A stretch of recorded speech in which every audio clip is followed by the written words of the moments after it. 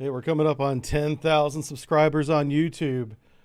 Keep clicking that like and subscribe button for me. Really appreciate it. Let's go ahead and get started here. Let's do this.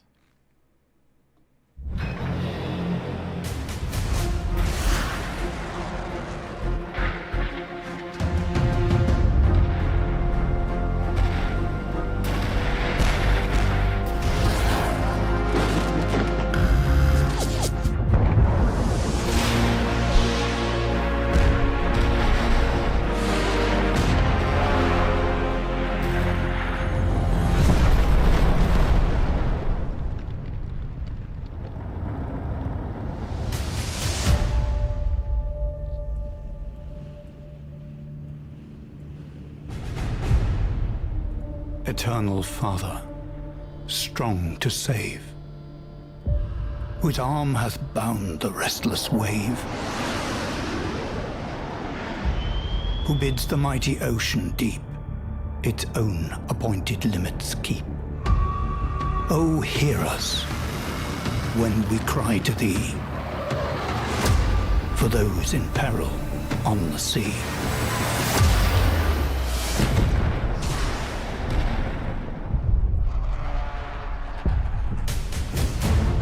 Lord, guard and guide the men who fly, and those who on the ocean ply. Be with our troops upon the land, and all who for their country stand. Be with these guardians day and night, and may their trust be in thy might.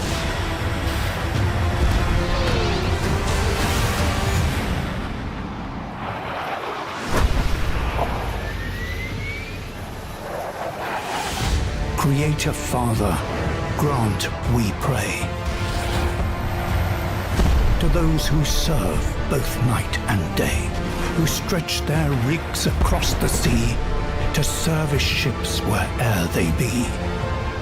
Oh, bless their efforts cross the foam and bring them ever safely home.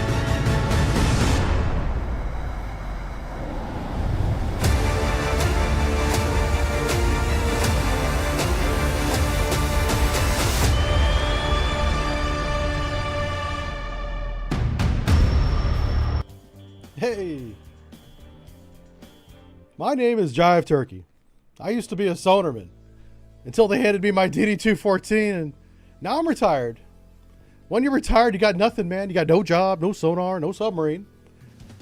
So now I spend my day playing any naval game that comes along, hanging out with anybody who will chat with me on Twitch. Like an old moderator who informed on me to the FBI, that guy. Subscribers too if you're desperate. The bottom line is, when you're retired, you might as well play games on Twitch. Welcome to it, everybody. Happy Monday. Thanks for hanging out with me. We're getting a little bit of an early start because I just can't help myself. I want to get back into this game so fast. I didn't want to wait till 11 o'clock. And because it's Monday, I already see there's a small problem with the stream. I'm going to fix this graphic right now. Give me 2 seconds. We're not going anywhere. It's just we were taking some screenshots for media reasons, and we had taken off some of the headers and footers so that the brands can do what they do with that stuff. So there we go. Oh, wow. Uh-oh. Now we got that. Let me just fix this real quick. We can do that. Yeah. Yeah, there we go. That's that one. There we go. Oh, there we go. The header. Yep. Let me open up this bad boy here. And see if we can just move this one out of the way. There we go. Yeah, we're going to get right into it in just 1 second here. That's the one I want. Let's get rid of that nonsense. And there we go. And now it's cleaned up again. Yeah. So yeah, we're just doing some work. There's going to be some promos coming out for the channel in the near future. You guys don't need to worry about all that stuff, but that's why those graphics weren't on the screen there. So I hope you had a great weekend. How about them Lions, huh? Putting up 52 points, man. The Lions might be for real this time. I mean, they made it to the playoffs last year, doing pretty good, but I think they might be the team to beat, at least for their division for sure, but for their conference as well. All right, we're going to go ahead and get into a scenario that I made for today based on a real-life deployment of the JFK, that's John F. Kennedy Aircraft Carrier Strike Group, deployed to the Mediterranean Sea in 1983. So deployments to the Med are continuous. This was just her turn to come up. And the 80s were very interesting because we had a lot of tension with Libya at the time. We were literally shooting down Libyan fighter planes over the Gulf of Sidra. We were bombing Libyan military posts, barracks, and even the leader, the president of Libya, or the dictator, whatever you want to call him, Gaddafi's palaces. We were trying to get that guy with bombs. Yeah, that's how we used to roll back in the 80s. So we're taking that time frame, we're taking a vertical slice of that in 1983. JFK had a very active and engaging, if you will, if you don't mind the pun, time. And I ramped that up to 11 and ripped the knob off. We're about to play this. Yeah, so we're playing as the Americans, of course. We're going to provide some freedom to the Mediterranean Sea, whether they want it or not. That's how we used to do it. I guess we still do a little bit. So yeah, good morning, everybody. Let's go ahead and we're going to start with the game paused because there's a lot of units. So I'm really taxing this developer build of the game a lot here to give you a little behind the scenes. I put in a lot of units in this scenario. And so I wanted to put in some more, but we're really reaching the limit of what my computer can handle with this software build. It's a combination of those two things. We're really limited by my hardware at this point. But as I build out these scenarios to be more complex, and I will be making them available when I'm done with them for you guys as mods or whatever they want to call it in the Steam workshop, I want to add more and more bases. We need more. If you're going to do a scenario in a theater, you need to complete the theater with its naval bases. But right now we have Naples, just one, that's really out of range. They're not really going to be in a position to support us that well, but they're going to watch our western flank. Here's the JFK Carrier Strike Group. It's right here just south of Greece, and they're tasked with transiting south of Crete, right here. Over here to the west, we do have a task force or a battleship surface action group, a SAG is what we used to call it. They may still use the term SAG, I'm not sure, but a surface action group is basically a fleet without an aircraft carrier. So we've got a battleship here. We're going to take a look at it real quick. Here's USS Iowa. Is it the Iowa herself? Yeah, Iowa class. Yeah. So she's just patrolling near Libya because Libya's been a problem. We're not going anywhere near her waters. We're just sailing to the east. The goal is to take the JFK Carrier Strike Group and meet with the Combat Surface Group, the CSG, or the SAG, Surface Action Group, east of Crete over here. We're gonna join our fleets and begin our med patrol or continue our med patrol. And so that's the scenario that we're going into from the American point of view. Libya has been a problem. We've already shot down a couple of fighters 2 years ago at this point. So we've already had military conflict with them. That's why we're kind of giving them an extra buffer right now. But anytime we get near Libya, and this would be considered near Libya, they like to come out and harass our fighters, our ships with their planes and small boats. So we'll have to keep an eye out for that and try to avoid conflict. It's peacetime. We're going to try and keep it that way. We do have USS Philadelphia. She's in every scenario I make because that's one of my old boats. And she's up here kind of doing scouting, if you will, for the Carrier Strike Group. So while we do have aviation, air warning assets, and A6EW planes in the air, the Philadelphia is out here, and she's at periscope depth. We're going to raise her ESM mast, and she's going to provide intel for us electronically ahead of time. This is similar to way fleets operate. Just to give you a very generalized, non-specific idea of how we do things. So I think we're ready to start. So, and then finally, here's the wrinkle. Here's what I've added: is Russia is taking its Black Sea fleet and just transiting, peacetime transit down to Libya. They're doing because Libya is an ally of the Warsaw Pact, Soviet Union during the Cold War. They're going down to show their support, and they're bringing extra food and arms and weapon shipments, all in a fleet. And it's completely legal. We can't stop them. We're not to get in their way. But if we are within detection range of them, we are to observe them and document the transit. That's kind of a secondary objective. Our first objective is to get east of the Isle of Crete, so over here, and meet up with our battleship group. That's the scenario. Whenever I make this available, that will all be in a text for you so you can read it, and we'll be good to go. All right, here we are, unlocking the game. So the first thing that I want to do is I want to add a few more air assets. And I think the best way to do this, honestly, is to do it from this menu over here. This is the formation menu. And, if you launch aircraft from this, they'll still be, they'll always go back to where they came from. It's a lot easier to manage units is what I'm trying to say from here. And we are in peacetime, so we got to keep weapons tight for now. I also want, we're going to launch 2 F-14s. We do need to get some ASW assets out there as well. I'm going to hold off on ASW assets until we have clean skies. We have a lot of radar contacts, aviation radar contacts. They look like helicopters. Let's get the Philadelphia's ESM mass raised above the waterline. We already have a submarine contact from the Philly.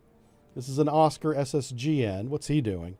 Philly says that he's at high speed right now, transiting northwest. The Oscar may be part of the Russian transit. So we're just going to keep an eye on the Oscar. Again, we're not to engage. We're just going to observe and report, basically.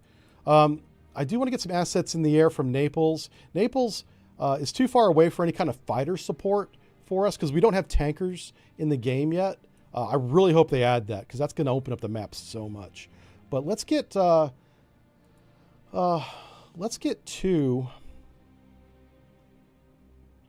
Yeah, anti-ship heavy. Yeah, anti-ship heavy. Let's get a flight of 4 A6s in the air because they will have the range to support us. And even though we don't control these, we're going to ask the Air Force to support us. They have a bomber group here that's doing some exercise. So we're going to take advantage of that. So let's go to Naples support base and see if I can open up the flight deck from here.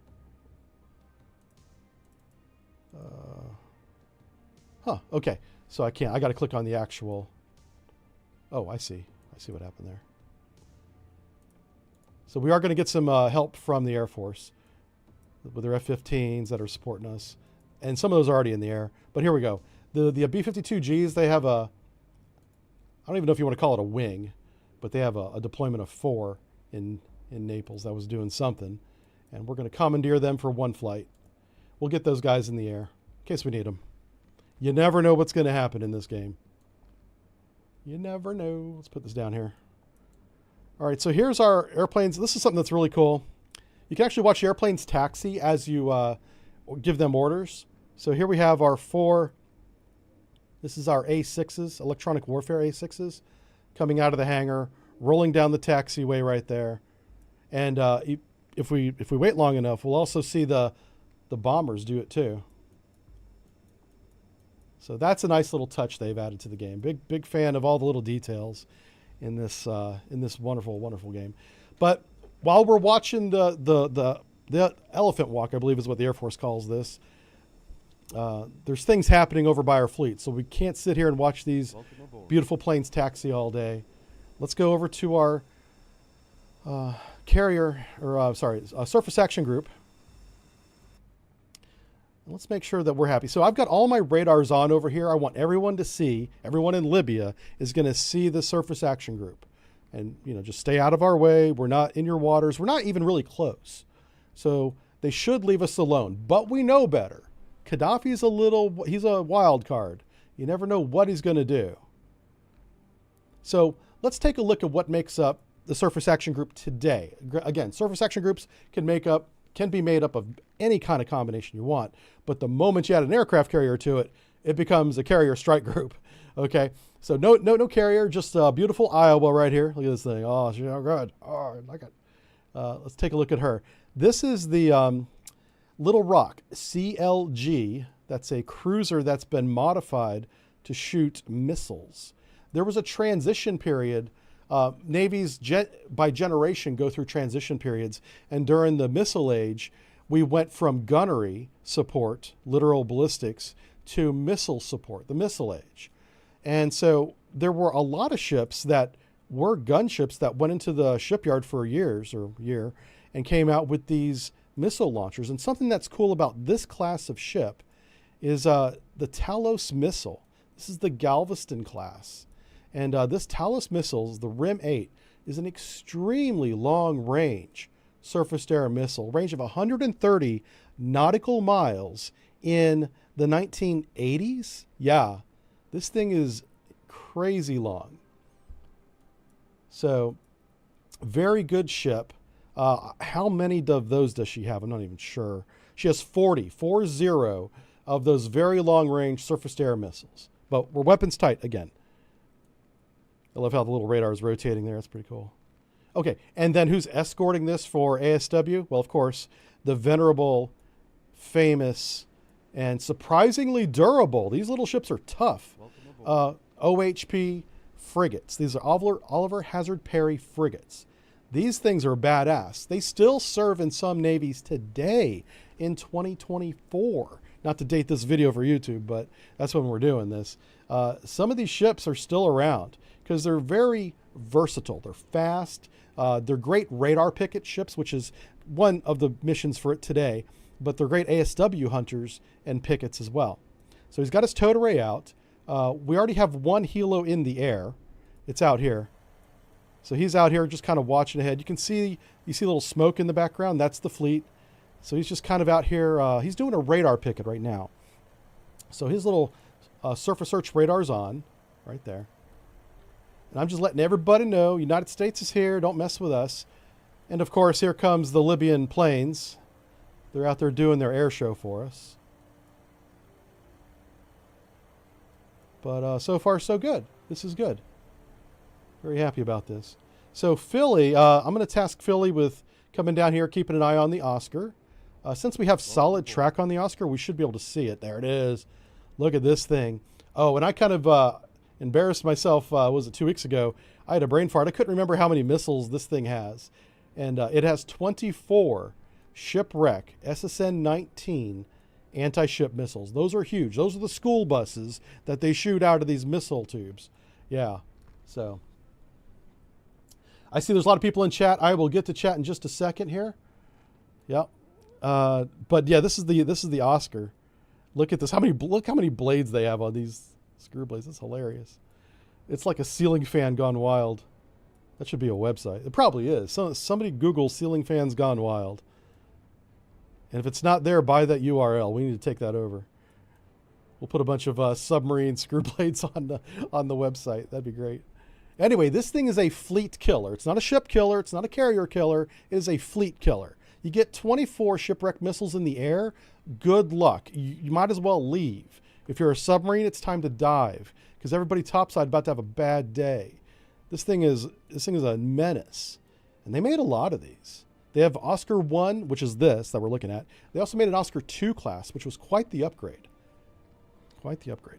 Okay, enough of my pitch about the Russian submarines. I mean, I know I was on the opposite side of the Soviet Union and Russia. Well, yeah, technically Soviet Union too, whenever I was in the Navy. But I was still a fan of their submarine engineering. They were much more creative, in my opinion, than NATO countries were, especially the Americans.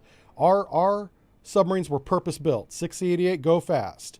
The Ohio class, blow up countries. And that was kind of what we did.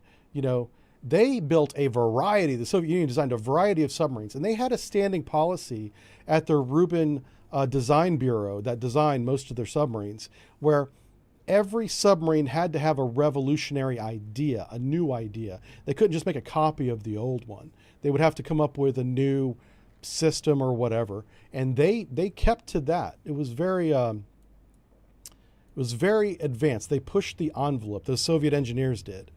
And they did a good job. Some designs didn't work, but some did. The Oscar was very good. They're like, let's build a missile cruiser that they call these missile cruisers, even though it's a submarine. So it'd be a submerged missile cruiser or submarine missile cruiser. Anyway, they wanted to build one that would counter the American fleets. And they came up with the Oscar design. Scary, scary submarine if you're a surface ship. If you're a submarine, not quite as scary. All right, so it looks like our cap is already running low on fuel. What are you guys doing? Are these knuckleheads like an afterburner or something? What's going on? No? Okay. It's possible that maybe they started the mission without a full tank of gas, maybe? I don't know. Okay, let's... I do have another cap that I launched to relieve them. I'll go ahead and just get them ready. They're down here. Okay, so this group is going to come over here. That means we've got to launch another one because I want to put one down to the south. So let's go back to the flight deck and let's launch a flight of 2 F-14 Alphas. And whenever they get in the air, I'll send them down to the south because obviously you can already see that the Libyan airplanes are already coming up to say hi to us. We have an unknown contact here that I need to identify. So we're going to do all of that. So I'll show you something that's cool about this game. Let's take the cap that's going to run out of fuel. Actually, I can't. Their fuel's so low, I can't even use them. Let's take this one here. So I'm going to take this flight. These guys are down here cruising. They just took off. It's a flight of 2 F-14 Tomcats. I'm going to tell them to come over here. Whoa, shoot. Crap. No, I'm not. Come over here. Weapons tight, weapons tight. I didn't mean to tell them to attack it. Okay, there we go. Let's do this. So let's say I select this unknown radar echo. Designates Romeo 7003. I can right-click on it and radio that contact and request him to identify himself because this could be a commercial liner that's simply flying to Greece. And they just happen to be flying overhead. So I'm radioing them to identify themselves. All right, so here's some Tu-16s, these bombers, flying right in front of my battle group, and they're descending. This is the Libyan Air Force. These are Russian planes on loan to Libya. And they're out here just trying to harass my surface action group. As long as these missiles stay on the wings, we're fine. But if they get uppity, it's going to get hot fast. All right, our planes should be launched. Here we go. So we have this A6 flight. Let's grab that. Wow, the A6 flight does not have a lot of fuel. I thought they had more than that. So what I'm going to do is I'm going to tell them to navigate to a cruise altitude and speed to save on fuel. And we'll see if maybe we can use some of our assets out of Naples. Obviously, the buffs, the B-52s, are going to have plenty of fuel. I won't have to worry about them. Let me go ahead and get them selected. Are they in the air yet? Okay, there's one. There's 2. They're forming up right now. I should give them a few more minutes to form up. I don't want to give them orders until they're in formation over the airbase. All right, so good news. The Libyans did not attack yet anyway. This contact did not identify himself. So I am going to take this fighter group and have them intercept. They're not going to shoot, but they are going to intercept. So I'm going to have them change speed to max, burn up some of that fuel. I want you to go to same altitude, which is 10,000 feet. Matches altitude. I am going to move. This is my radar plane. Okay. I'm going to put some offensive ECM on him. Now, normally, in peacetime rules, you would not do that. But in 2024, this is more akin to gray zone warfare, similar to what we're seeing out of China in the South China Sea. So I am going to use a little bit of offensive ECM on Team Red here. What that's going to do is just kind of jam their radar displays in my direction. I don't know the intention of this plane.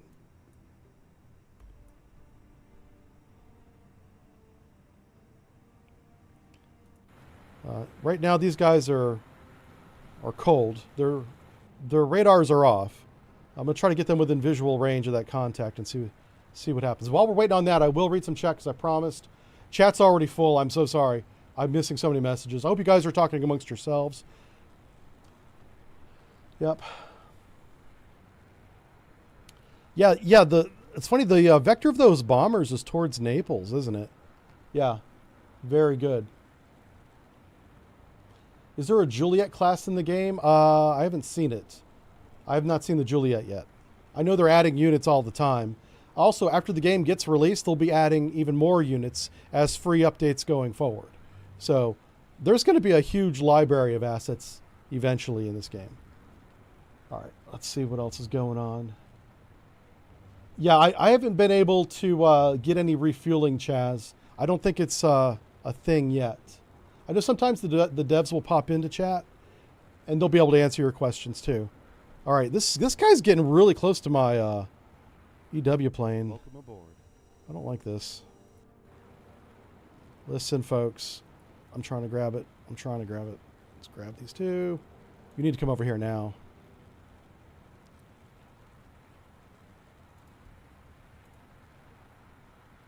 Okay, I'm going to go ahead and light off his radars. Oh, they're already lit. Shoot.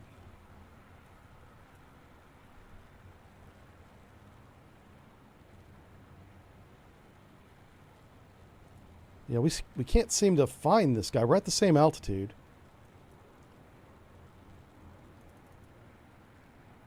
Oh, where'd it go? No. I've lost the track on... Okay, I'm going to split these guys up just because I can't seem to select them. There they are. Okay, it is a MiG-29 BIS. 29. I'm sorry, MiG-21 BIS. That is a fighter. And he did not answer my radio call. He's going to be violating my carrier air group here really shortly. Let's watch him. What is he doing? He's an afterburner. Look at that. He is hauling ass, going right after our carrier. But he's a fighter. What the heck is his deal? All right. Let's send Hormel 1 north of my carrier strike group. All right, these guys here.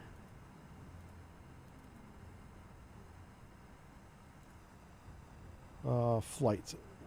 Let's get your altitude up to 10,000 feet. I don't know what this guy's purpose is. He's off by himself on full burner, running right at our fleet. Clearly from Libya. I mean, we've warned him. I'm going to warn him again to identify himself. I'm also going to pull up information on him. This is what we know about him. So he's running ESM. Of course he is. He is running his RP-15 radar. We've been tracking him for over an in-game hour, it looks like. All right. You guys need to come out of burner for one. Loiter. Make sure you are loitering too. I just didn't want my EW plane to be shot down. This is so strange. So this is typical of Cold War era harassment, trying to do flybys very close to our ships. You know, we could easily shoot them down, but obviously we don't want to kick off a war. They're just trying to provoke us at this point.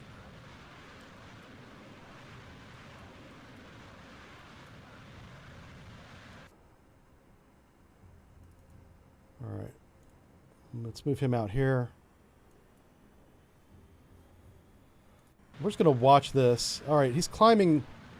Oh, no. Yeah, there's my EW plane. What the hell?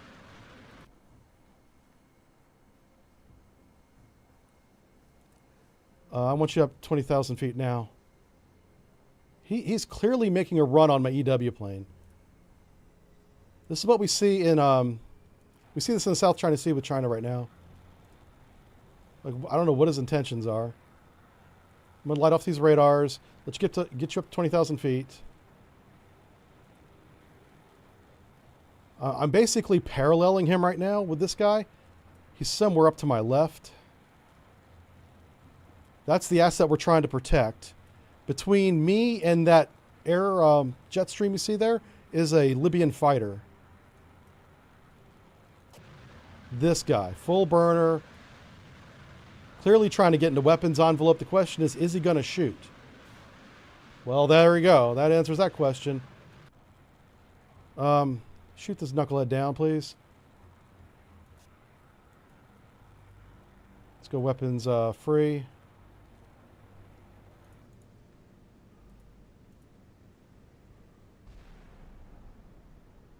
All right, did we lose our plane? No, thank goodness. Right there, that missile missed.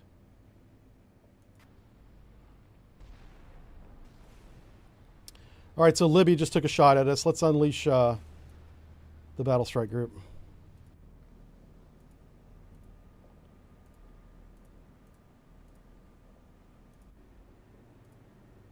Because these guys are most at risk.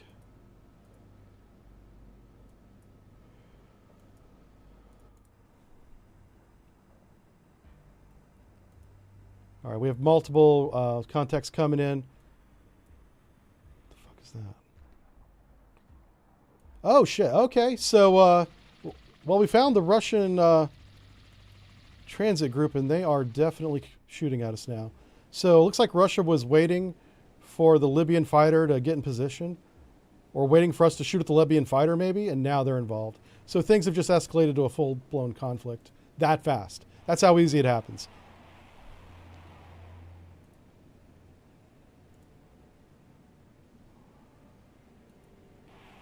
All right, let's do it. We have missiles going both ways right now.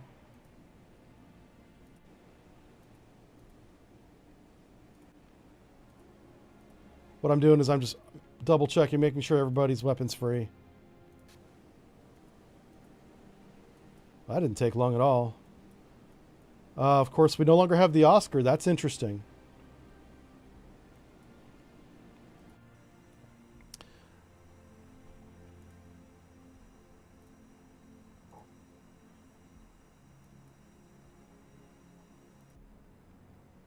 Okay, so we got some incoming anti-ship missiles, a whole bunch of them.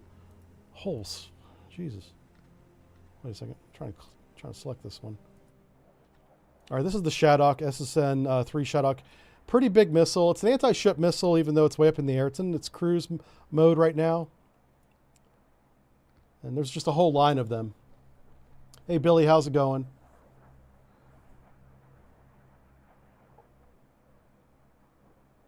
Hey, good morning, Cowboy 11. Good to see you, brother. I see Blue Jester's here. Blue Jester's been hanging out on Discord a lot. He's a very active Discord person, which I appreciate. Oh, here we go. Let's this MiG. Let's engage him with a salvo of 2.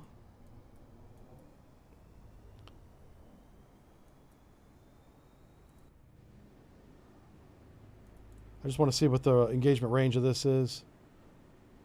Yeah, I don't know what he's doing shooting at that guy. That missile's never going to hit him. I'm going to put this parry weapons tight just because he's making poor choices with his missiles. Oh, you know, that's a Rim 8. Never mind. That's got a very long range. So that definitely has the potential to hit that fighter. Or it could be a bomber. I'm not even sure. I'll put him back to weapons free. That's the USS Little Rock here. This ship here is launching the very long-range surface-to-air Talos missiles. Whatever the heck this is. We're not even sure. We just know it's Libyan. And Libyan is shooting at us, and so now is the Russian fleet. Which means we need to scramble. Let's get a full flight of Tomcats out on the deck. Flight deck, flight of 4. Let's all 4 cats go. We'll see how many missiles bleed through this. I want to keep Philly at ESM depth because the way this is working is Philadelphia has ESM radar contact on multiple contacts from the south looking north. We have the same ESM contacts from the west looking east. So we have a nice little cross on where exactly they are without end classification. We know what the platform name is. We overlay that on the radar and we're like, okay, that blip, that's the whatever Russian ship that ESM has. We're coordinating by triangulation, sort of. Yeah, it is a triangle. Yeah, triangulation. Oh, crap. One got through. Pause the game for a second. Okay, this guy is in his dive. This guy is diving on a target. Well, no. He's probably diving from cruise to attack mode. Never mind. He just got blown the hell up. So what they'll do is they'll dive from like 20,000 down to like 10,000, which is what he was doing there. And then they'll do another search and get into sea skimming mode if they have a target. If they don't have a target, they won't go sea skimming. So that's how you kind of know you there, this guy here. Engage with, single shot. I think that's a 2-ship right there. Nice.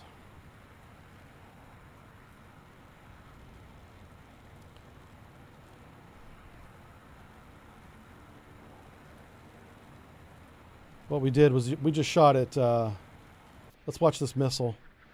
There's a 2 flight of 2 different MiGs in front of them. And we're shooting at one of them right now. I'm trying to keep my eye on that attack that's coming up. Okay, looks like we got one, and I'm going to go ahead and have him engage the other. He'll turn back around into him. You can see the smoke from the first target right there. Second target's off to the left here.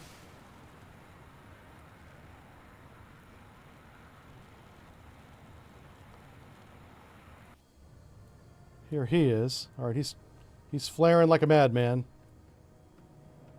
Not really doing any kind of evasion, though. All right, he's going to go for a swim. Let's go pick him up. All right, so those 2 are down. Is any more bleeding through? We have one more missile that seems to be bleeding through. This one is... He's at 25,000 feet now. He hasn't even reached his terminal point where he's going to start searching for targets yet. But he's close to it. All right, he just got intercepted. I wonder what happened to that Oscar. The Oscar is scary. If the Oscar unloads on us, we could really be in trouble. Okay, what is this? Oh, there's a bunch of anti-ship missiles there. These guys are weapons free. I don't know what they're waiting on. Oh, I see. This is a Phoenix missile going after a bomber here. We'll see if this is successful. You can see the bombers. They're in formation. There's 3 of them down there. One guy's flaring for a different missile, not this one. He's flaring. Wow, they must have... Oh, do you know what it is? They don't know which missile this one's going after, so they're all flaring.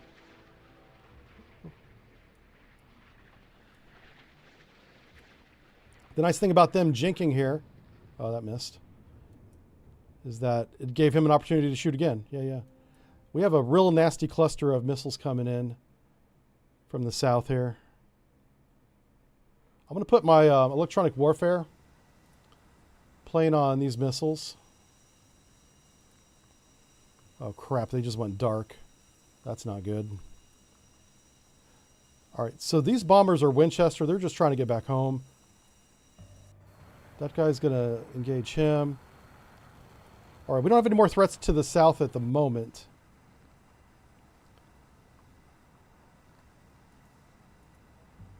Oh, there they are. There they are.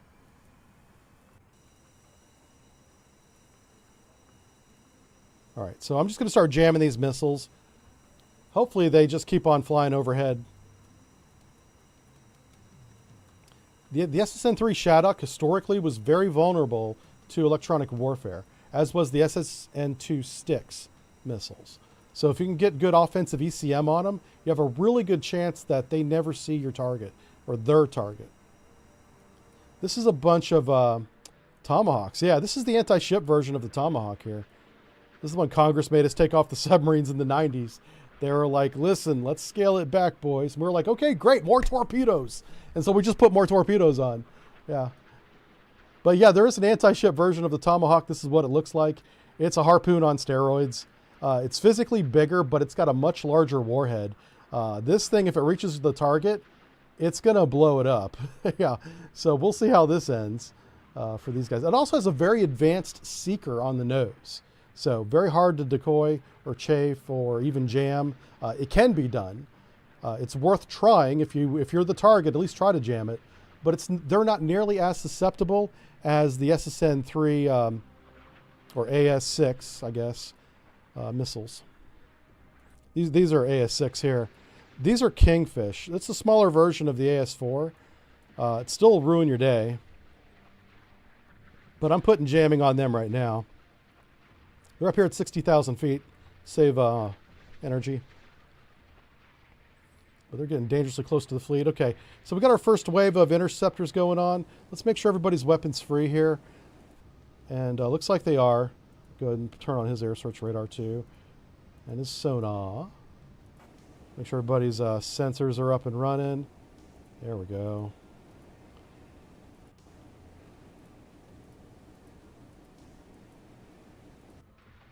All right, so this is the SM-2 extended range. One of the longest surface-to-air missiles in the game. And I'm not sure if that was a hit or not. Man, well, we got one. Somebody got a hit, but everybody else was not a hit. We don't want any of these to get through. These are big missiles. And we'll definitely watch the Tomahawk attack when it happens. All right, good. Yeah, all right. We're hunting down these bombers as they're trying to get back to base, so they can't come a second time and attack us. So there's 2 waves here coming up. So look at the complexity of this engagement. We have 3 ships shooting their surface-to-air missiles at multiple targets. These ships, or these weapons, are all connected via the Aegis combat system. That's how they're getting their target designation. And then the different illuminating radars. Whoa, pause. That was a big jump. I'll explain the rest of my thought in a second. We need to make sure these guys aren't going to hit anything. They're very close to the fleet. They're like right over the fleet. So this guy's at 60,000 feet. From this altitude, there's no way. Do you know what happened? I'm going to unpause. I'm just speculating here. It is possible. And I don't know how detailed they get modeled with the electronic warfare. But if you get an airplane, if you get an electronic warfare device close enough to one of these old missiles, you'll literally fry the electronics so that even after it's not jammed anymore, it just won't work anymore at all. And everybody's at 60,000 feet. So the only thing that works on these missiles is the altimeter. That's very interesting.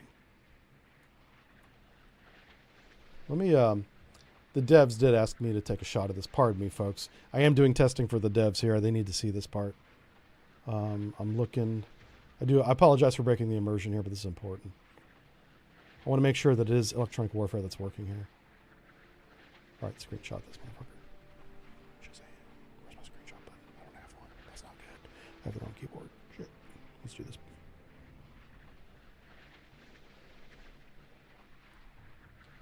Okay.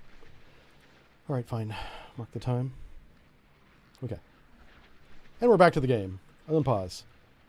Yeah, so all of those missiles have been destroyed essentially electronically. We put so much energy into their electronics, it just shorted them out in flight. That's what appears to have happened. All right, so our attack is next. We will watch that as it happens. I don't see any other threats coming out of Libya at the moment. We really want to take out this MiG. This guy doesn't have much fuel left. Engage it with something. Salvo of 2. Is your radar on? It might be a... Oh, his radar is on. I wonder why we can't see this guy. He's like... Oh, he's at 0 feet. Oh, wow. This is weird. It says he's at 15,000 feet. Okay. And what am I at? I'm at... Why am I at 123,000 feet? Okay. I think we found a bug here. That's fine. I'll tell him to get down to 6,000 feet. That might take the better part of a day. He's up there with Elon Musk in space right now. I don't know what's going on. Oh, Jesus. All right, I'm going to send another fighter over there. This MiG may get away because apparently my F-15 pilot wants to be an astronaut, and he's trying out for NASA right now because he's in low Earth orbit, folks. Oh my God, I love it. That's so good. Okay, let's take a look at our attack. Our attack is off the chain. So check this out. You see this green line? That's the vector line. That's the target that the radar sees, and that's where it's going. So the Tomahawks have decided, hey, you get that target, I get this target. They're told that before they launch. And whenever they get to their IP, they verify their targets and stuff. Let's find a good... Uh-oh, what's going on here? I don't like that at all. Hello? Are we underwater? Okay, I think I had the camera underwater there. All right, so he's sea-skimming. He's in his terminal flight mode. That's good. I just want to make sure we don't have any other attacks going on before I do this. Okay, we are going to commit to watching this attack. This is going to be insane. We're going to go ahead. We're going to go cinematic screen for this attack.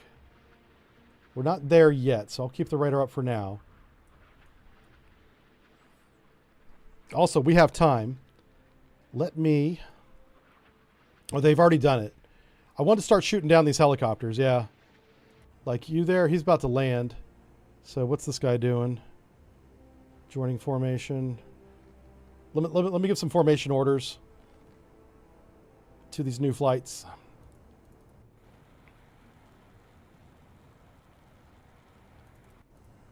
Eagle 7 needs to come over here.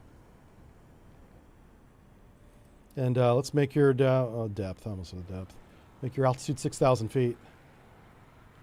Yeah, and we're going to start clearing out these helicopters because those are providing data back to... oh, here we go. Here's a missile on a bomber. Hell yeah, that's Talos, folks. Boom. 130 nautical mile surface-to-air missile in the 1980s. I mean, for its time, it's pretty amazing. Good shot. Good shot. All right, so now that Libya is being a jerk, we're going to go attack it. So let's take our surface action group. We're going to change his orders. You're going to close to within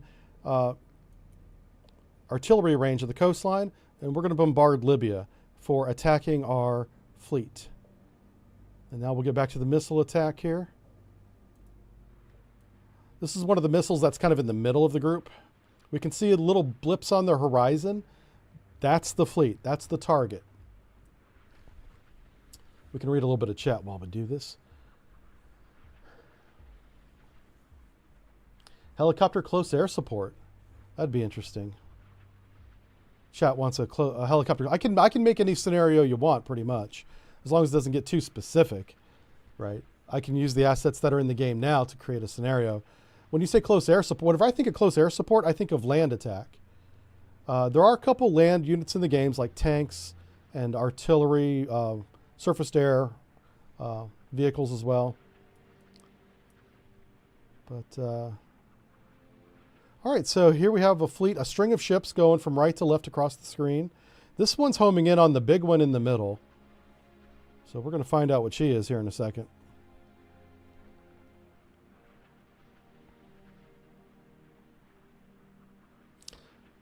There we go. Okay, so this is actually defensive fire coming from the escort ship. We should be seeing surface-to-air missiles. There they come. Okay. Yeah, I was wondering where they were. The SA-4 is a very good missile. Oh, there's even a ship on the other side of the big ship here. This makes some great screenshots. Let me get my cursor out of the screen. You can take as many screenshots as you want. Look at this. This is nuts. Good Lord. This is like 4th of July in America. Well, I guess it wouldn't, yeah, nobody else celebrated the 4th of July except us, I guess.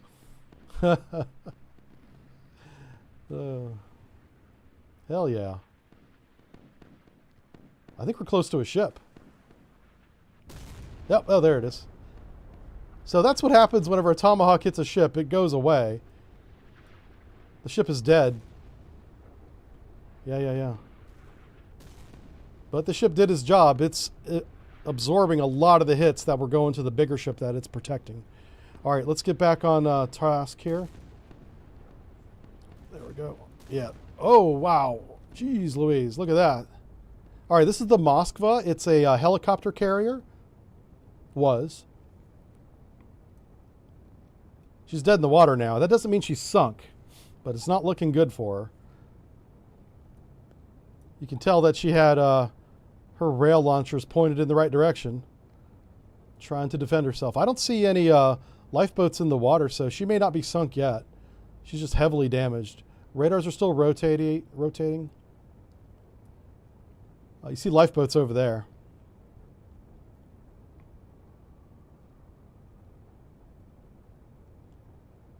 It's a very cool looking ship. This is one of the few ships that I wasn't able to get sonar sensors or track during my naval career. These mostly operated out of the Black Sea, so I didn't have the opportunity to track one of these in real life. But my bingo card's pretty full. I got most of the Soviet era Russian Navy ships, but not that one. Yeah, Moskva's still alive.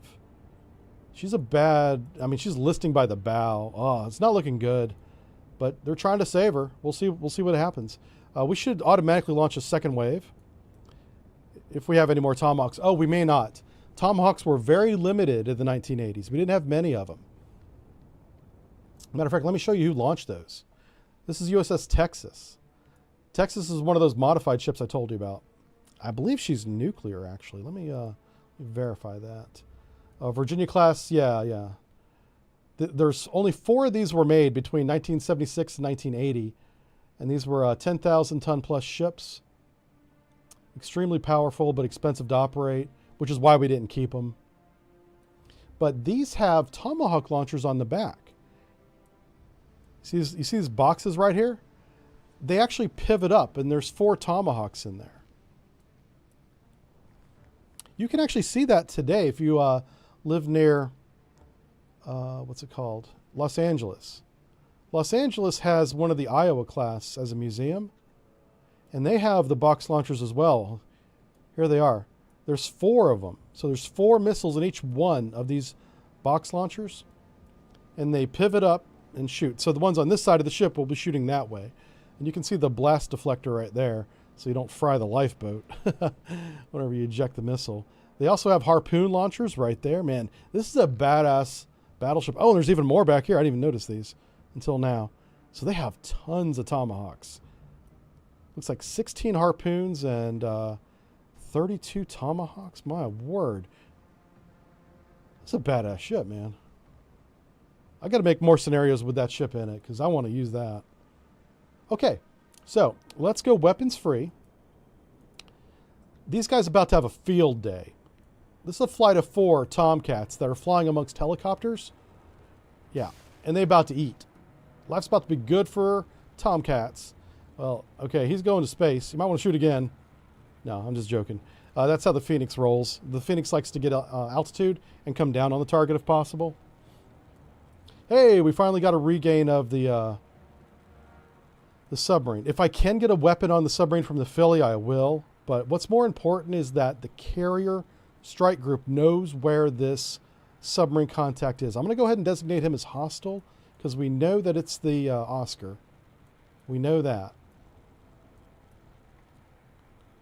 And these helicopters are out here still screening for submarines. That's the job of these guys. These guys are looking for subs. So we got to shoot them down so they don't kill the Philly. We can't have that.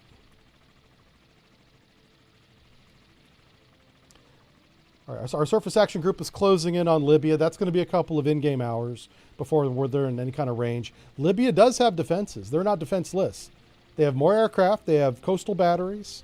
You can't just be like, let's go off the coast of Libya and have fun. Once they drive within coastal battery range, they're going to be in trouble. So we're not going to forget about them. Is that a helicopter? No. It's got a little helicopter symbol on it. Oh, it is a helicopter. What? Why is this SH-60, or I'm sorry, SH-2 way over here? That's the one that belongs to the Perry.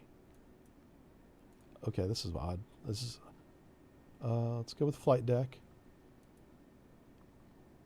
Okay, no, Perry says he's got both his.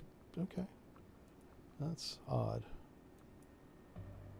Well, this guy's returning to base and he's going to the carrier. I guess he wanted to go serve on the carrier instead of on that little Perry. All right, let's watch this aim. I actually want to make sure this flight is weapons free. It is, okay. All right, we're about to have a lot of missiles in the air. Oh, that's a AIM-7. Yeah. This is a good missile for a helicopter because it's got a relatively large warhead compared to like the Sidewinder. And, you know, good luck dodging a radar-guided missile in a helicopter. I mean, it's not likely. Can be done, but not likely. Hey, good morning, Sir Lurkerlot. How you doing? We have Tristan, a Brother Splice. Yeah, ASW does stand for awfully slow warfare. That's true. You have to have patience with submarine warfare. It's a chess match. It's a thinking engagement.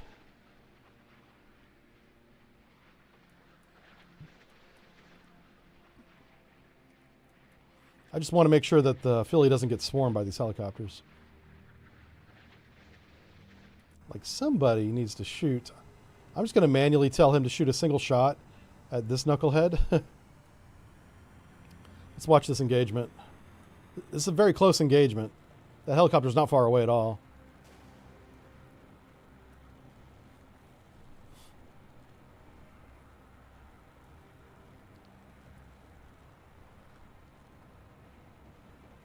Probably too far to see the explosion, so we'll watch the missile. There it is. Dodge this. Ooh. I love how he goes spinning out of frame. That's hilarious. Don't worry, the flooding will put the fire out. You'll be fine, comrade. All right, now do that about 5 more times, guys. Oh, did Moskva finally sink? It did. Oh, rip. That's not the Moskva. Okay, Moskva's abandoning ship now. Get some screenshots of this. Yeah, look at that. Hell yeah. There you go, folks. I'll just leave that up there for a few seconds. Oh, sorry, let me get out of the way. Oh my God, Delta. Thank you for the 50 super chat. That's 50 for the kitties. What we call that. We'll put that in this piggy bank over here. It says, can't wait to play this game, but also I can't play it when you're streaming. Okay, yeah. Hey, everything I stream is available for replay on YouTube. You could do it there too, but I appreciate you being here live, man. And thank you for the super chat. Completely unnecessary. I do this because I love it, but thank you again. Yeah, we do have, oh, I should mention, I don't like putting this out on this channel, but the reason why $50 is so important is we just hired a new writer. We have an additional writer now over on Subbrief. His name's Mike. I'm not going to go into, I'm not going to dox him online, but he's a naval historian. And the lectures he'll be providing me are the ships like the Moskva you see here, the American Knox class frigate. We're going back in time to the Cold War era and doing ship and submarine briefings, lectures, PowerPoints on all those ships. And I'm going to make those available on the Subbrief channel, of course. I might also publish them on the Jive Turkey channel because sometimes those are 2 different audiences. So the ones that apply to this era of warfare, the Cold War era, you may see on Jive Turkey. I haven't decided that yet. Anyway, so welcome aboard, Mike, if you're watching this. He better be busy writing right now, but if he's not writing, taking a break watching me, that's okay too. I cracked the whip. I cracked the whip at work. They're like, boss is playing video games. I'm like, yeah, that's what he does. Leave him alone. I'm an old man. I can play video games if I want to. All right, let's finish off these helicopters, boys. This guy's diving on a helicopter. Is he going for a guns kill? This would be gauze. Please do a guns kill. I think he's going for guns, I think. No, he's got aim 9 sidewinders, but he just missed. He is going for a guns kill. This is hilarious. All right, we're going to go guns on this helicopter. Come on, man. Get him. There he is. There he is. Guns, guns. Good hit. Good hit. Hell yeah. Oh, give this man a medal. Went guns on a helicopter. He's a badass. All right. We're buying the drinks. He's ringing the bell, but we're buying the drinks. That's awesome. Making the Phillies' job much easier taking out these helicopters. These helicopters make submarine warfare a pain in the butt to manage. Oh, wow. That poor helicopter. He never saw that coming. That came from heaven. He's just exploded. He still doesn't know why. He's like, well, there seems to be a fire in engine 1 and 2? Question mark?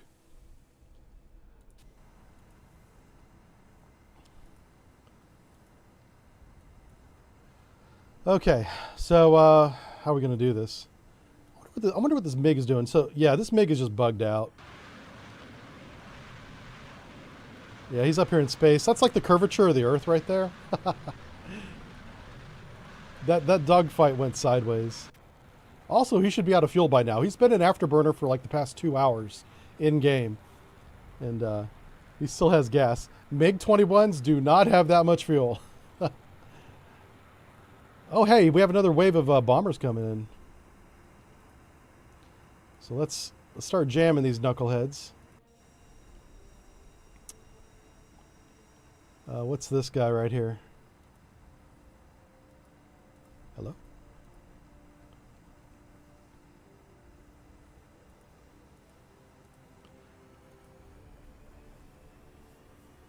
All right, I guess, how many, trying to figure out how many planes are in this group here. Let's go to the formation editor and find out. All right, this is Eagle 1-1. So let's go down to Eagle 1-1. I don't have an Eagle 1-1. All right, he might be literally a flight of 1. Even though it says he's not. Okay, good. He's going after whoever this is.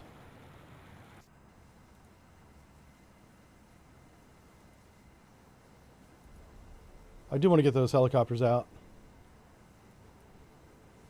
So the Carrier Strike Group is transiting to get within weapons range of this Russian fleet that attacked us.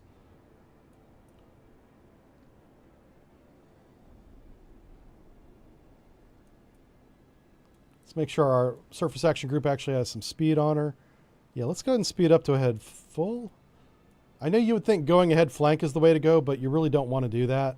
You don't want to stress the engines unnecessarily. Go ahead full, which is the maximum speed the engines are designed for to sustain over a long period of time. And so we're just going to close on the airfield somewhere over here. This is something the game does I don't agree with, but I'm pretty sure the devs are going to stick with this, is if there's an airfield, you have to have visual contact on the airfield to maintain targeting.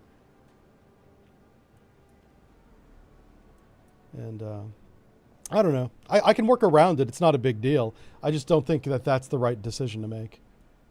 Where's our EW plane? Here it is, Hormel 1. Let's get Hormel 1 back in the mix. Remember I evaded that MiG-21 that was coming up after him. That actually took a shot at him. So that's what kicked this all off, is they tried to shoot down our carrier-borne AWACS plane, this little plane with a radar dish. They tried to shoot him down.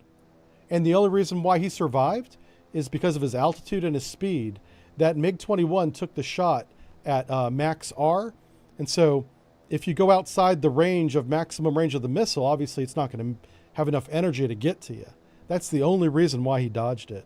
And here comes some more of these AS-6s. Oh, man, what are these called? It's not Kitchen. It's the other one.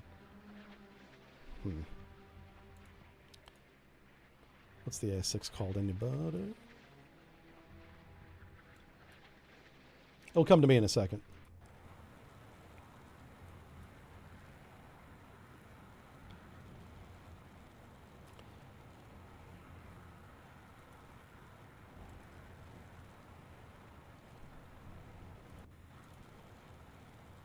I'm sure somebody in chat knows the answer.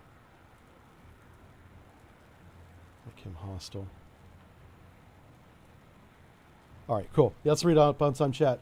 Used to be Poor Agent Jim. Oh, Jim, you changed your name. All right, man. Well, welcome back now, N1 CPO, or CPG. I have my glasses on. Yeah.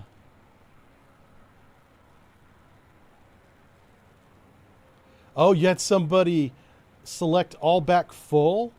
Oh, Kingfish. Thank you, Blue Jester. Kingfish. You're absolutely right, too. Yeah, once I saw the name, yeah. I got so much knowledge mixed around in here, I can't find it. You know, I know the answer, I just can't find the answer. That's literally my brain now. I guess everybody gets that way sometimes. I'm that way today. Oh, wow, we shot a lot of weapons at this. Oh, okay, this is a standard 2-for-1. Yeah, like if you have an incoming threat, like a missile, you'll put 2 weapons on every incoming missile. That's a doctrine policy. And it's a good idea, so I'm not changing it. Oh, whoa, you missed. Okay, that weapon kept coming. Oh, no, it didn't. It got the hit. It is a proximity fuse. Sometimes it's really hard to judge if the proximity fuse is close enough. All right, so this one survived. Oh, where's his buddy at? Okay, we're still in real time. Sometimes I feel like I'm in fast forward because there's so much going on. Oh, now this guy's not jammed. Wait a minute. I apologize again. I got to bring this up for the devs. This weapon should be down at his cruise altitude right now. What is he doing? Oh, well, shit. So much for that. Good shot, man. Keep it up.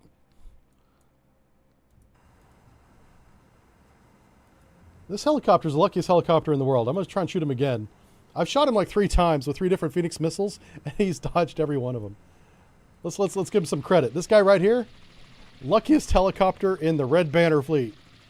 Or I guess the Black Sea fleet. That's what the Moskva came out of. He's dodged, well, at least 2 Phoenix missiles. He's got a 3rd one coming in on him now. He might dodge this one too. I don't know.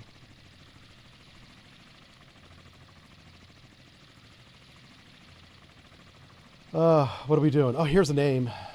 Aim 7. What? We're shooting an aim 7 at a bomber? I love you guys. This is so good. Where's the bomber at? Oh, there it is. I saw it for like 1 frame. That was a good hit. That was a good hit. All right, you do it again. Keep shooting. All right, let's watch this engagement. If he's within aim 7 range, we might be able to see it. See the whole thing. I love the Tomcat, man. This is a beautiful plane. Absolutely beautiful. And if you get a good pilot in it that can take advantage of the swept wing, he can outmaneuver a lot of smaller fighters in this behemoth of an aircraft. It's a very large aircraft. Is he not going to take the shot? What's he waiting on? Oh, he's going home. Is he bingo fuel? I don't know. Who knows? I told him to take the shot, and he was like, nope. Not today, Captain. This is a long shot for an aim 7 going uphill. This one may run out of fuel, or out of energy. I'll get corrected if I don't say energy. People are like, technically, it's not fuel. Get over yourself. The thing is, these bombers are up at 60,000 feet, and they're trying to engage them from 10,000 feet. And that's just not going to work very well.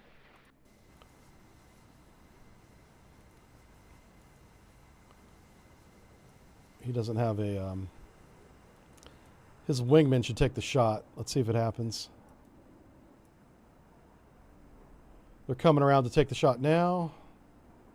I expect this guy back here to take the shot with a AIM 54. He's getting nose on target right now.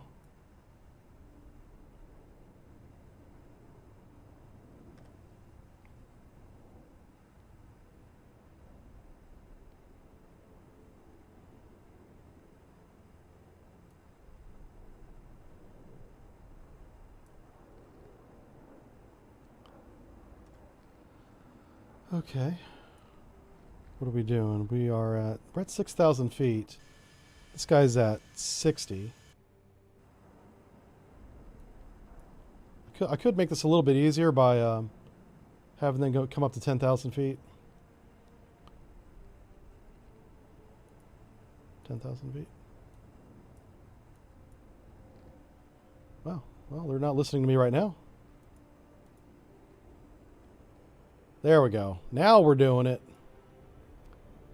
Now we're doing the things with the buttons. Some of that flyboy stuff.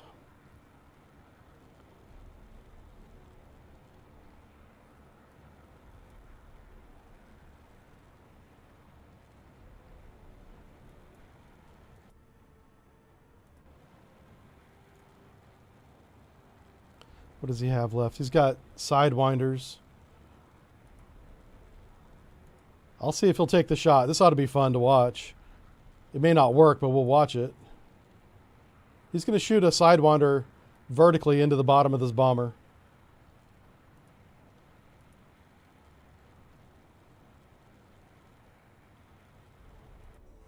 Okay. I'll just check and make sure that was still a thing.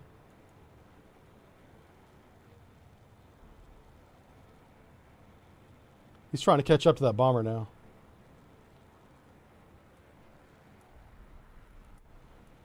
Well, he's in the burner. He should be changing altitude. I don't know why he's going down. He needs to be going up. And this guy's waiting to shoot. He's within weapons range, but he's not shooting. That's kind of strange. Let's send him up to 20,000 feet. Let's see if he actually does it.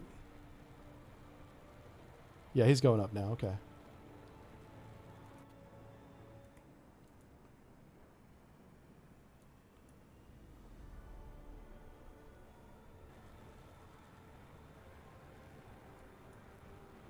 All right, so we lost track of the Oscar again.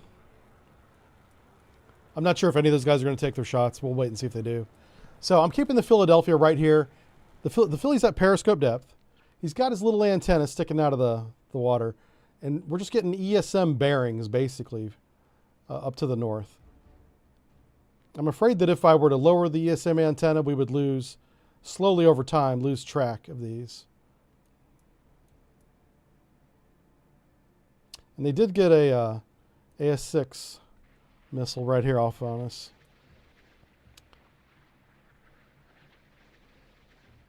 What's this guy doing? He is weapons free.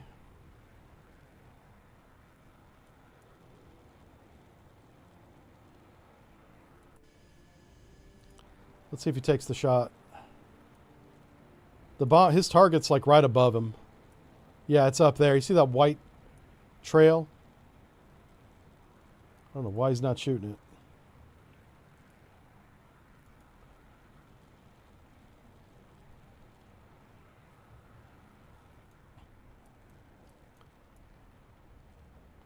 I mean, he's clearly at the wrong altitude, so that's probably a big deal. A big part of why he's not shooting it.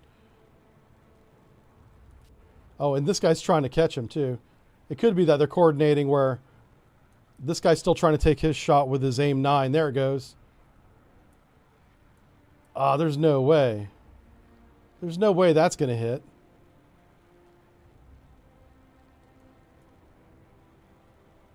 I mean, we'll watch it, but no, it's too far away. And the fact that it's going uphill is what's really hurting it. If it was falling down on the target, it'd be fine. So yeah, I kind of like it that the pilots make mistakes like that. That's really good.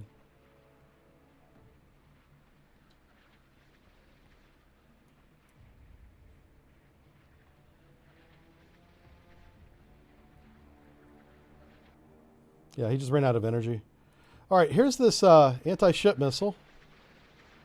It's being shot at. Oh, wow, and it got hit by our fleet defense.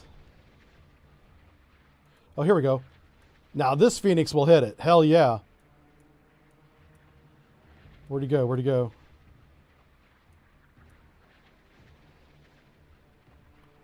This is what the Phoenix was designed for, was to shoot down these Tu-16s.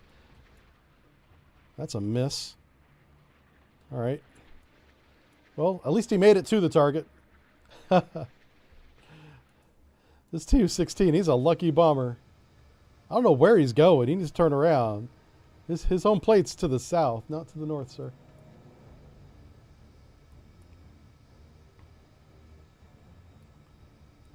Let's see if I can shoot down this bomber with the Turner here. Turner may not have weapons. Yeah, Turner's an ASW escort right here. Yeah, he doesn't have the means to... What about the Bird? What are we talking about with him? Oh, he does have a launcher on the rear, so...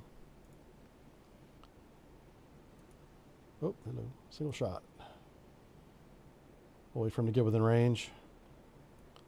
He's not in weapons range yet. That Ka-25 is still alive somehow. That's amazing. My F-14s keep diverting themselves to the incoming bombers, which is the right answer. That's what we want them to do. Our aircraft carrier is recovering planes. That's why I'm not launching new ones right now. So we're going to take like another in-game hour or so, recover as many of these bingo fuel planes as we can. This guy's basically flying right over our fleet. He's pretty close. He's not shooting. This one's acting kind of weird.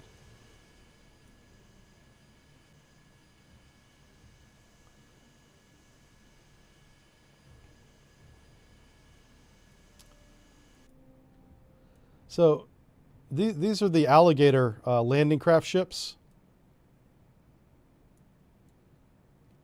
Looks like they're all bunched up. Now that the Moskva's sunk, I don't think that they quite know what to do. Because they were just following the Moskva. Now the Moskva's on the bottom. I mean, this is the current status of the Moskva. Yeah. So those ships are like, well, what do we do, comrade? We're waiting on orders. Yeah, they're going to be waiting on orders for a long time. The Cresta 2 needs to take over, obviously, authority of the action group. And for whatever reason, that's not happening. So that's some feedback I'll give to the devs tonight. Just be like, hey, this happened. Don't know why. Because I'm not in charge of the red group at all, you know. But one of the two surviving ships needs to take over control of the fleet.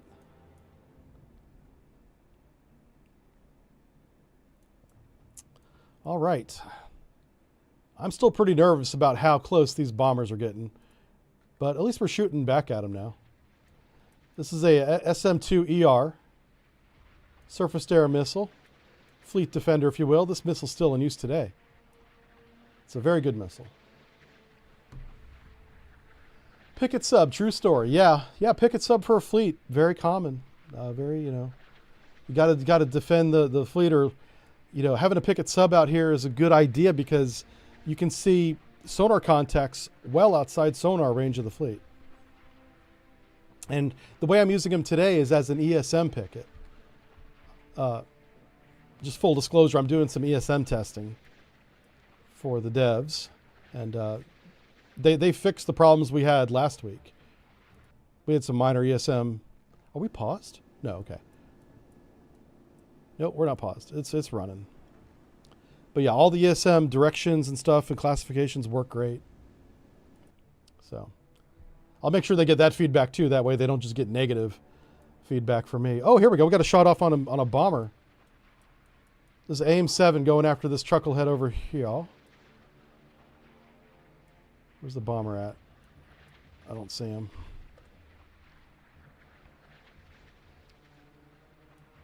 Nope.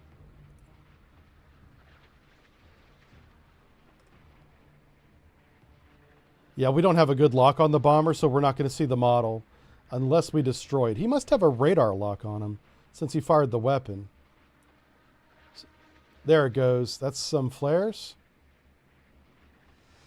And he got him. There we go. Is that 2?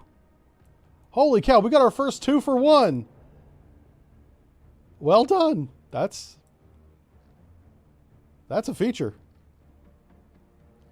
That was really good. Oh, look at these two chuckleheads. It'll be interesting to see if one gets intercepted, if it sympathy detonates the second one.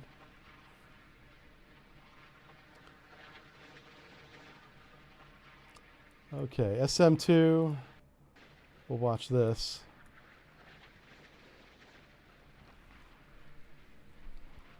Yeah, true story. Rip Moskva, right? Let's see.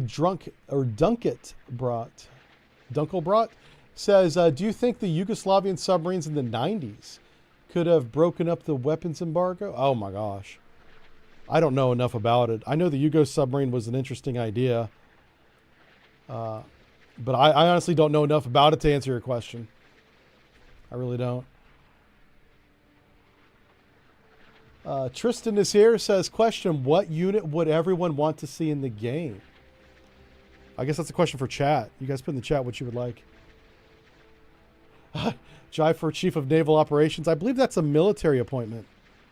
I would have to be like Secretary of the Navy or something like that, but I don't want that job either, so let's not get crazy. Okay, this thing just went Mad Dog, I think it's called. What's it whenever the missile begins homing on its own?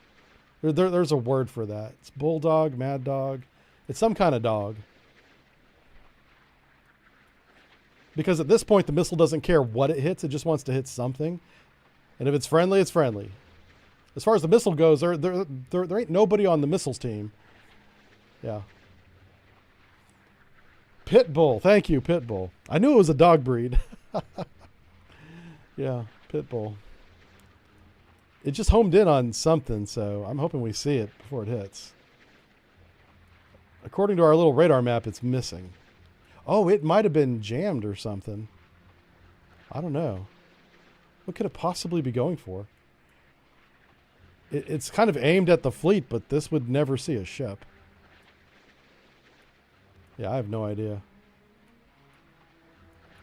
Oh, hey, we got the... Uh-oh. That was not good. Yikes. Okay, Philly, it's time to go ASW, buddy. Let's lower the ESM mast. Let's go to navigate, change depth below the layer. And we need to come south. All right, ESM mast is down. We got a 10 down on the planes. Let's very carefully, slowly increase speed to 2/3. Very carefully. We are now being engaged by the Oscar. The Oscar has detected us. Somehow. I don't know how, but he did.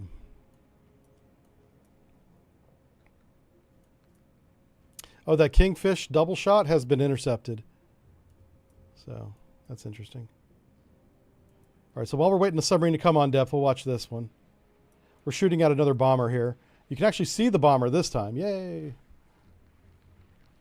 Let's see if we hit it.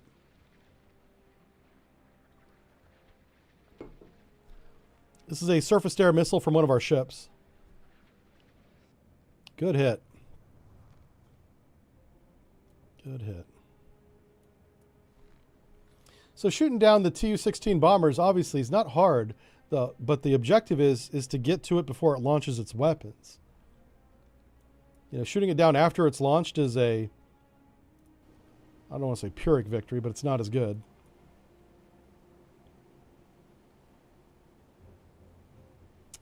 All right, we're doing a lot of aircraft recovery. We can watch the recovery happen. It's all animated. Check this out. So we have a stack of aircraft flying in a pattern called a racetrack over the aircraft carrier, and they're coming in one at a time. Now, we should be able to launch aircraft and recover them at the same time. I just haven't seen that happen yet. So that's one of the things I'll ask the devs about. I'll be like, can I do that? I should be able to.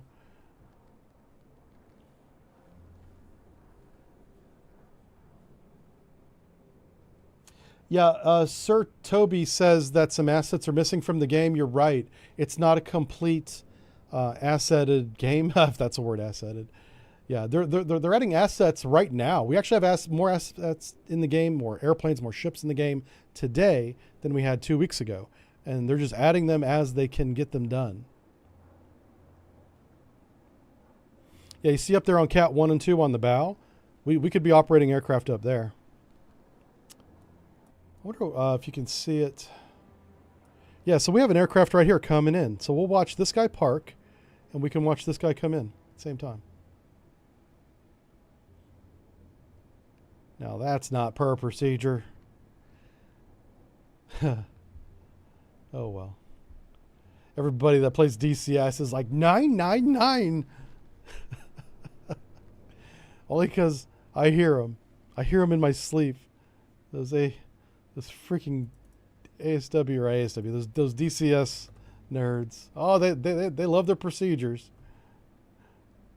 They do. They're like, you technically didn't have a 15-degree angle on the ball. Like, shut up.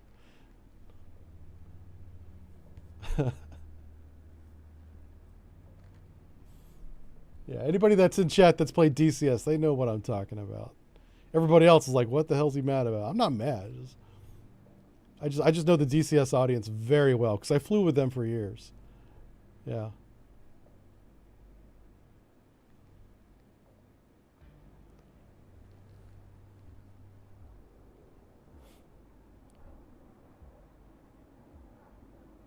There we go. That's what a trap looks like from the front. Not bad.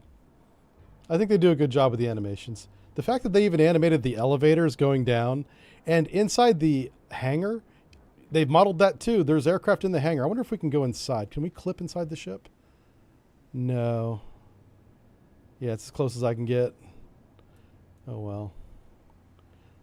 But yeah, whenever the elevator goes down, and we'll watch it, there's little aircraft inside the hangar being worked on by crew. Yeah. Pretty cool. The MiG-25s are in the game? I think so. Yeah.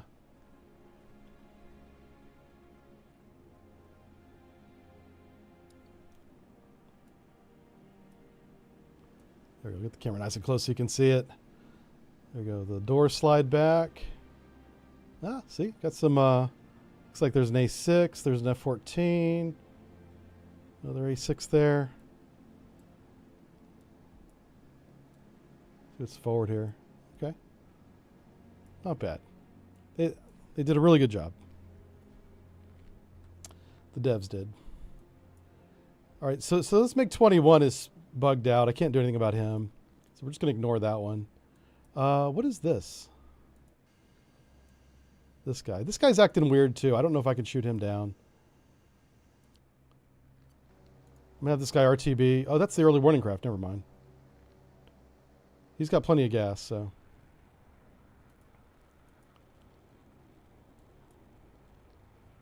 All right, we do need to get some more aircraft in the air, so let's do it. Let's go with formation, navigate. I just thought of something that I had forgot. So let's go back and check it out. Where is... Yeah, I did forget about him. Son of a gun.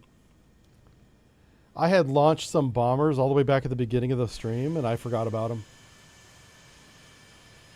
Now fuel might be an issue.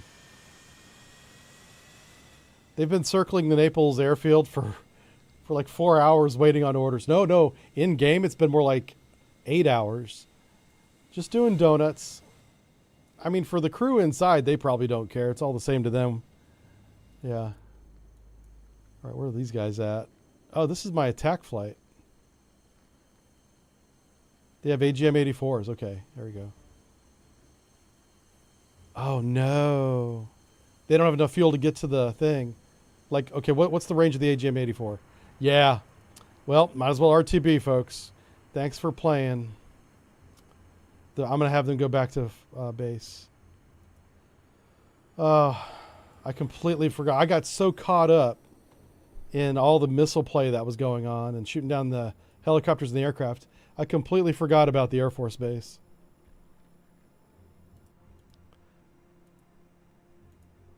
Just going to jam that Tu-16. He hasn't shot his weapons yet, so he could shoot him.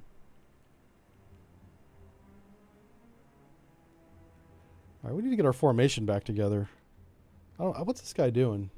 This guy's out of formation. That's a Saratoga? It's a Sacramento, that's the word. Supply ship. These were very common in the 80s. They would join the fleet. They have all the food, fuel, everything the fleet needs is in that boat. So you want to protect that thing at all cost. Looks like he's trying to get back in position in the fleet formation. So what you want to do is whenever the fleet is kind of out of position, you want to make sure they're not out of flank bell. So let's make sure it's all ahead standard. There we go. And that gives the extra speed, should someone need it, to get into position a little bit faster. So we're slowing down the carrier group to ahead standard for now. Okay, oh, and we got the Oscar again. Great. Is he within weapons range? He is. You know what? The geometry for this shot is terrible, but the Oscar is so big and slow, I think it's going to work. So I'm going to do a salvo of 2 Mark 48s on the Oscar. Let's see what he does. 10 knots. Yeah, he just shot one. Shot the other one. I love how they came out of different sides. One port, one starboard. That's really good. Good job, man. These devs get a lot of things right. A lot of things right. That's really good. Okay, it's going to be another 10 minutes before those torpedoes home in on anything. All right. Let me see if I launch. Did I launch these guys? No, these guys are still RTB. Okay. What the hell? All right, Maverick, calm down. You're supposed to be landing on Earth. What's he doing? Let's just give him an order to land. Oh, Jesus. Okay.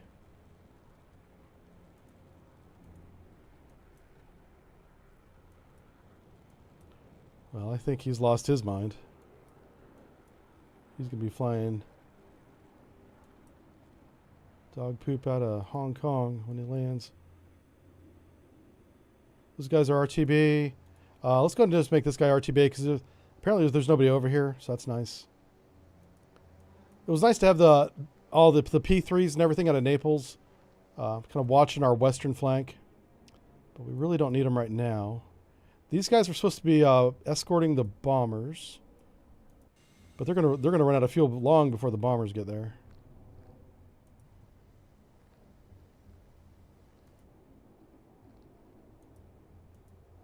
Trying to select the. Come on, there we go. All right, Naples Patrol. Oh, they're almost out of fuel. RTB, baby.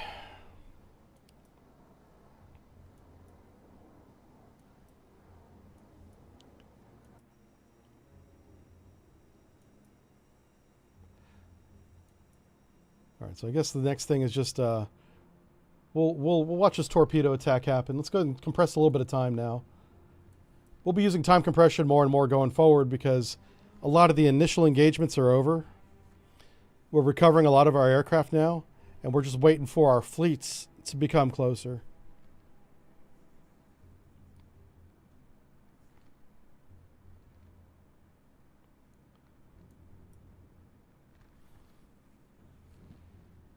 Any info on campaign mode yet? There will be a campaign, but I don't have any details on it other than that it exists.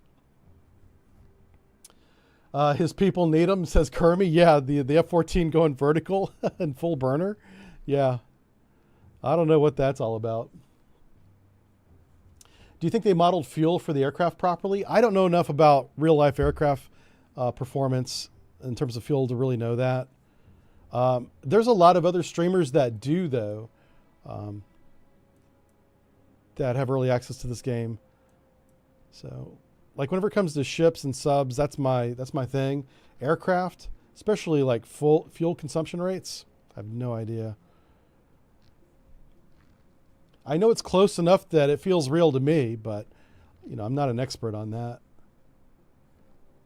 Let's see if we hit this plane finally. We do have a little bit of time compression going on.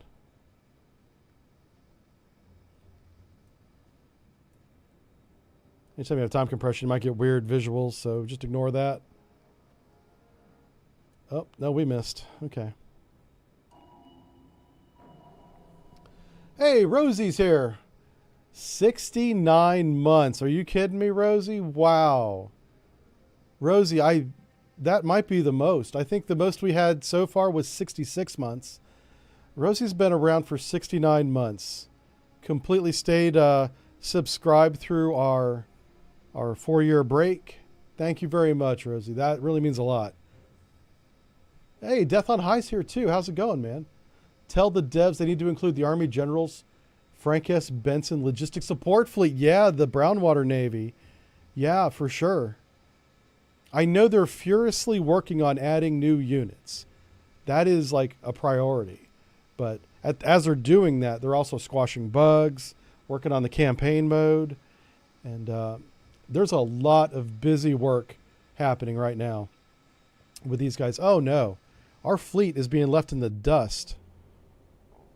Why? Why? Why are you 13 knots? What are you chuckleheads doing back here? These are supposed to be my carrier escorts. Texas? What's going on, Texas? Like, he's got the right order. He's trying to get into the right position, but he's going the wrong way. All right. Let's come out of time compression. Just want to take a second and address this issue.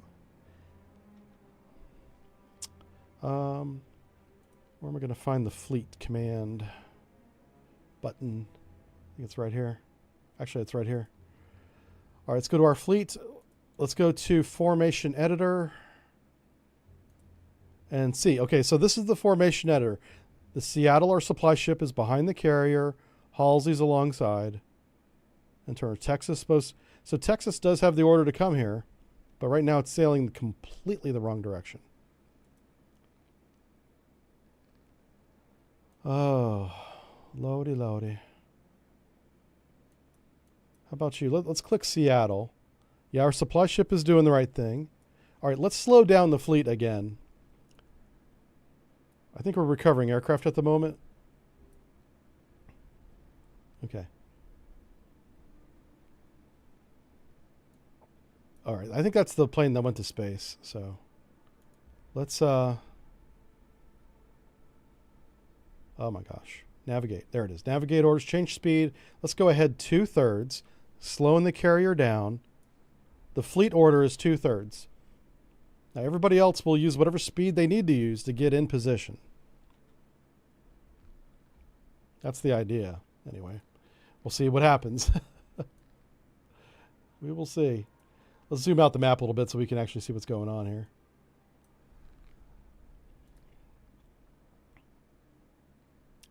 All right.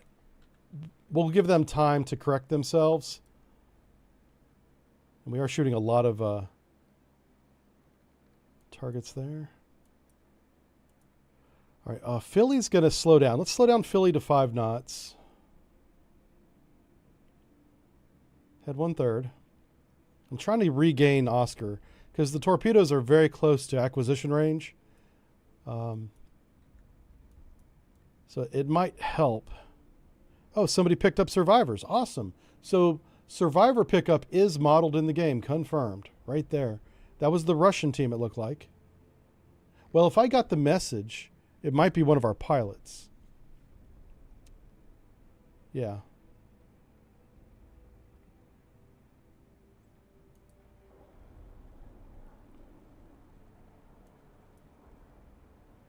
That might have been what these ships were doing. Oh, yeah, because the alligators are back in line now. This guy here, I'm going to go ahead and make him hostile because he's in the conga line of enemy ships. See if I can find one. Hello? How about you? Okay. So it took some time, but the Crestas did take charge after the Moscow was sunk and did get the red formation back in line. So that is already in the game. It just takes time to do it, which is extremely realistic that it's not instant. I just got a message from the carrier. Oh, we shot down a helicopter finally.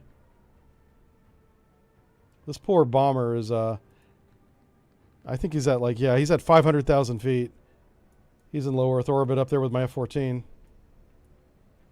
Oh, did that F-14 finally land? No, I don't know. He's like right above. What's his, trying to get him. Where is this guy at? Who knows? They keep showing me the carrier when I select the aircraft.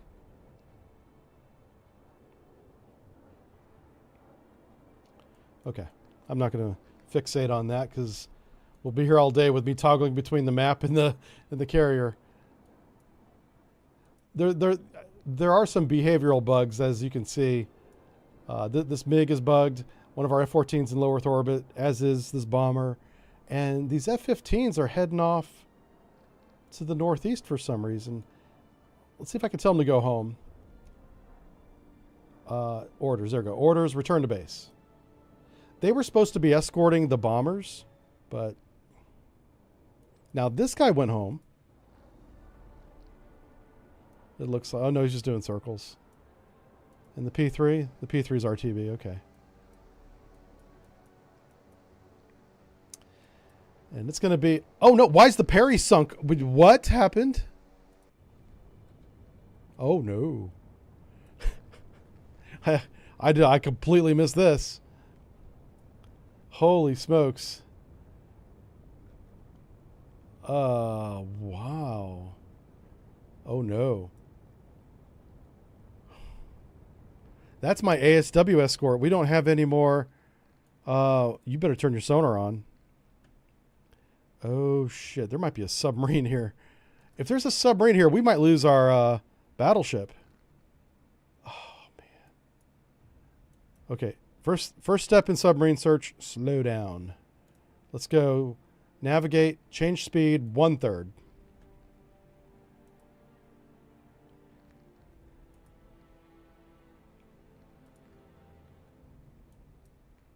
He doesn't have a sonar system?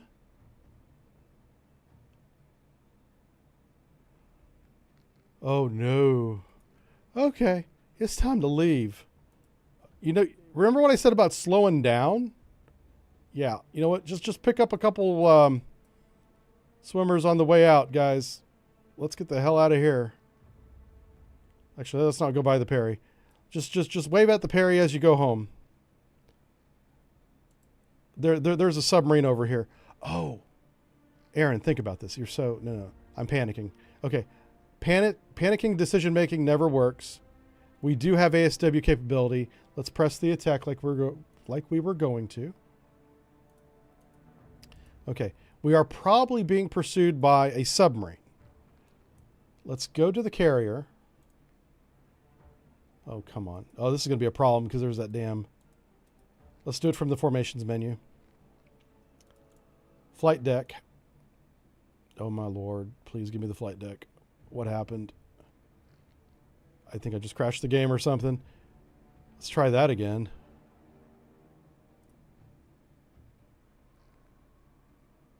Uh-oh. I can't get the flight deck menu to come open. Flight deck now, or we're in real trouble. Let's do abort launch. Going to final approach.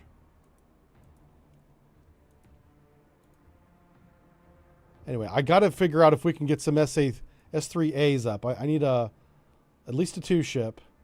Launch those as soon as you can. If we don't get the S3s up, we're in trouble. The S3 is a submarine hunting fixed-wing aircraft that can sweep down here. Oh.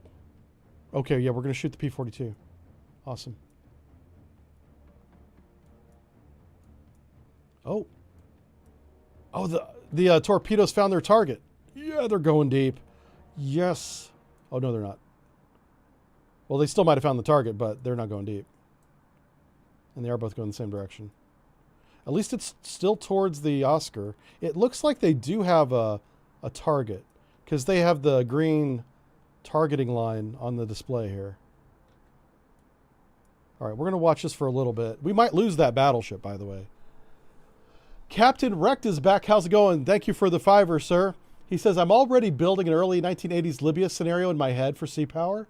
You just need an Airwolf helicopter. Oh, and he's saying that he needs an Airwolf mod too. Mod support is already in the game. So I assume it's going to be mod support available as of day one. I don't want to make a promise that I can't keep. Oh, here we go. Now it's locked on for sure. The change in depth to the target depth. But already in the main menu, it says there's a mod option. All right, torpedoes active. This just might have been at search depth. That doesn't mean that it's locked on to anything. You hear 2 actives because there's 2 torpedoes.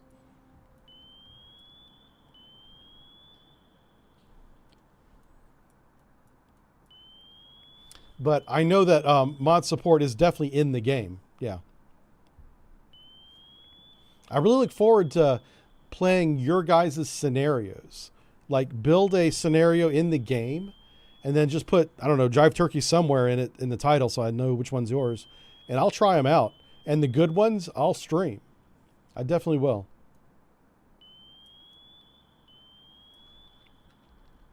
Okay. Is that... There's something right there. What is that? It's like off in the distance. Oh, no, it's the torpedo. Or a torpedo. It's the Oscar. The Oscar's to the left, boys. Oh, he counterfired. He counterfired a lot. Whoa. All right, so that's the incoming weapons, or counterfired weapons.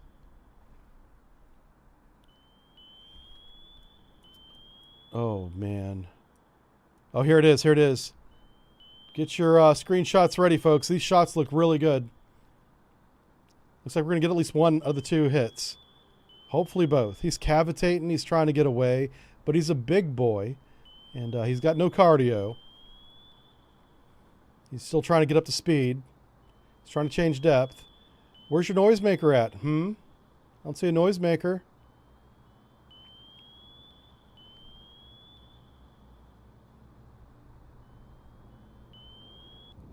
All right, 1 hit. And 2 hits.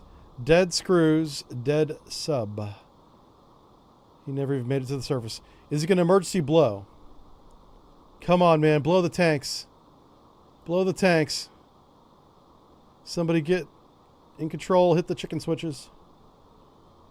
No, there's nobody left. Nobody left to blow the tanks. Very sad, very sad. Okay, Philadelphia. Evasion time, my friend. So you need to go navigate, speed, head standard. Let's get the hell out of the way of those incoming weapons. Okay, so Iowa. Under attack for sure, or at least being stalked by an enemy submarine. May have torpedoes in the water. We don't have any sonar system, so we don't know. All right, and here is the carrier. So here's a problem that we have. They've been working on this. They've been chipping away at this. I can't launch any aircraft because I have a queue of aircraft to land. Specifically this one right here. This guy, who is at 69 feet. Eagle 1-1. Oh, he's in the... Oh, I can get in here. He's inside the aircraft carrier. Or he's on the deck right there. Is that him right there? Yeah. This guy here says that he's heading to a waypoint. So let's see if I can unscrew this.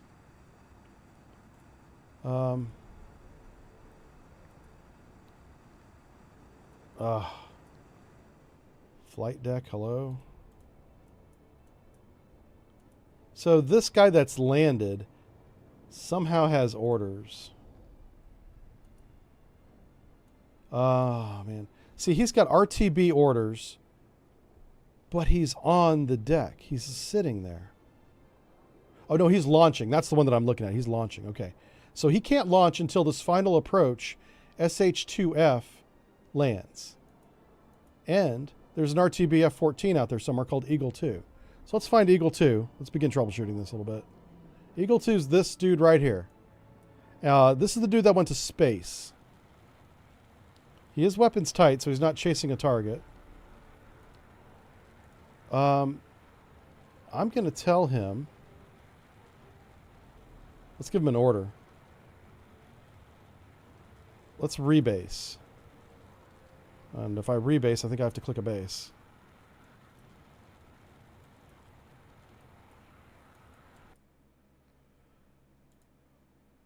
Oh.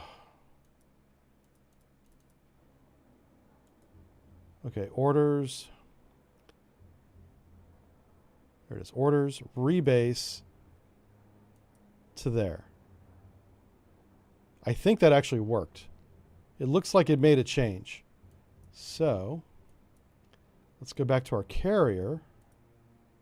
Let's go to flight deck. No, Eagle 2 is still trying RTB.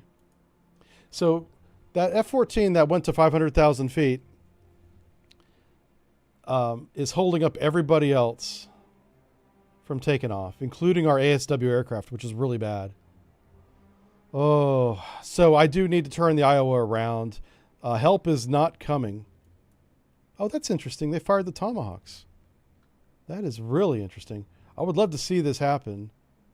I don't know if this one has Tomahawks. I know the battleship does, of course.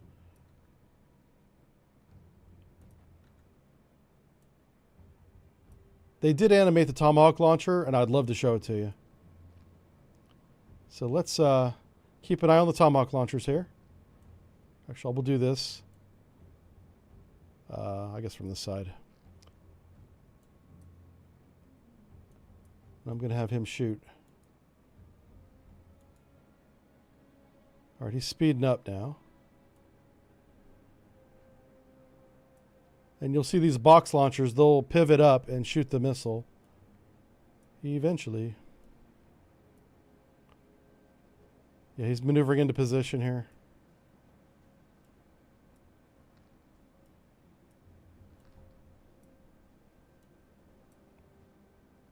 Anyway, so while that happens, it's a pretty impressive F-14 to go to 500,000 feet. Yeah. Yeah. So small bugs like that, because it has such an impact on gameplay, they really do need to figure out. It's not game breaking. We're still playing the game, but I'm severely limited now. I can't take off any aircraft from my aircraft carrier because that one flight is in low Earth orbit. And there's no way that I'm aware of to cancel that order. Like if I could simply tell that plane to do anything else, then I could resume aircraft operations. I wonder if he's going to turn around and shoot the starboard side launcher. That's what it looks like he's doing.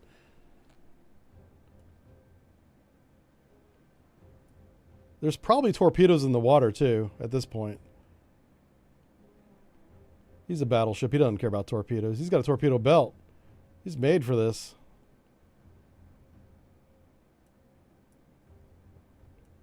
This is a beautiful ship. I was really hoping to get the Iowa within bombardment range of Libya and just start bombarding all the coastal artillery, and there's an airbase over there that I put in for the scenario. But this is going to be as good as it gets here, folks, unfortunately. I may do a surface action group scenario that's a little bit smaller, and we'll do shore bombardment. And watch these guys work.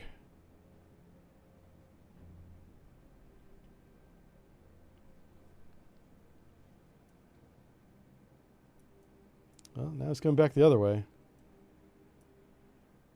I wonder if they're in torpedo evasion. Let's see. Did they somehow detect a weapon? No. Like, they don't have any sensors between the two ships that are remaining that would detect a sonar torpedo. So. They are doing S. That's not going to work for modern torpedoes. If you start doing S turns against modern torpedoes, you're going to get sunk. Your best bet is to straight line, try to outrun the dumb thing. Delete the 2 problem aircraft in the editor. Oh, yeah. Yeah, I guess I could do that. Yeah. That actually would be a really good answer.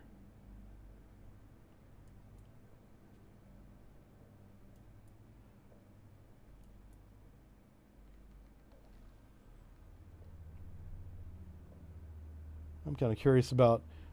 This guy does have an order to fire, but he's not firing.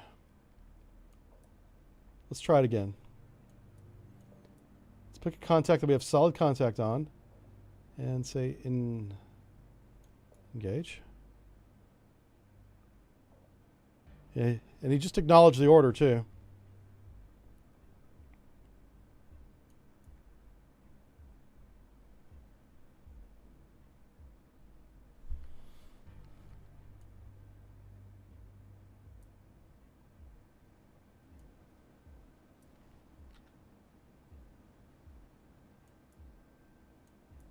So you can see the counterfire is right there. These torpedoes are kind of fanning out. There's 3 of them, it looks like. Looking for the sub, but we've evaded to the south, so we're good. I'm not going to finish evasion until I know those torpedoes are past us, though.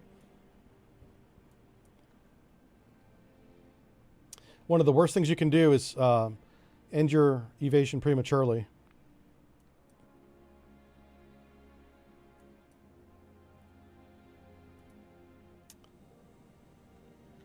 All right, so these guys are still flying over Italy, having a good old time. These guys are carrying Harpoon anti-ship missiles, a lot of them. And so we're going to have this flight of forward crush that whatever's left of the Russian fleet. I do like how low they're flying. And they did a good job with the terrain, too. Look at this model. It's not bad. I'm not sure how much of this is procedural and how much is actual. Like, I mean, the southern part of Italy is pretty mountainous terrain, so. Okay, let's compress some time.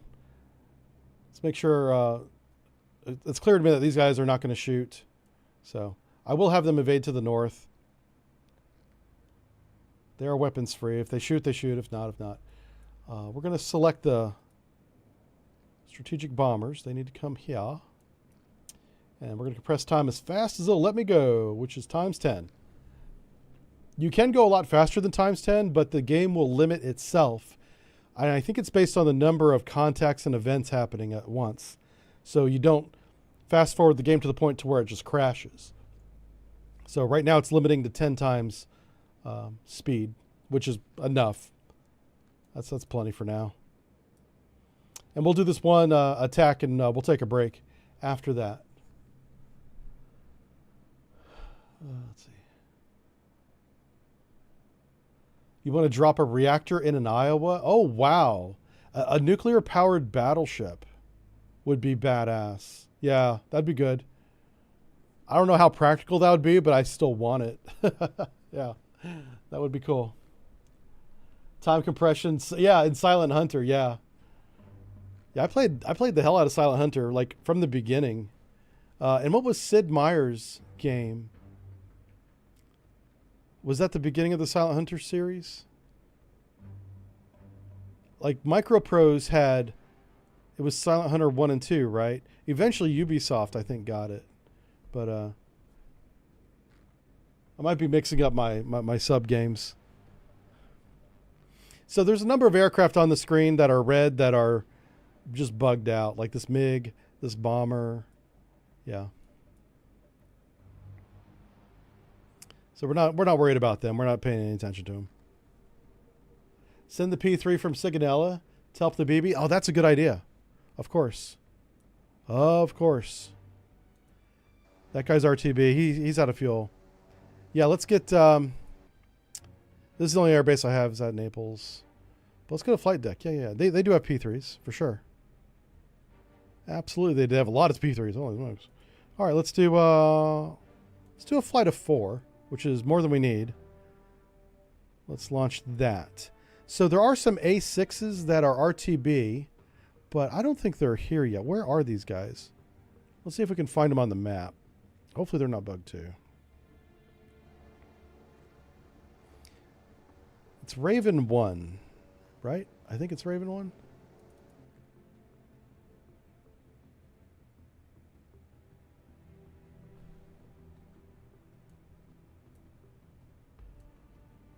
What? Hold on.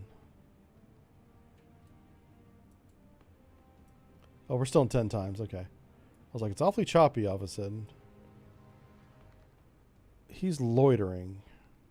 So he's not the one that's got the orders to land. There's supposedly a A6 that has an order to land all the way back at Naples. It's not this one.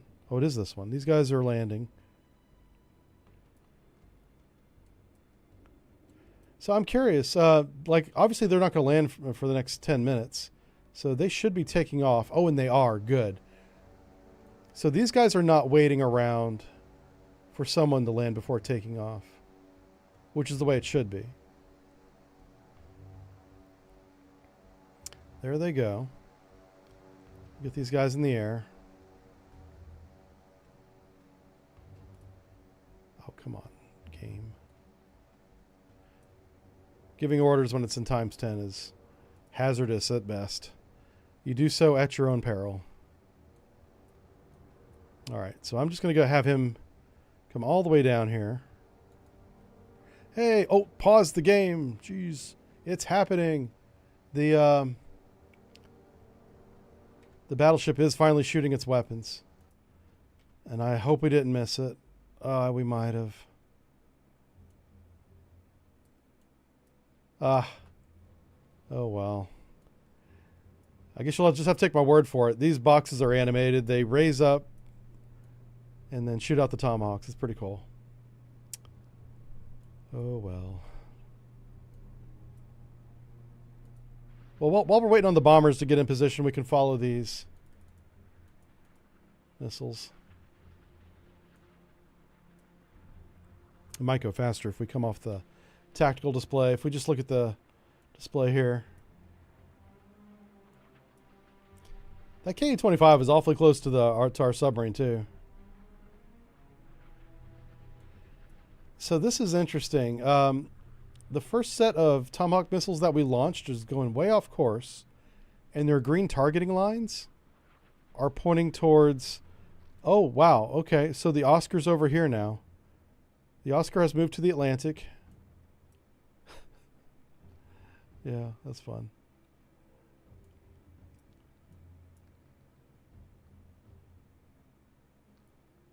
I don't know what's happening. I just know that we're going to wait for the bombers to get in range and we're going to shoot. You'll be able to walk from Libya to Italy with so many P3s. Yeah, we had 24. That's like a whole, what, squadron? Yeah, that's an entire... What's bigger in the aviation world? A squadron of aircraft or a wing of aircraft? I honestly don't know which one of those two is the bigger number. But whatever it is, that's what that is. Sid Meier's from your hometown, Captain? Wow. Microsoft makes good stuff. Yeah, Microprose, the 1990s Microprose was a very good software development company and publisher. Microprose now is owned by different people, and they're basically fans of Microprose. They're just like me, but they had the money to buy a company and a brand. And they support companies like the Trieste guys that make this game under the Microprose publishing brand. So I'm glad to see it come back. The first couple games they released, I wasn't any good at. I didn't care for. There was one called High Fleet. Yeah.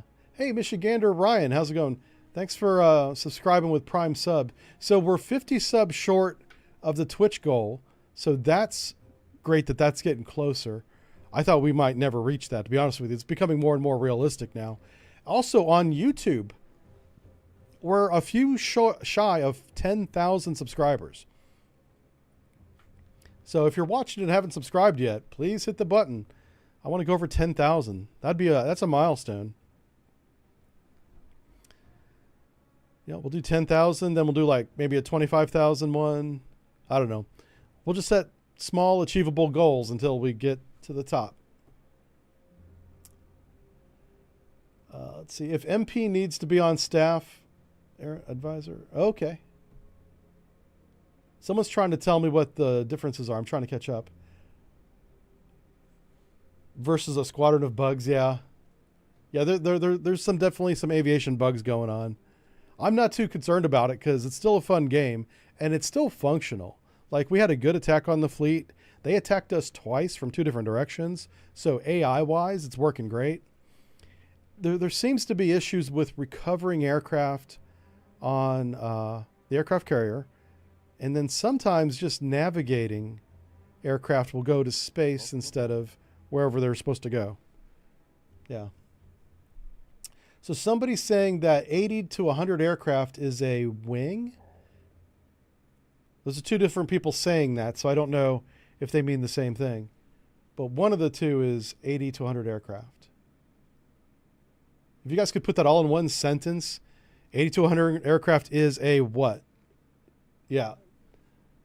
Okay, so it goes group, wing, squadron. So wing is bigger than squadron. Gotcha. Okay. I'm trying to piece together chat like a puzzle right now. Complete sentences, please. Oh, what are these Tomahawks doing? Don't go after the Philly. Hold on. Wait, what? Oh, they're doing a snake search. That's kind of funny. Hold on a second. Let's watch this. Am I seeing things? The Tomahawks are doing a snake search because they're anti-ship Tomahawks.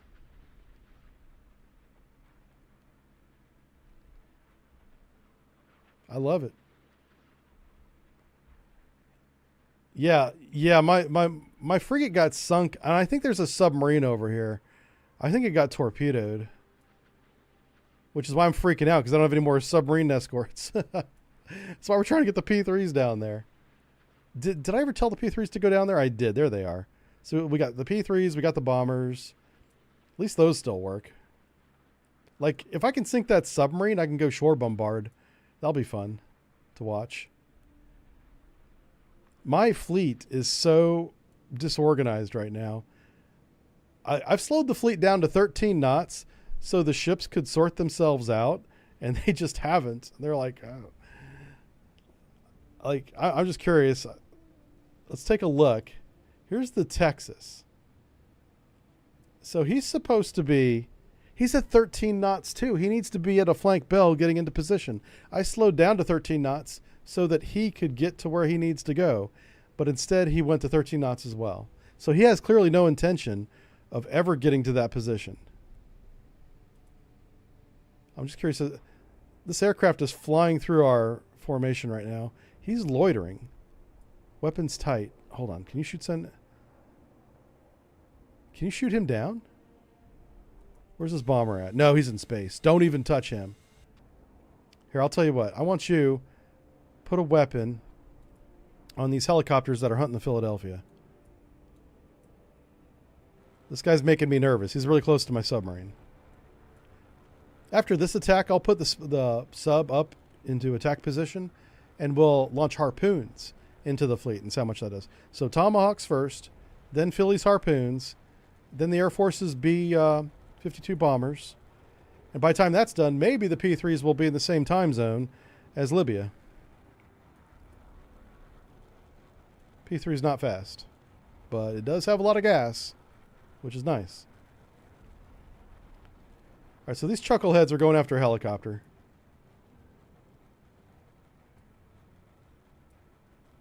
So fleet formation mechanics need to have a look at. I'll let them know. This has been a really good stream so far because we're coming up with a lot of little bugs that they need to at least take a look at. Just because it happens to me once doesn't really make it a bug. But if it happens to me and someone else or me multiple times, then that's different. So already you guys are going the wrong... Oh, no, you're not going... You're going the right direction. Okay. He's at the right altitude. That's at least a good sign.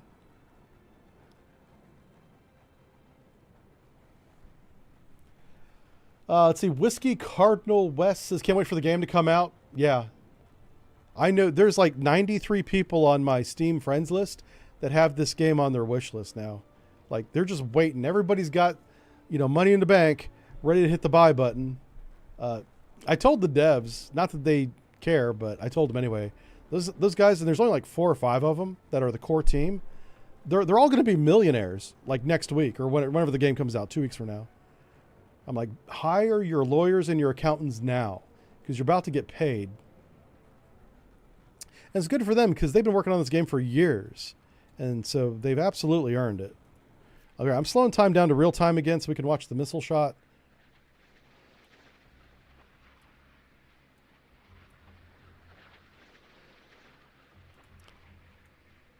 This is going after a helicopter. It's nothing too exciting, but it's the most exciting thing that's happened since we lost the Perry. That we completely missed. Yeah. That's the dangers of getting fixated on an engagement. You know, next thing you know, something you're not paying attention to is gone.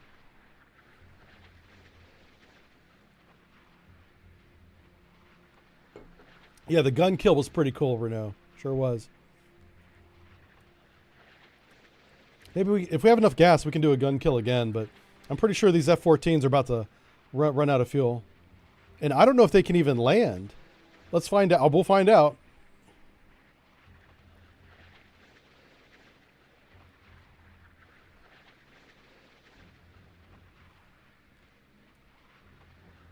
The helicopter's really close.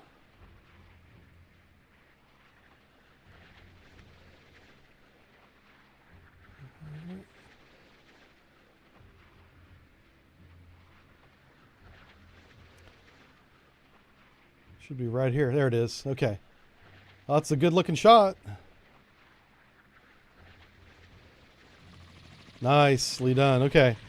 So Philly gets to live a few more minutes without harassment. All right, let's see if I can engage. Oh, here we go. Let's make that guy hostile. Now, the Phoenix missile has not had a very good success rate shooting down helicopters. That might be accurate too. I don't know. Phoenix missile designed to shoot bombers at high altitude. Anything else, you know, voids your warranty on your missile. All right, bombers are coming. P3s are going to be there eventually.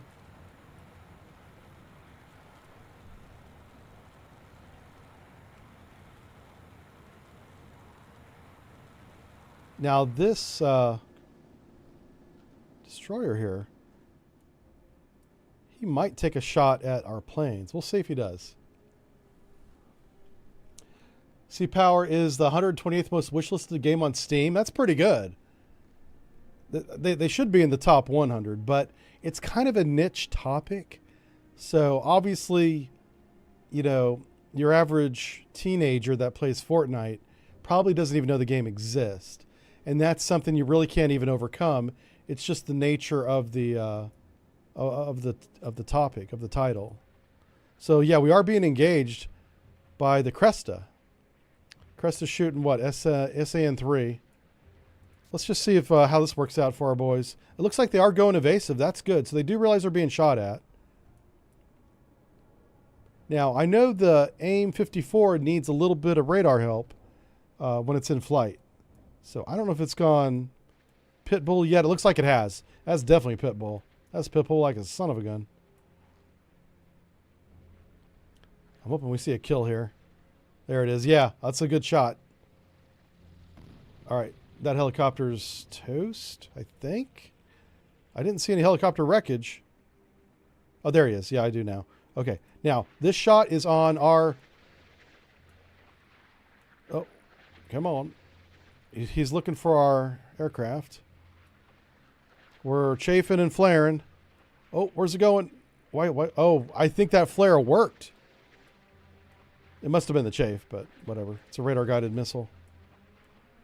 He's still guiding on something. What is he guiding on?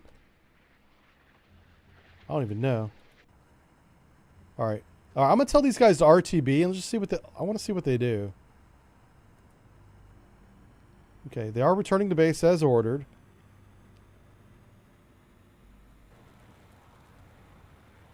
Once these Tomahawks conduct their attack, we'll destroy whatever's left with the Philly. Just see if we're within range here.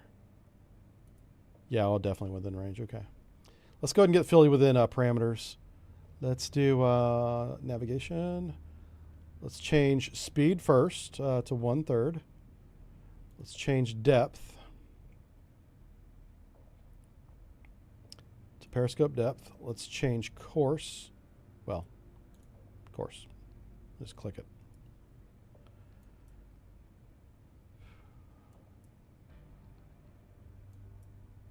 All right, let's. Oh, good. So the counterattacks have already started on our Tomahawks. So we'll put the camera right here. Oh my gosh, there we go.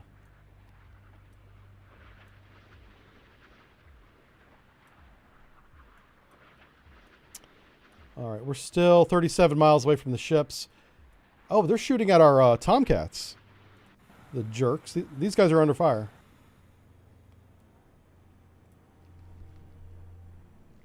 He's going so fast he might outrun the missile. This missile may not catch him.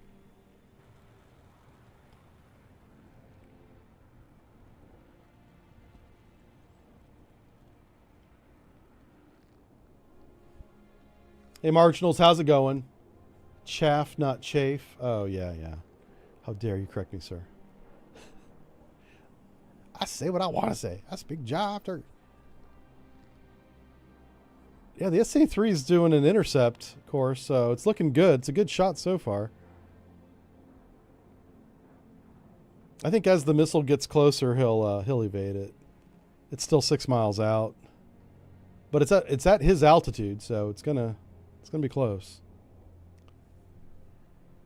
Can he fly lower? Probably. Yeah, like I'm intentionally not micromanaging anything.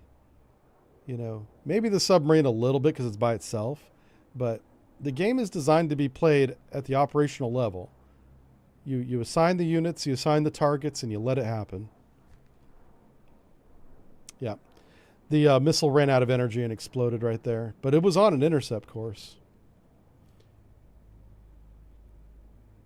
All right, let's get back to our Tomahawk skis. I'll pick the one that's in the middle of the Tomahawk fleet. So we do have a Tomahawk behind us, even though you can't really see it. There's one in front of us. How many miles to target? I don't know. 26 miles to target. At this speed, that won't take long at all. That'll give me time to read. Let's see. As a radar operator, you loathe yet love chaff on principle. Yeah, I know. I was joking with you, man. I do say, I mispronounce words all the time, though. It's very embarrassing, actually. Because I do a lot of reading, so I don't hear people say the word. So I just say it how I read it, which is often wrong. Yeah. If you run an ASW helo at minimum altitude, they will deploy the Dipper. Yeah, we saw the MAD. I think it was last stream. There was a helicopter trying to evade an incoming air missile, and he had his MAD deployed behind him. I was like, you probably want to reel that in and maybe try something else, you know? Yeah. Let's see. Chaff is just an uncomfy chafe. Or chafe is an uncomfy chaff. Yeah, I like that. Oh, that's right. Microprose was silent service. Thank you. I knew I had him backwards. Yeah. Heli Pilot comes in for the win. I love the silent service games. 1 and 2. Unfortunately, I don't think they hold up. I tried going back. I bought them on GOG Games. And I was like, I remember them being fun. In today's 21st century, I just can't do it, you know. But for their time, they were very, very good. They were mind-blowingly detailed for their era. Yeah. How does Sid Meier's Sea Power sound? It sounds good. The music's on. I just have it very low volume. I don't know if everyone can hear it. If you're wearing headphones, you probably can hear it. I try not to have it too loud because I don't want it to override my voice. I want you guys to be able to hear me. Yeah. Okay, it looks like most of the Tomahawks have redirected. All but one have redirected onto the lead ship, which is fine. You know, I mean, Tomahawks are smart weapons. They decide what they want to hit. We have counterfire coming in now. This is something that I see is working. I was concerned about the first shot. All the way back at the beginning of the stream, I didn't see any anti-air counterfire until they got within guns range. But we were also jamming their radars with our radar planes. So electronic warfare does work in this game. And it works to varying degrees, which I think is very realistic. Some days are better than others. Yeah. So this... oh, they splashed that one. Or did he miss? Oh, The missile trying to shoot it down splashed. That's cool. That's a nice little detail. So this is a Cresta on our left, but all these missiles are focusing on the Canad? Canad?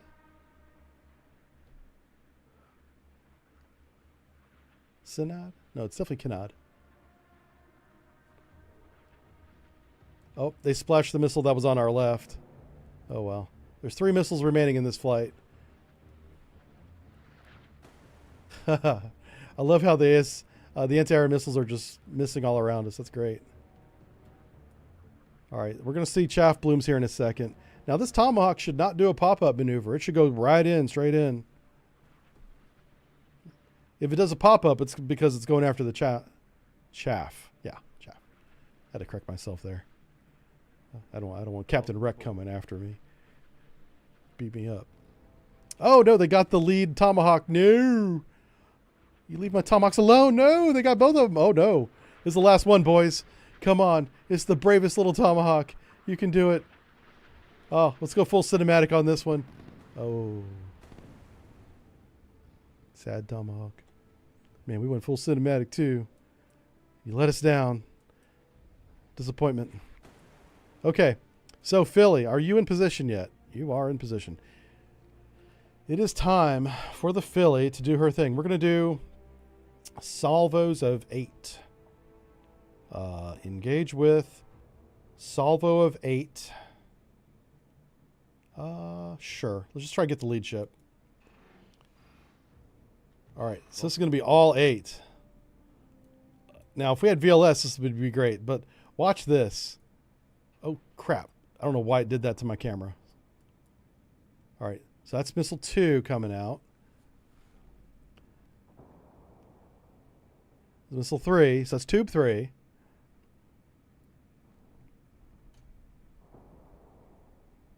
It's tube 4.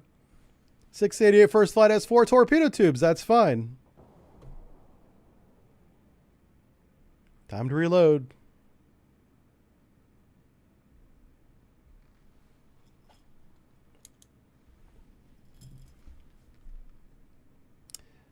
Xenon's here. He says, great to finally hop back on with one of your streams. What do you think about Army beating Navy twice, damn it? How dare you, sir? I think the Army needs to leave Navy alone. Stop bullying us. Yeah. I know. I was on stream. I wasn't able to see the game, but it's so sad.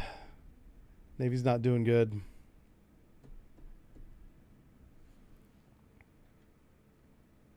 All right, let's while we're reloading, let's go back up to the. I'm not going to do any time compression because I'm doing some time measurements here. So it does a flight of 4. It does have an order to shoot all 8, but it has to reload the torpedo tubes. All 4 of them. So let's see how long that takes.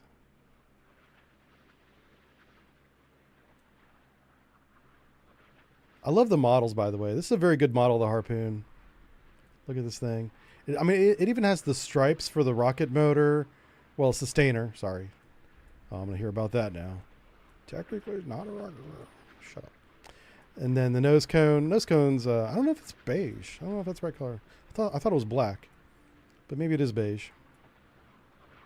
Whenever this is in the torpedo room on a submarine, it's inside a silver container. So you really don't see the missile. Yeah, if you're on a submarine and you see a Harpoon missile, something's gone terribly wrong. Yeah, you should never see one of these. So I can't vouch for the color. I'll have to just go with the color must be accurate. Oh, it's got the little thing on the bottom. Yeah. Nice. That's like an altimeter. That's how it knows how close off the... So something that's cool about the Harpoon is that it also measures sea state. So if it starts to get kind of wavy, it will come up so it doesn't smack into a wave. But yeah, this is good. And looks like Philly is... I'm glad they didn't shoot another one already. It's already been like a minute and a half. Oh no, it's been 2 minutes. Yeah, so they're trying to reload their tubes. They're going to shoot another flight. Or they've been ordered to. We'll see what happens. We will see. All these red planes are bugged out, as is the yellow planes. Oh, here we go. So these chuckleheads are supposed to be landing. Let's just make sure that they are. It's an ASW plane. What the fuck? Oh, did the S... Oh my god, they finally took off. Hell yeah. Come down here and find the submarine. Oh my god, this is the S3s. That's the ones we told to take off a while ago. So somehow the flight deck is fixed again. Did that other plane just like finally leave the game, maybe? I don't know. We'll watch this landing. I'm so glad that the carrier is working again.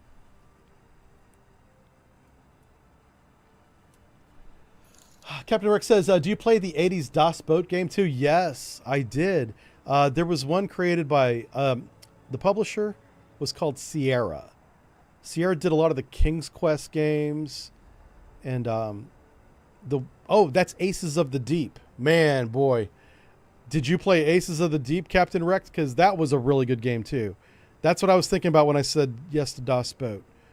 Who made DOS Boat? Because I don't remember that one. Unless Aces of the Deep was renamed or sold as DOS Boat, like in Canada or something. Sometimes they do that under, same product but different names, you know. So once this guy traps, we're going to check the queue of on the flight deck and see what's going on, because it's clearly working again. And what I think it was, I think it's that one plane that was bugging it out left the game. Last time I saw it, it was at 500,000 feet going up.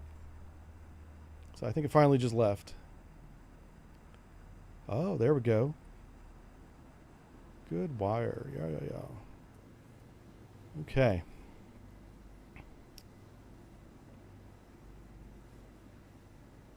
So we do have a bunch of... Oh, that's interesting.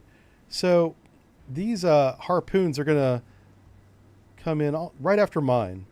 So I wonder if my flight of 4 harpoons takes out this lead ship, will these 4 redirect to a new target? Maybe not, because even if I sink this ship, the ship will still be above the waterline and present itself as a radar target to the weapon. The harpoon isn't smart enough to know if a ship has been sunk if it's still above the waterline. Matter of fact, it will think that it's not sunk because it's above the waterline. But like if the ship is damaged and abandoned, yeah, it's not going to know. Okay, cool. We can see that happen. So like I said, I want to check the flight deck. Go to flight deck. Let's see, what do we have queued now? So we do have Eagle 7, Eagle 2. Let's see if we can find Eagle 7 and Eagle 2 anywhere.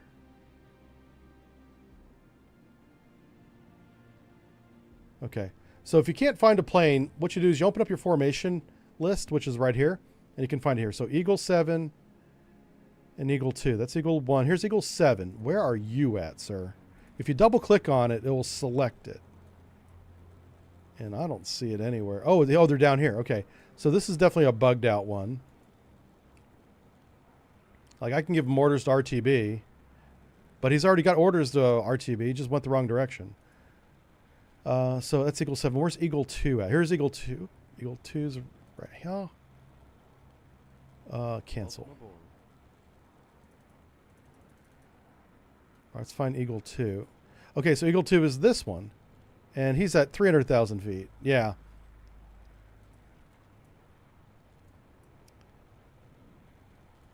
Let me go back to the flight deck. There was one more plane. Oh, and he already took off. So it looks like it's working again. I'm going to tell an aircraft to take off now just to test it. Let's launch a new AWACS. Replace the one that's already up there, or we'll have to. Let's see. Oh, there goes the elevator. It's working. Okay, great. Awesome. Oh, shit. There we go. Big time fight. For some reason, they're not shooting the lead ship. They're going after the Cresta, which is looks like a holiday special right now with fireworks. Man. Holy cow. This is really cool. This is a hell of a fight. All this point defense. We got point defense coming from the Ivan Rogov all the way on the right. He's shooting too. Everybody's shooting at this missile. Oh, they finally got him. That missile was in its terminal pop-up maneuver. Oh, and then that one just exploded. That kind of scared me. A little jump scare there. Happy Halloween, everybody. Hope you don't mind a jump scare once in a while, because that's what that was. So the Philadelphia never shot the second flight. Yeah, it's been 10 minutes. Well, it's been 9 minutes.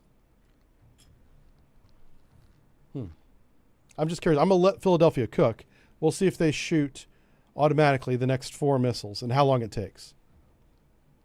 I did tell them to shoot 8, and they shot 4. So they owe me a couple missiles.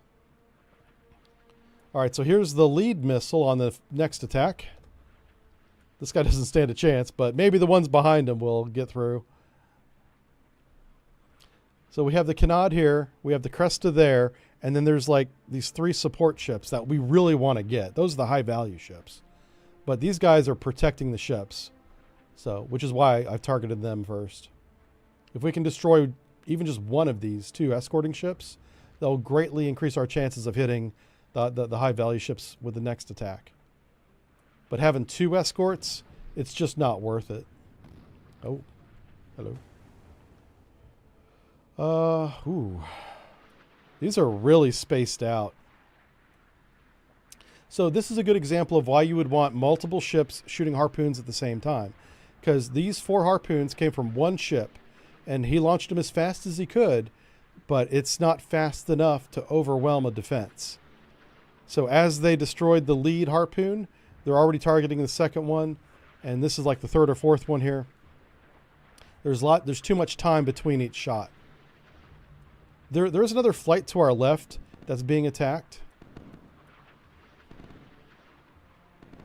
So if you have 2 ships that launch at the same time, there's less time between missiles. So even if they get the first 2, missiles 5, 6, and 7 may still get through.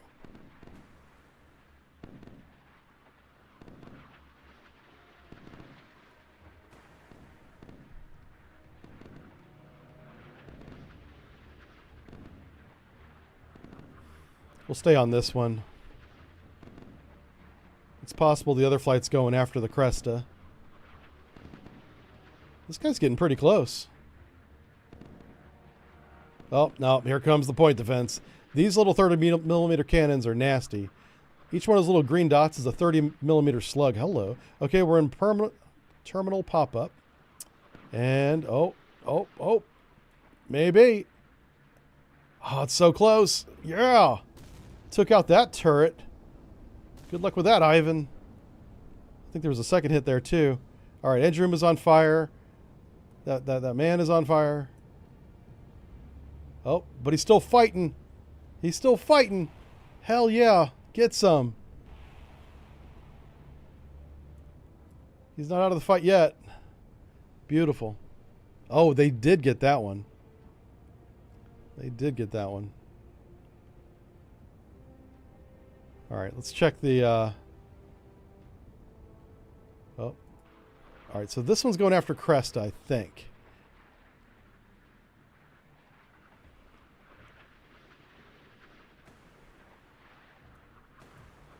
So he's shooting his SA-4 missiles trying to shoot these guys down.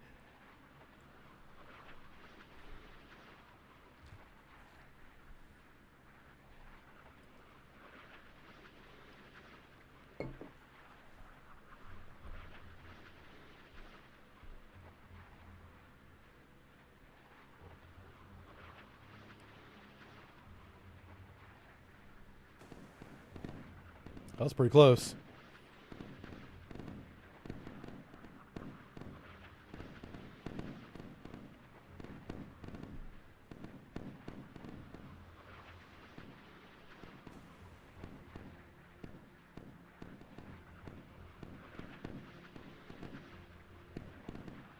Hey, you might get through. Welcome aboard. That's a pop-up. Oh, he's going after the high-value target. What? No, he's going to miss? I think he missed. He went after chaff. I don't think this is going to hit. I don't see how this possibly hits. Are you kidding me? I'll take it. Okay. That's a freebie right there. Hell yeah. That was weird. That's not the typical profile, but hey, sometimes you get lucky. Oh, yeah. Okay. It definitely missed the Cresta. I don't know what happened there. Hey, Red Griffin, thanks for subscribing over on YouTube, becoming a member on YouTube. That's even better. Appreciate that. Our memberships on the Jive Turkey side of the page have really gone up. I got to figure out some rewards for you guys. I don't know what to give you. You know? I don't have time to give you more of this. I wish we had 25 hours in a day. That'd be great. Yeah. I got to figure out what to do with the YouTube members on Jive Turkey page. They deserve something. Has Philly shot yet? Nope. Okay. All right, let's check the rear missile. This is the last. Oh, this is a Tomahawk. Yeah. So compare those explosions with what we're about to see. The warhead on the Tomahawk, I want to say it's is it 1 kilogram or 1,000 kilograms? The K is throwing me off. Yeah, it's a very big warhead. I'll say 1,000 pounds. There we go. It's much bigger than the Harpoon is my point. A big warhead. And it doesn't do anything fancy. There's no pop-up maneuvers. It just flies right into the side of the ship and blows it in half. Yeah.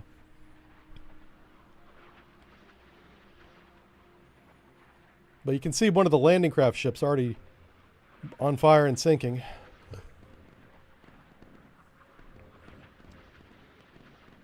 I'm really hoping this hits the Cresta, because it'll make hitting the rest of the ships so much easier. Come on, man. Get in there. I feel like I'm at the casino. I'm like, come on. Watching the horse races, you know. Oh, my horse got blown up. Oh, and that was the last one too. Son of a gun. Okay, fine. Let's take a look at the big map. All right, so we got ASW planes on the way. ASW bomber planes are on the way. Let's go and tell the Philly to attack again. Salvo of 4. They've only got 4 left anyway. Let's finish off the lead ship here.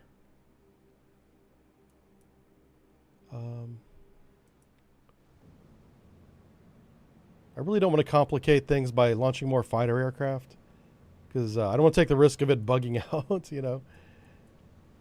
I can use, these 2 ships can actually protect my ASW search. So let's send them back down again, because these guys can provide air cover for the the S3s. These S3s have no air defense other than just chaff. Like, they can like try and decoy shots that are shot at them. But this is a wonderful, wonderful plane. I wish they had not gotten rid of it. It's actually a 4-seater. Like, there's 2 people back here. I guess they don't get windows. Sucks it to be them, I guess. They're like, here, get in your little pod. We're going to fly you around. Yeah. And those are like the sonar operators and search coordinator, things like that. Yeah. I thought that I don't know. I guess they stay in the hole. I hope they at least give them a camera or something to look out the window, since they don't have a window. That would suck to join naval aviation and be stuck in a little pod. You can't even see outside.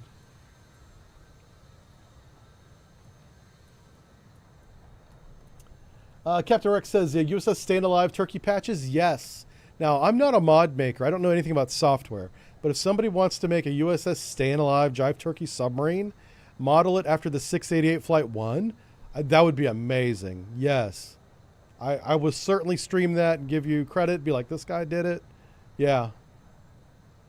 Oh my gosh. Red Griffin says you're a former S3 NFO. And you do miss them. Yeah. Did the guys in the back have windows or anything? I thought that they did. But in this model, they clearly don't. We actually have a S3 I'm sorry, pilot. I don't know if you're a pilot. He's an NFO. We have an S3 NFO in the chat. Airboy, where the hell did that come from? I was trying to say Airedale, and so I said Airboy. Yeah. He's going to change his name to Airboy now. Oh, hey. Oh, no. Well, that ship finally sank.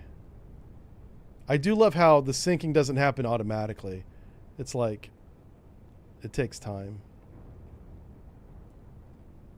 And the ship has a lot of weapons on it. Now they go down to David Jones. So, Philly needs a new target. They never even launched on that target, which I'm glad they didn't, because that would have been a waste. So, engage. Salvo of 4 against... let's go to this Cresta. We still want to get the Cresta knocked out, even though it's not... Actually, let's make you weapons free. Let's see what Philly does with weapons free. With the Oscar dead and the ASW helicopter's gone, there's still some risk, but it's very little. Okay, and these guys need to be offensive VSMing. These guys.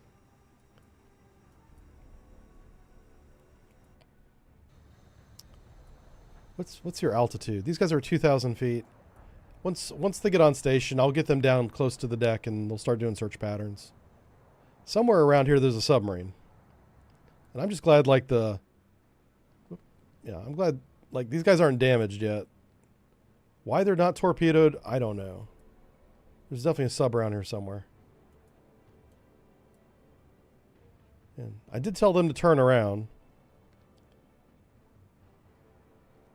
Let me tell them again, because they're going super slow. Let's go ahead, ahead full. All right, they're speeding up now. So maybe we can do a short bombardment. That'd be nice. Excuse me. Okay, our bombers are close. Oh, did I select the flight? I hope I did. I might have just selected one plane. Oh no. Yeah, I think I just told one plane to do his own thing. Shoot, I did. I'm an idiot. Okay. What I want to do, I want to try and get that plane back into the formation. Okay, he's still in the formation, it says. That's good. This is why you want to give the orders from this menu. Yeah. What is your altitude? 2,000 feet. You guys have been flying at 2,000 feet the whole way? I mean, that's kind of dumb. I'm sure the ride's been rough. They probably have sore backs. Yeah, this guy, what's he doing? Yeah, he kind of, okay, that's fine. Even though he's still part of the formation, he's kind of like back there now. These are our P3s coming out of Naples. The war is going to be over by the time they get on station. Just because they're so far away and they're so slow. Poor guys. Okay. We'll compress some time. The Philly should shoot missiles here eventually. I don't know what they're waiting on. Fly boy than airhead. Yeah, that's true. Yeah, it better be called a fly boy than airhead. Let's see. Mike says the red thingy is coming out of the blue thingy. And we are the blue thingy, yeah. Marty is in the chat, says, you missed the USS Staying Alive. That was legendary stuff back then. It was.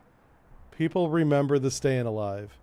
And unfortunately, I forgot the mod maker's name, but he was amazing. He did a number of mods for us, but the Staying Alive submarine was the most popular. And for those of you that missed it, it was a 688 submarine that had a light up dance floor topside, like all the way around it. The sonar dome, the round part on the front, was a mirrored ball like you would have hanging in a disco. It was excellent. Whenever it went active, it played the Bee Gees song Staying Alive, which got me copyright struck every single time I went active, but I didn't care. I was like, fine, YouTube, copyright strike me all you want. It was BMG Music got paid. Every one of those streams, just money went right to them. I don't care. We were having fun playing Staying Alive. Yeah. And I'm sure BMG didn't mind either because they kept getting a check. Oh, bastards. But that's okay. They own the song. I'm not mad. It was worth it. It's fine. All right. So Philly did finally shoot. And you know what? I like it. I think that if you're going to reload 4 torpedo tubes and it takes 30 minutes of in-game time, that's pretty good. I think that's pretty realistic.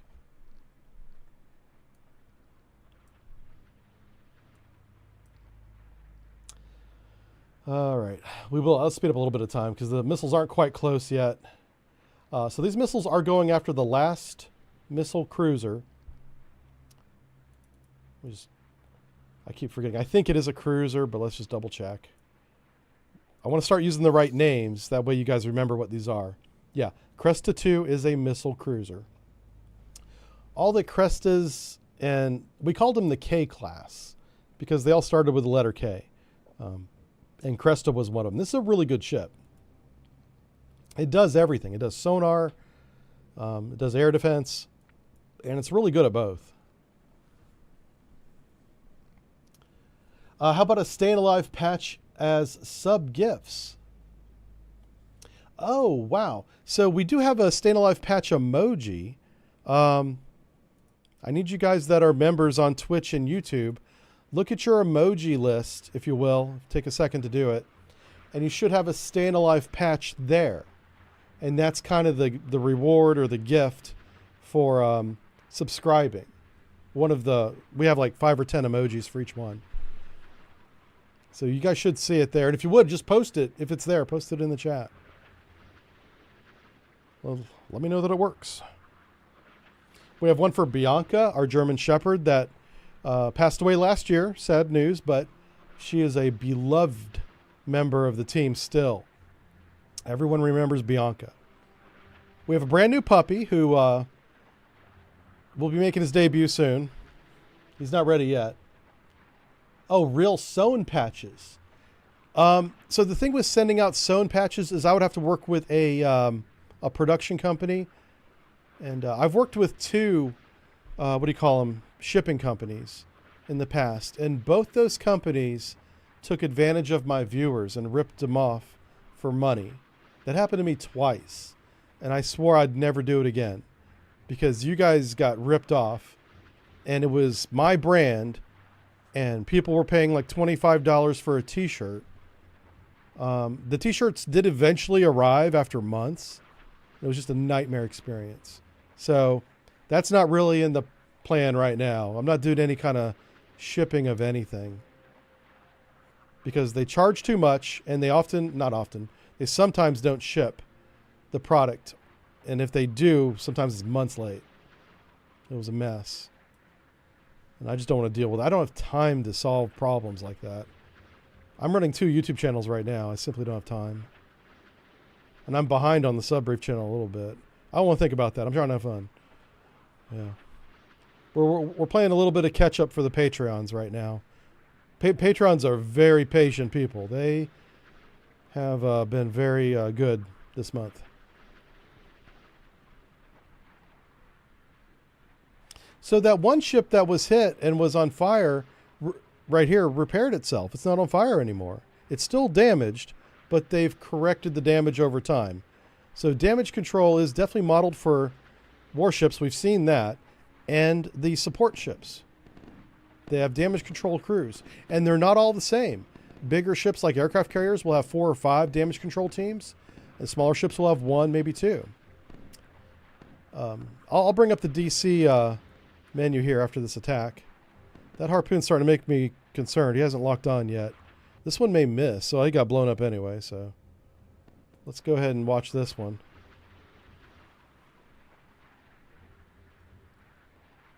He's in a pop-up maneuver. Oh, he might hit him. Might see an explosion here, folks. Oh, come on. Oh, no. Well, the first one that popped up didn't hit for some reason. Oh, no. Get out the way. Move it, smoke. I'm trying to see my ship. Ah, I can't see anything. I can hear it. Oh, there it is. There it is. Oh. Oh, that's sad. That's sad. Philly. I think all the Philly missiles have been shot down. Yeah. Shoot. Oh, Philly's sad. But Philly got torpedoes. All right. It's time to do a torpedo run, boys. So let's go ahead and what are we doing? Let's do depth. Let's go below the layer because we're going to close range. Intercept course. Head 2/3, and we will speed up from that once we get a little bit deeper. Maybe we'll watch a torpedo shot today. All right, these guys are getting pretty close. Oh, wait. Oh, no. Okay. Whew. I thought I had the wrong one selected, but I don't. So these guys need to do SQS 53.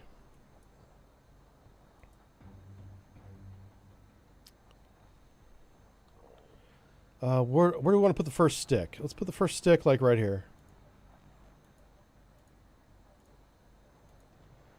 We're going to put 5 right there.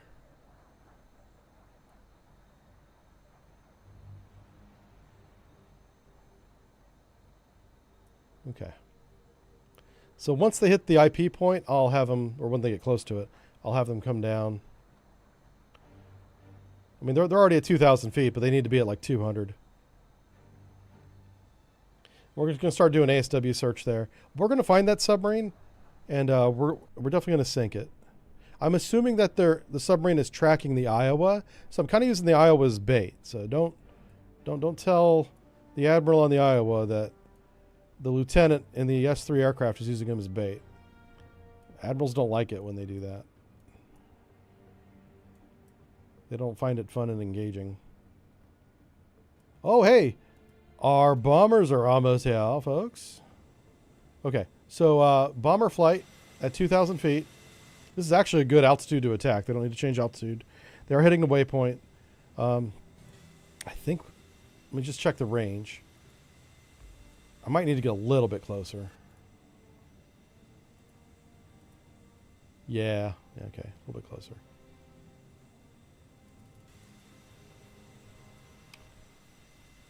Oh, hello, whoops, whoa, almost exited the game. We don't want to do that. We're going to compress a little bit of time while we wait on all the aircraft to get on station. Live bait feels bad, yeah. Marty says, sorry to hear about Bianca. Yeah, sorry if that's the first time. I don't mean to just casually drop that on you guys if you didn't know. It's been over a year now. It's, you know, I recovered. I was a wreck for a couple months. It was really bad. I don't know why, but whatever it is with me, German Shepherds, large breed dogs like I've always had, over time, they just become like a family member. They become like a 10-year-old kid that never grows up from 10. You know, they have about that level of comprehension and mindset. So it's like taking care of a kid, but for 12 years. And the kid never gets younger or older. And so it becomes a family member after a while. And whenever they pass away, it's tough. And, you know, it's very sad. And it's a shame that dogs don't live longer because of their personalities and, you know, how they become part of the family. And then next thing you know, they're gone, you know. It's really sad. But we had a great couple of years, and you know, it was all right. It's all right. All right, let's return to base. So finally, our A6 aircraft that have been up since the beginning of the stream, looks like they're finally getting low on fuel. Actually, that one's not. I'm gonna leave him up for now. Let's get him a little bit closer. I told him to jam the Cresta. The Cresta's still getting a lot of kills despite being jammed. But yeah. He's about to get torpedoed. Let's see what's the range of the torpedo here. Engage with Mark 48, single shot. Oh yeah, it's gonna be a minute. We'll see what's left. I might just be sinking the high value cargo ships, landing craft ships. Okay, Dragonflyer Flight 1. Set your altitude to 200 feet. 500 feet, okay. 500 feet's fine. I can do 50 feet. So that's interesting. Is he coming down? He is coming down, okay. After the string of, if we have sonar contact after this, we'll prosecute it, of course. But if we don't, I'll set a second string of sonar buoys. All right, let's go back to... These guys are pretty close.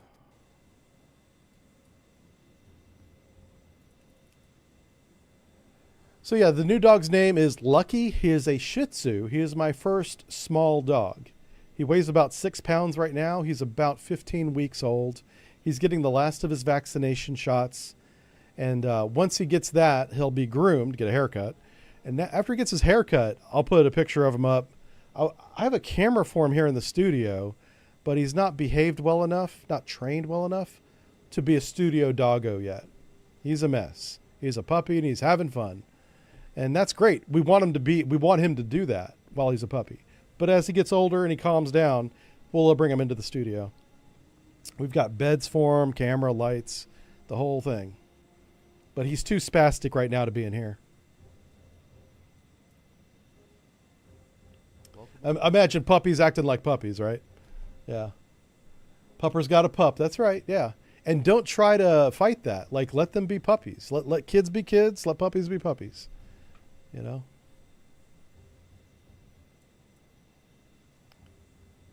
You know what I just realized? I might be sending this crap. Let's double check the waypoint. Because the red fleet is moving south again, these guys need to be like down here, yeah. It's a small change. Minor course change. Okay, oh, here we go. All right, so now we are... this guy has weapons tight. Let's see how close we are.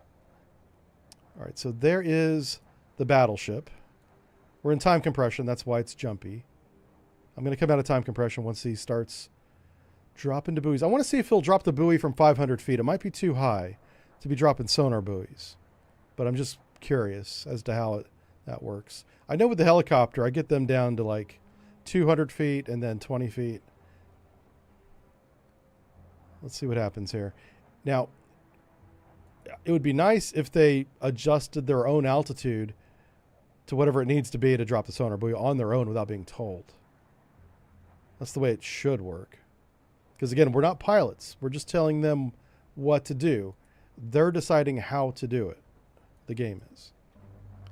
And okay, he's got the mad tail out. Look at that. Good job. He is coming down. Oh, no, he's not. Well, he is dropping altitude slowly. Okay.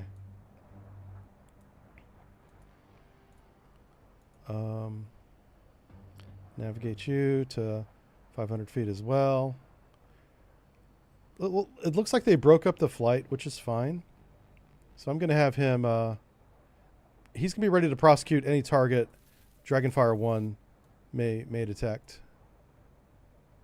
All right, let me just take a real quick peek. We don't want to lose track of our bomber flight. Bomber flight's almost ready to shoot. So...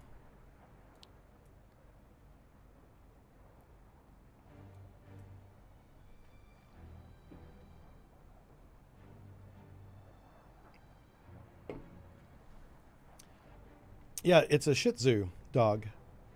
Little tiny little white and black dog. He's got a little black thing on his nose. It looks like a mustache. We were like, that guy, he looks like a card player from like an 1800s Western.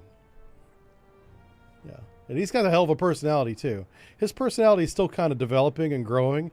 But right now, one, he's smart. I did not expect a small dog to be smart. I was like, little dog, little brain. Well, and that may be true. But he's still smart, and he loves puzzles. Yeah, doggy puzzles are a thing. I've learned at the doggy store.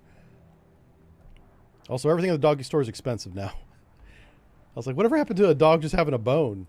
No, they got puzzles. They do Tetris.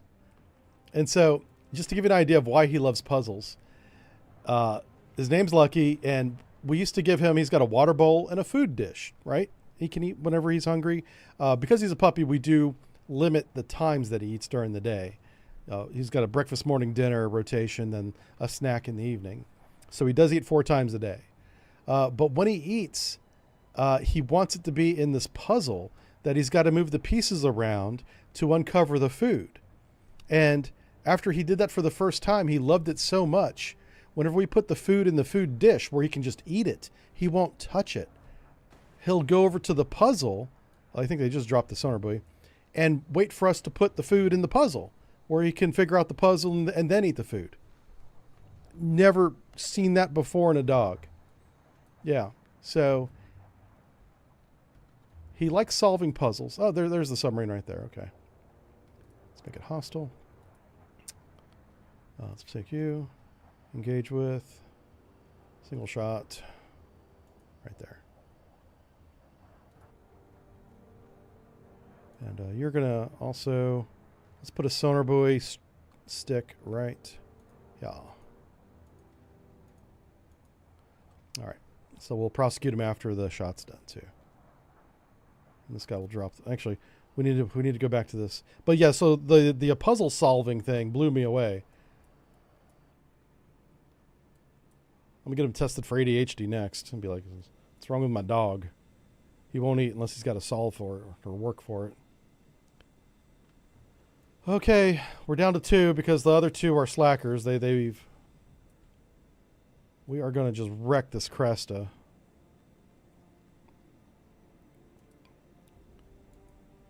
We're going to do salvos of 8. 8, 16, 24. 24 missiles on the Cresta. Let's go. All right, they're getting in position. There's 24 missiles between these 2 planes. And they should launch all 24. I wonder if they're going to wait for their buddies in the rear to catch up, because they are technically all part of the same flight. I hope they don't. I want these 2 to do the attack. Oh, there they go. They're dropping the... Uh-oh. Don't drop them one at a time.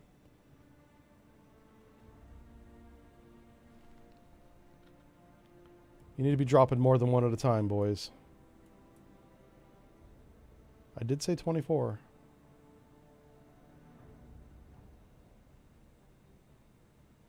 Okay, so when in doubt, hammer time. Flight is selected. And I'm just going to go 1, 2, 3, 4, 5, 6, 7, 8. Let's just do 8 manual right clicks and see what that does.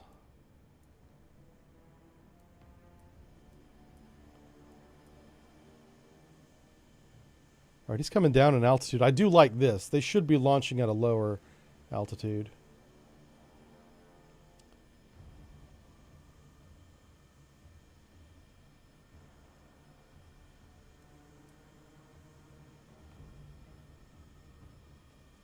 There it is. There's one out. You wouldn't launch it in a dive. That's odd. He should level out before he launches.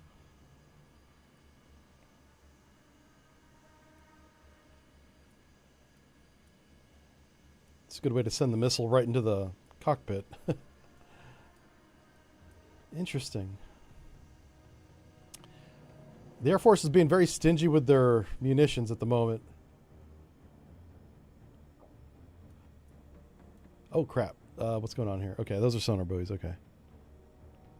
Yeah, getting the submarine knocked out is going to make me feel a lot better.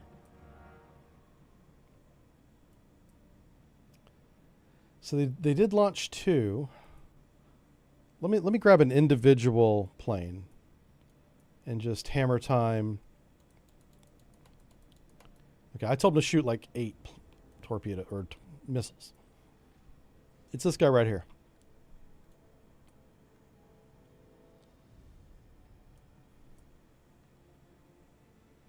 If they get too close, the Cresta will shoot these guys down, so they need to be careful.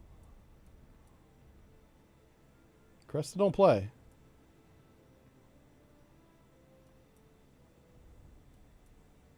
Huh. I mean, he is breaking off to do his attack, so at least he's doing it. There it goes. Okay, that's one. Let's see more than one. Joining formation. Huh. All right. Let's do... Okay, as a formation... As a formation's weapons... Whoa, whoa, whoa. Weapons free. Just cancel that. As a formation, weapons free. Well, let's see what that does. Yeah. I'm saying, bunch. Lots. Come on, shoot all the things. Welcome aboard.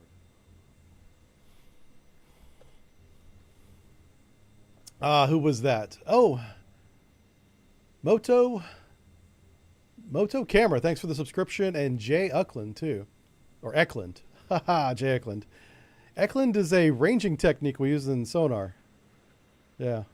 Oh, there we go. Now we're shooting the tomahawks, or the harpoons, rather. There we go. That's right. Yeah, get some. Get some.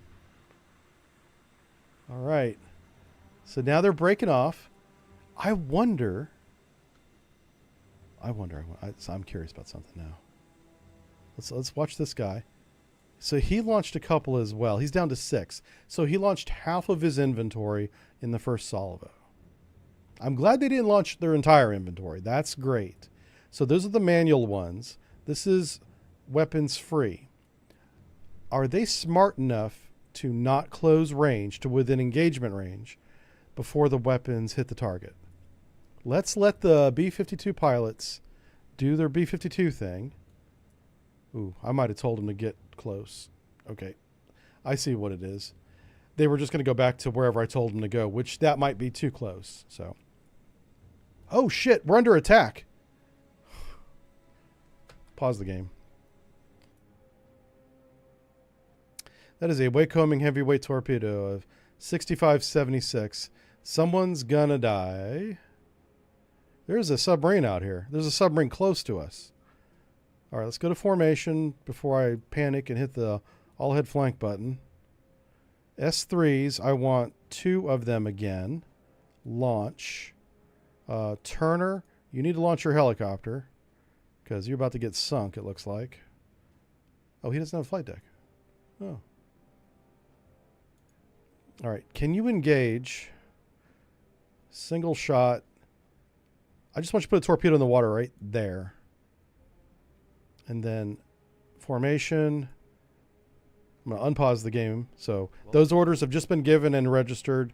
Now I'm saying change speed, ahead flank. Let's see if the Turner actually shoots. Yeah, it did. Torpedo in the water right there. Good job. Now, I think the Turner's toast. I think this Wakecombing torpedo is going to wreck his life. But at least now there's a torpedo going towards that submarine. There's a freaking red submarine here, and we just ran right into it like knuckleheads. I was so distracted trying to get my formation in order, which still hasn't happened. Now, I can't change course while I'm launching aircraft, so I don't want to do that. I want to get these S3s in the air, and then we're going to turn the carrier to the south, away from this torpedo. 65-76 torpedo can last forever. It has a ton of fuel. So we're going to be running away from that for a long time.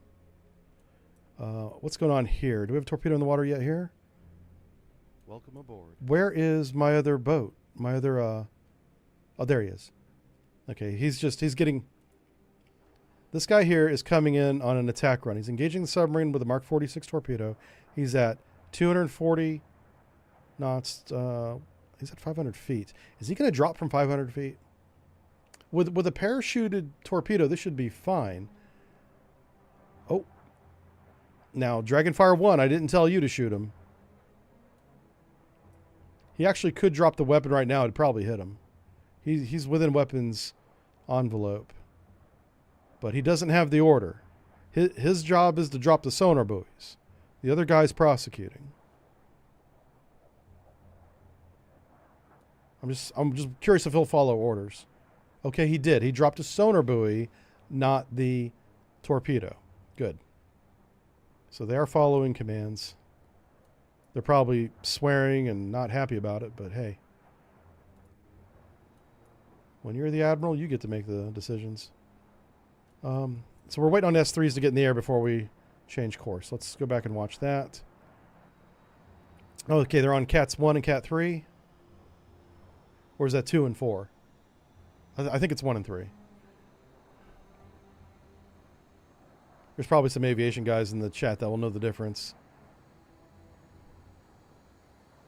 Oh, she's a slow girl.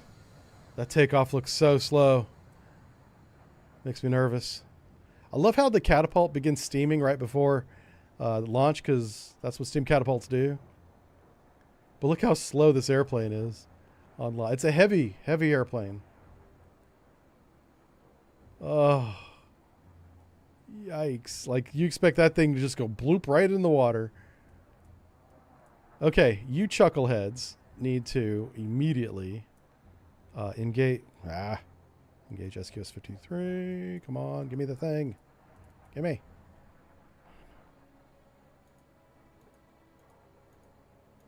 All right, that's your first stick goes right there. Okay, yeah, let's watch this. Let's watch it. We're gonna watch this missile attack, and then we're gonna sink some submarines. We got 2 submarines under attack. Let's go cinematic mode. Let's zoom in. I think there's a harpoon in front of us. This is from the Air Force B-52s. They finally coughed up a dozen harpoon missiles for us Navy folks to use. So we got to thank the general. We got to buy his wife a nice bag when we get back. You know how those Air Force wives are. Got to have their Gucci.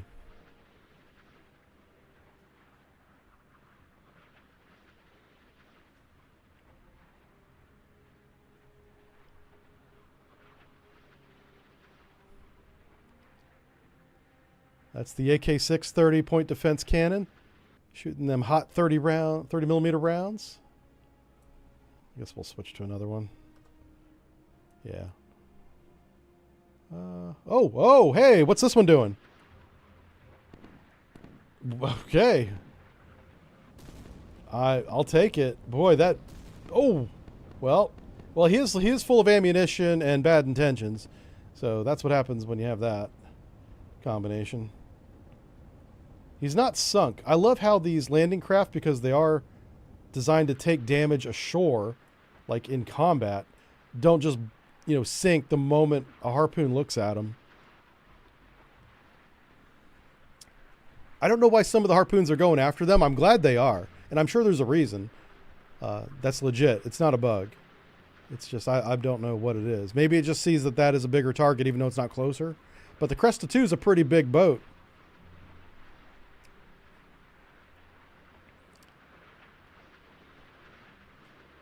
Wow, we got 3 harpoons on this one. There goes 1. There goes 2. Come on, number 3. You can do it, my friend. Oh, he's trying to get you. He's trying to get you. Don't let him do it. Don't let him do it. That guy needs to go back to gunnery training. He's not very good. Oh, right in the kisser. Center ship. Oh, secondaries too. Magazine explosion forward. Hell yeah. Great. Oh, there goes that turret. We're going to need a new bow, Captain.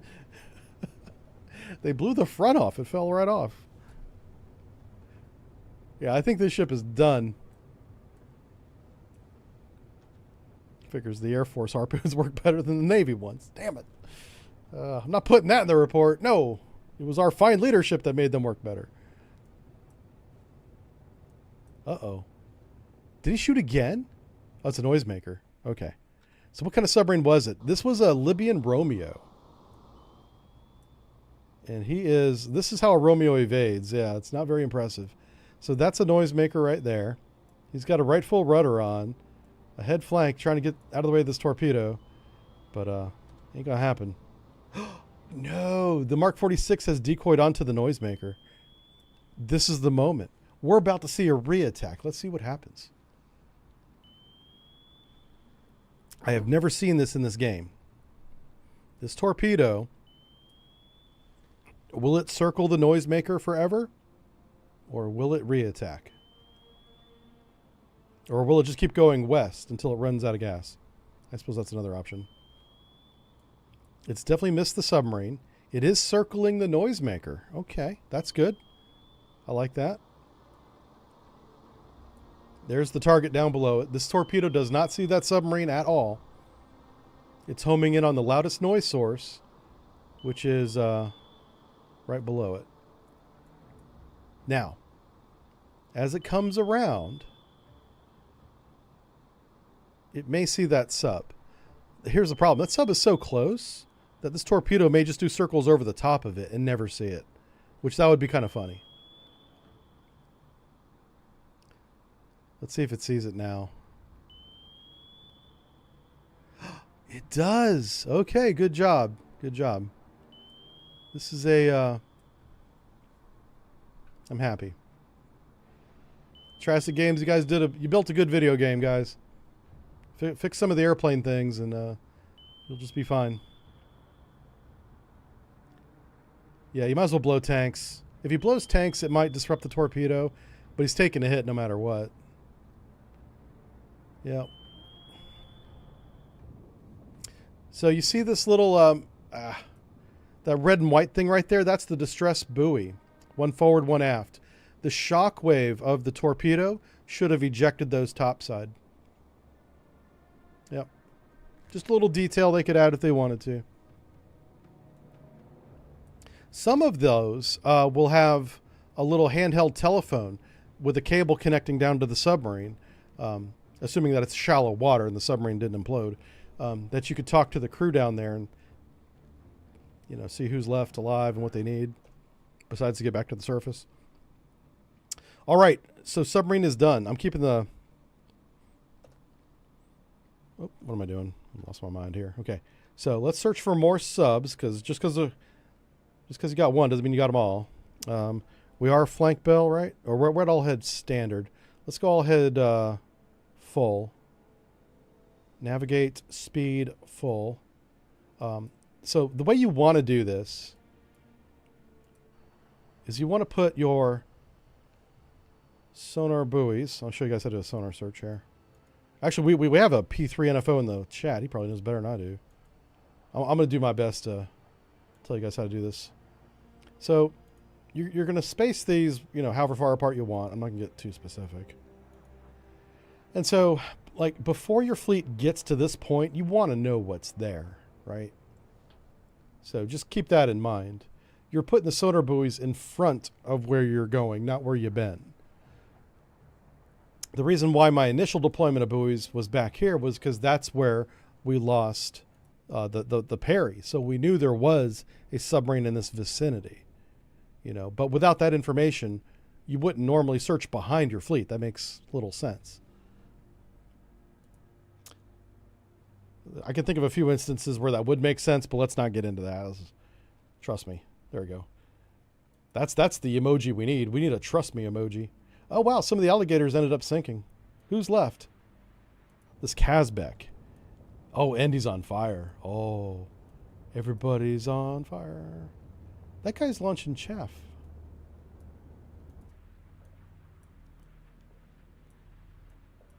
That means he must still be functioning if he's trying to defend himself. That's why I'm surprised. I thought he was sunk. I mean, on the map, it says he's sunk. But that's a cloud of chaff right there. Maybe he just sunk, like a few seconds ago. So harpoons have no mercy. They simply see targets and go after them. These harpoons have no idea that this target is done. I don't know what that harpoon's doing, but I appreciate his commitment to jazz and disco and whatever the hell. We're not in time compression. He should be fine.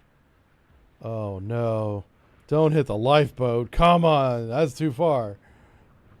Okay. Now they're going to go past the lifeboat. Okay. Oh, he missed. Oh, there's no collision because it's sunk. Okay. That's fine. I agree with that. Okay. Boy. What is this? Oh, it's the sonar buoys. Yeah, there's a submarine up here somewhere, isn't there? All right. So this sonar buoy stick has no contact. So what we want to do is put out a second stick. And we're just going to kind of cross the T here. We know the torpedo was shot from this direction, so we're just trying to get an idea of. And notice how I put the two sticks perpendicular to each other. I suppose with sonar buoys that actually may not matter, but in my monkey brain it makes sense. So you have to deal with that. Yeah, see, look at that. I know what I'm talking about. Haha, monkey brain be good at submarine. And that's a sentence. Okay, so can we delete these? Yes, we can. Okay, I want you to come over here and put one on either side of that detection. I don't know why he's launching noisemakers. Oh, he thinks he's being shot, because he is. I did shoot him. That's fair. But the torpedo that's being shot at him is something like how many miles away? 20 miles away? He can hear a torpedo 20 miles away. This is a badass submarine, okay? So, he's not very smart, but he's got good sonar. All right, so that guy's good. We're putting the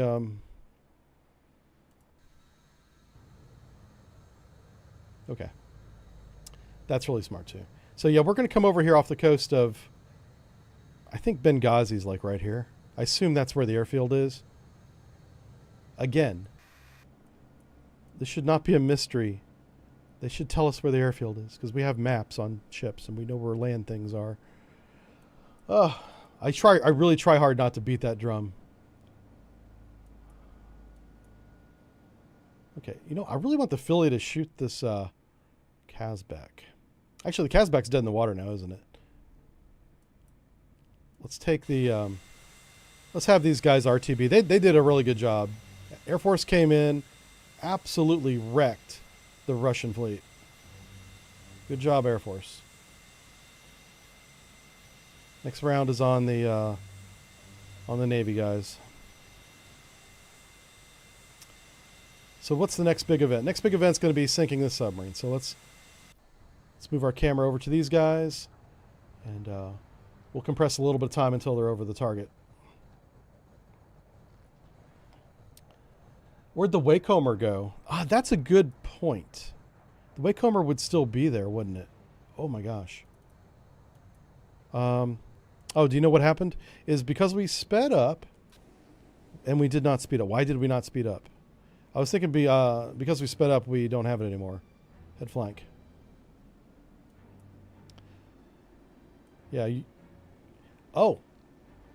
If the submarine is truly 20 miles away from this point, which is about 10 miles away from this point, 30 nautical miles would be about near its exhaustion range. It's possible that torpedo ran out of gas, maybe. That's a possibility. Because it was shot from approximately 30, that's 60,000 yards. That's a long torpedo run. This contact shot way too early. But I'm glad he did, because now we know there's a submarine threat out there. Oh, did the Kazbek sink? Ah. Why? I was trying to sink you with my torpedoes. All right, so we have successfully sunk the Russian fleet. You know what's funny is I would have left them alone if they didn't attack us, because the whole idea was if Libya attacks us, we're going to attack Libya back. But the Russians, for whatever reason, as soon as Libya took a shot at our AWACS aircraft up in the air with that whatever missile, this whole fleet just started going after our fleet, which, I mean, maybe they had orders to, but that's crazy. Like, why would you take a reinforcement or a supply fleet that you're trying to escort across the Med and attack an American carrier group? That's just nuts. All right, so what we have is we're going to put a sonar buoy. What? Oh, crap. You need to pause the game. These guys are at the wrong altitude. Let's bring them down. Okay. So he's going to drop sonar buoy on the south side of the detection and on the north side of the detection. And keep in mind, this detection is a noisemaker. It's not the submarine. But the submarine did launch the noisemaker at some point. Captain Rick, thanks for subscribing and becoming a member on YouTube. I appreciate it.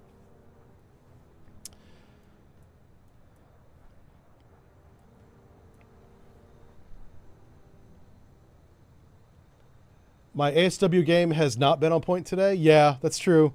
Yeah, we're getting shot and then we're responding to it instead of yeah, we didn't even have ASW patrol up, did we? Yeah. Very, very, very true. Welcome aboard. There's just so much to manage in terms of like engagements from the missile side. Hey, we found it. That's another torpedo. Son of a gun. Okay, so man, he's close to that. Let's keep going down this line of bearing. Let's put this other one down. Now, our fleet's already evading, so I'm not too worried about it. We really want to find this dude. Let's see if we can watch him. He's going to drop a sonar buoy here in a second. Oh, wow, Helipilot, thanks for gifting a bunch of subs. Wow. Welcome aboard. Thank you, man. And welcome. Enjoy the subs, everybody. And give it up for Helipilot for being very generous. Thank you. I completely missed the sonar buoy, didn't I? Welcome aboard. Hey, we got the sub, though. See how that works? Boom. We're going to manually designate him hostile because he's in the vicinity of multiple torpedo shots and a noisemaker launch. So I have no problem doing that. Let's grab... We actually have a really good localization on him right now. Let's immediately attack with just one torpedo. All right, and we'll watch this attack happen. This is really cool. The S3s are so good. It was just a bad decision to get rid of them. Like in real life, we got rid of these planes. Look at that. 4 internal bays. All these holes you see right here, these are the sonar buoys that they can just pop out. I imagine some might be flare and chafe, but I know the sonar buoys are down there too. Chafe. I said it again. Chaff. Sorry. Everybody in the Air Force went, ooh. Yeah, I get it. Sorry. Drop the bomb on him. I want to see that torpedo go.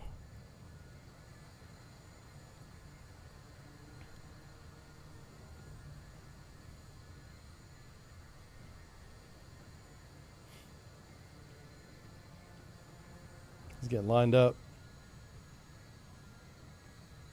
Throttling down. There goes torpedo. There it goes. Little parachutes out. Yeah, man. Yeah.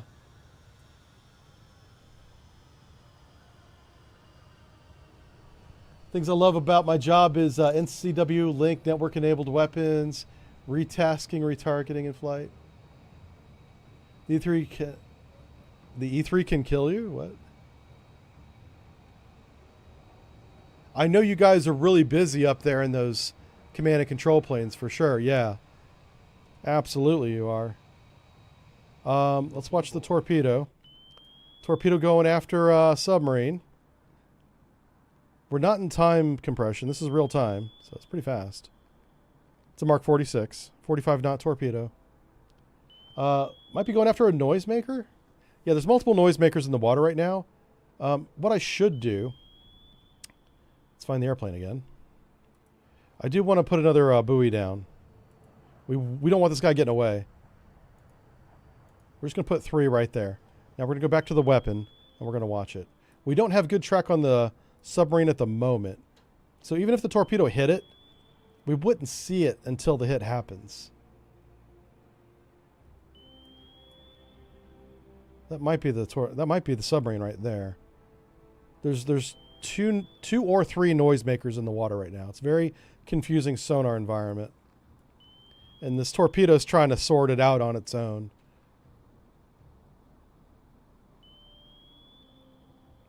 I think that's the submarine right there. Which means this torpedo is not going after it. What is it going after? It's going after a noise source. Oh, it is. It's going after the submarine. Good job. So we need to drop another stick. You right here and go 1. Oh crap. 2, 3. Just right across this path. We might actually get a hit right here. Yep. So notice how we didn't see it. That's because we only have an idea of where it's at. If we had killed it or if it sinks, it'll pop up. But, oh. All right. So we got to attack it again. He's just dropping lots of noisemakers and he's moving fast. This is a nuclear submarine based on his evasion.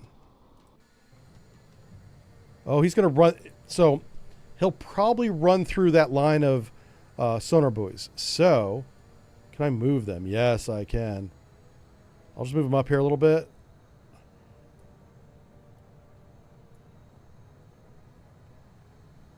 Because he's moving pretty quick. Captain Rex says, with data link, all things are possible nowadays. Oh, that's what you meant by the E3 can kill you. Yes. The E3 can direct target, fire onto target. Yes. Absolutely. I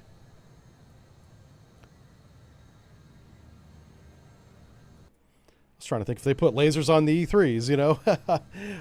a Sentry plane with a laser would be amazing. I know in the 90s, they were talking about putting a very powerful chemical laser on one of those airframes, and it was going to shoot down ballistic missiles in theater.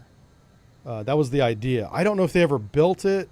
I saw drawings for it. I saw all sorts of information on it, but I don't think it ever got funded.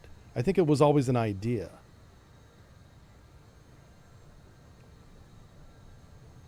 I think the dangerous part is making a chemical laser.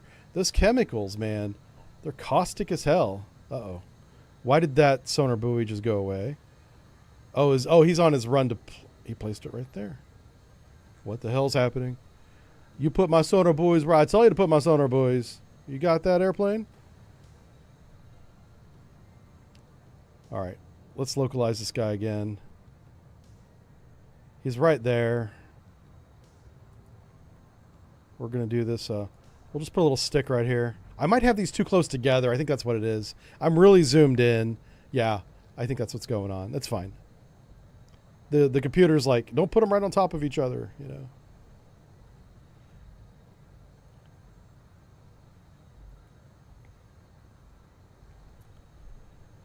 Air Force has a cesium reactor on a jet. Theoretically for the nose-mounted laser. So did they actually build it? That's probably the one I'm thinking of. I don't know any details about it, obviously, you know. But it just seemed like a wild idea. And I love wild ideas. I'm a big fan of new ideas. And let's just give it a shot and try it and see what happens. You know? You remember seeing pictures? Yeah.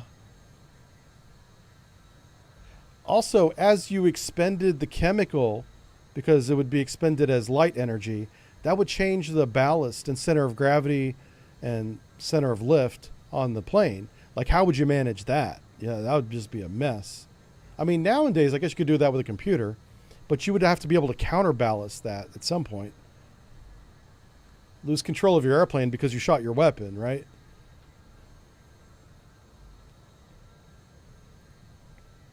So what we're waiting on while we're prosecuting this submarine target is the next big thing. Yeah, we want to get these guys within range of the seashore. Let's give us an idea of what the 406 millimeter cannon can shoot that far.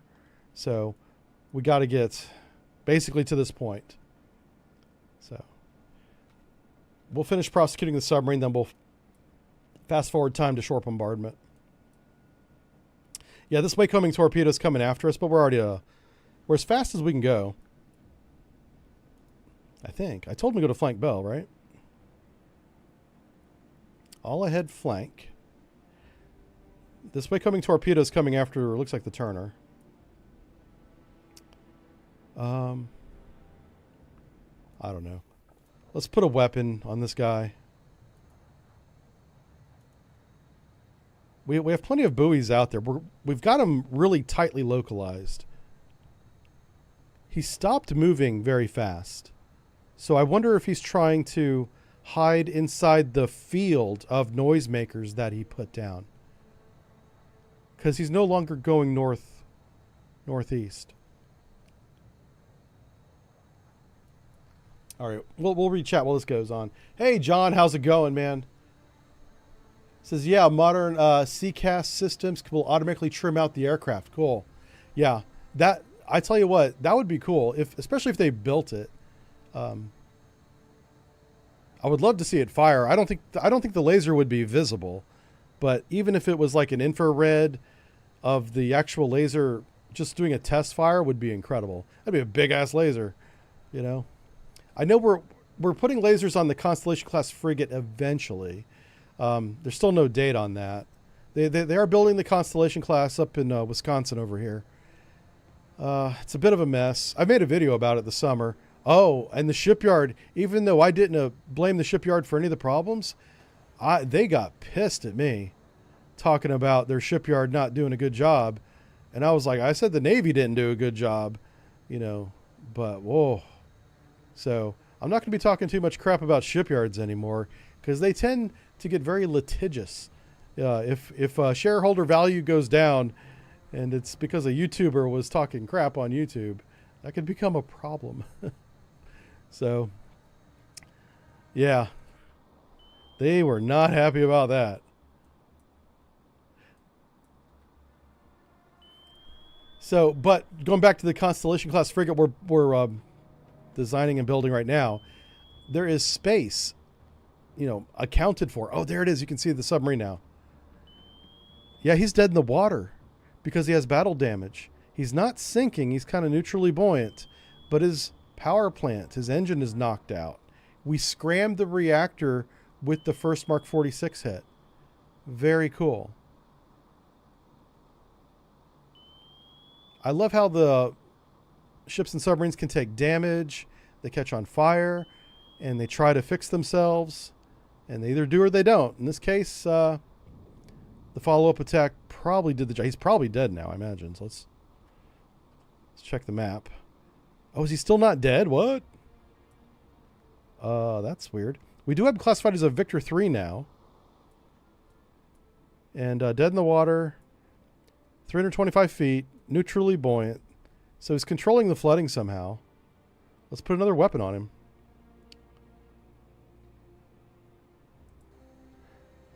I would make these guys weapons free, but I'm afraid to, so I'm just going to manually tell them to do it again. Okay.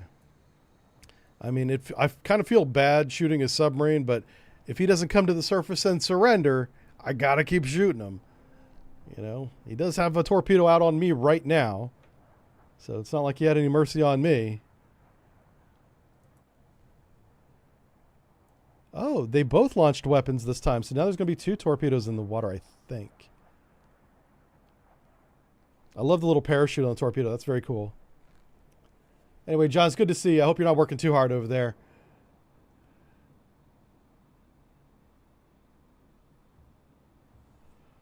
Oh, let's see, lawyers don't care about facts. Yeah, I know. So yeah, you know, I'm not here to mess with anyone's, you know, share value. I don't want to mess with that. I just like reporting on stories that interest me, and the design and the whole process of the Constellation class was supposed to be streamlined based on the lessons we learned by the mistakes we made from the littoral combat ships. But instead we made the same design choices again. Not the same ship, obviously, but every new head of ship acquisition that comes in, and that's a civilian position, by the way, so every new administration, it seems, gets one.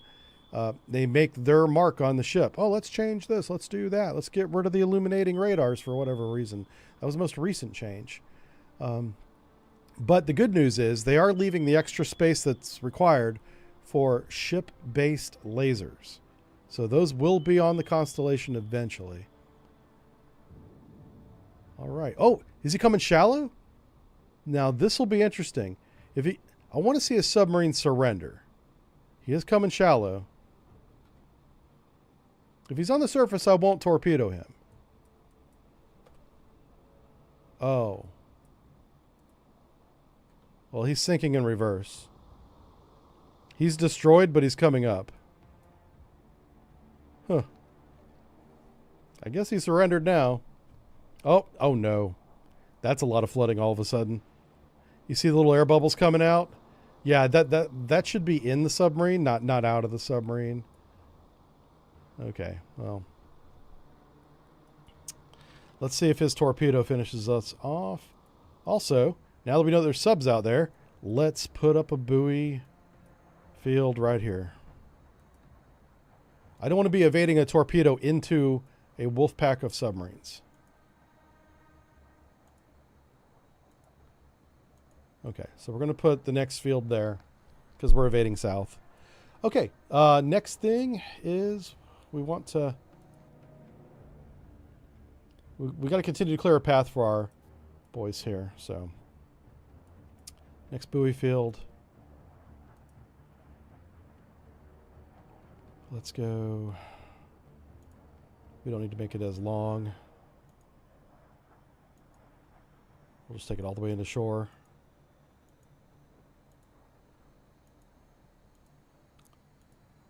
That way, if they run low on fuel, they'll at least have an idea of what's in this area. Should take a line, draw a line all the way through it. Okay, let's fast forward that.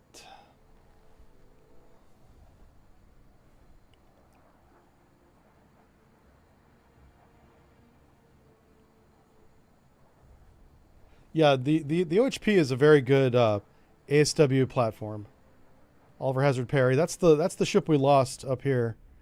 It was off screen. We didn't see it happen. We checked on our fleet, and one of the fleet ships was gone. We were like, what happened? No one noticed. And when I say no one, I mean me. All right.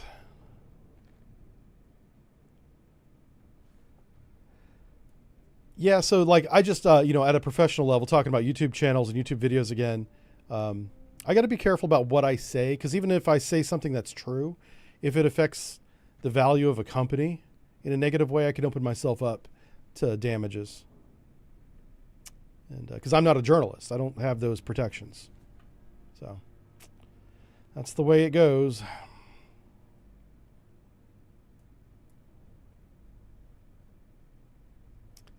All right, so he's starting to drop the new sonar buoy field here.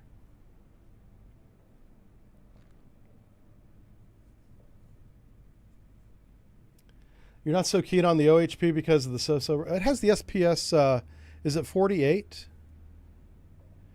Which is, it's a pretty good radar. Let's see if I can, yeah, here we go. 49, SPS 49, air search radar. I mean, it's 463 nautical miles, up to 45,000 feet. One target, one channel, so one weapon at a time on a target. Long-range 2D search radar. It's a successor to the SPS 40, which I think is like a World War II era radar. It's very old. Primary air search radar in many U.S. ships. The older ships replaced the SPS 40 with the NTU upgraded program. Yeah. So I don't have a problem with this, but I'd never actually, like in real life, operated it. But just based on this is an adequate UHF band, and the UHF band may be the problem, but radar. You want like an S band, right? I'm kind of surprised that it's not an S band. Huh. Here we go. Surface search radar, X band. I don't know. If we got any radar gurus in the chat, definitely speak up. Let us know what it's about.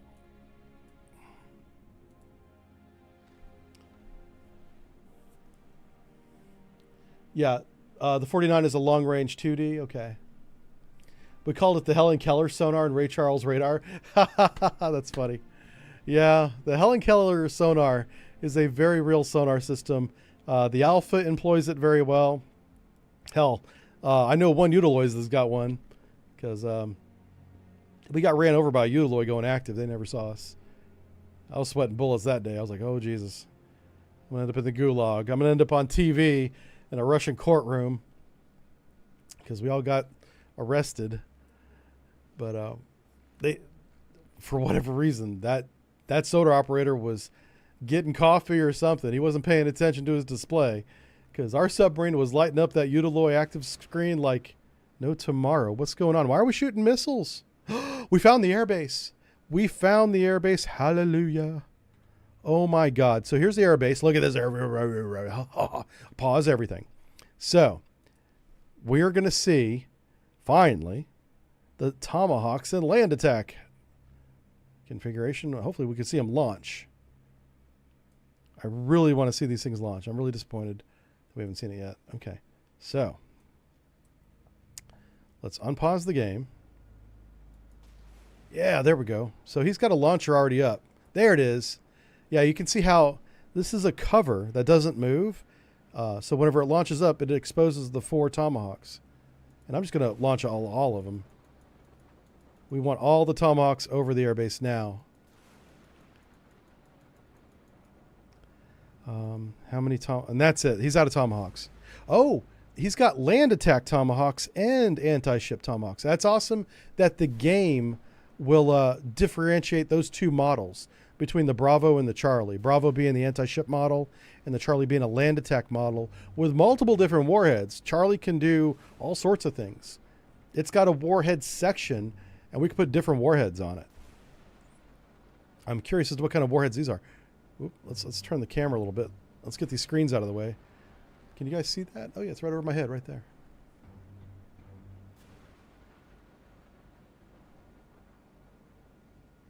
Beautiful.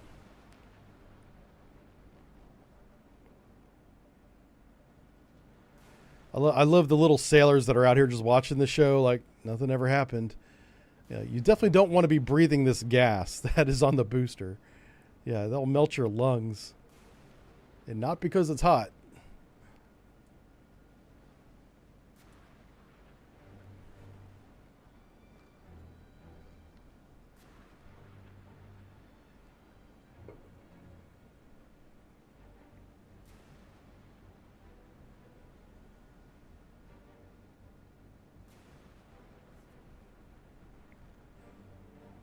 I guess he's going to launch all the Tomahawks. That's okay. We want that airbase gone, so I want all the Tomahawks to hit it. And we'll follow the Tomahawks in flight once they're done.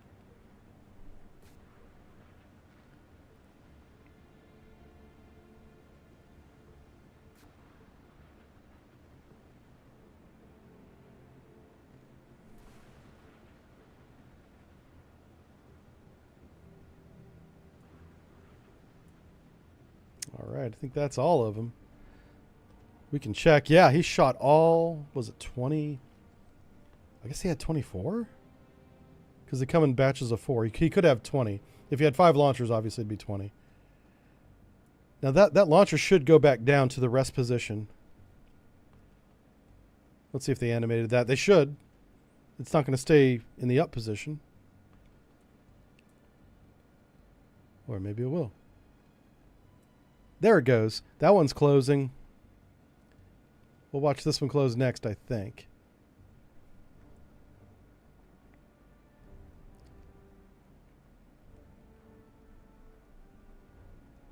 Maybe not. Okay. Makes me sad.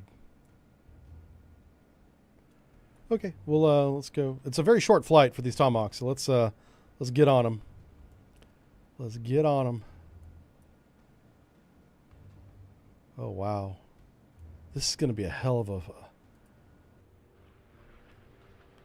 This is nuts. And just to put this in perspective, this huge attack that you see is approximately 1/5 or 1/6. It would be about a sixth of the attack or missile capability of the Ticonderoga class missile cruisers. Yeah.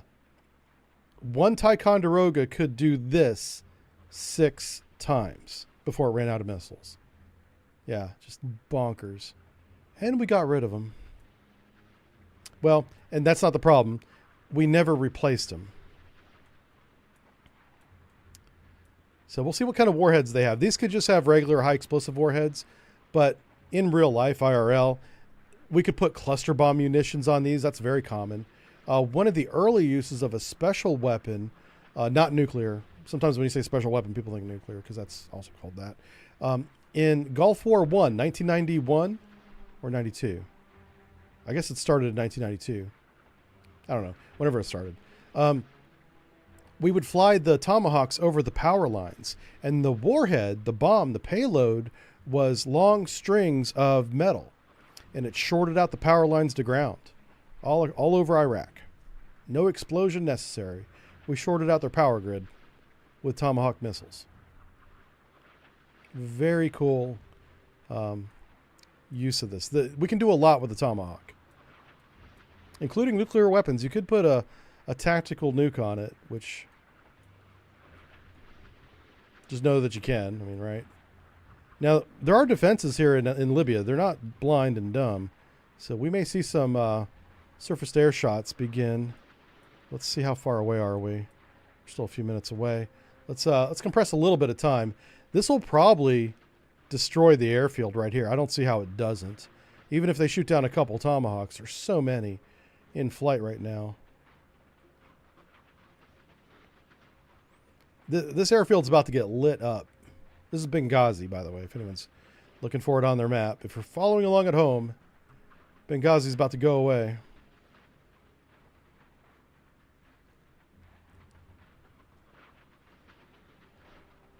There it goes. Okay, they are counterfiring now, so we're going to go back to real time. This may happen so fast we may not even see it.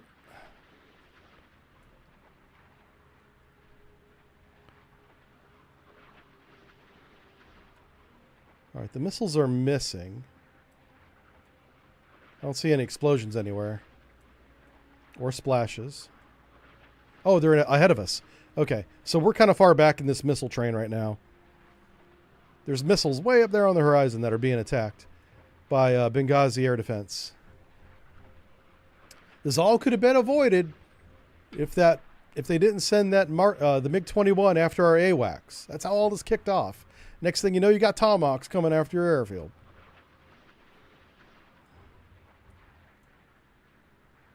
But this is the kind of crazy stuff that Gaddafi did in the 80s. He was off his rocker, man. His ego was very big. And I believe that he believed his own hype as being the strongest person in the region. And anytime the Americans came around, he would send his aircraft and small boats out to harass us, not shoot at us. But occasionally, sometimes, it did come to shooting. And that's what this scenario is one of those times when one hotshot MiG-21 pilot took a shot at an American plane, and next thing you know, Benghazi's on fire. But to be fair, we're targeting the airfield. You can see the city right there. We're not targeting that.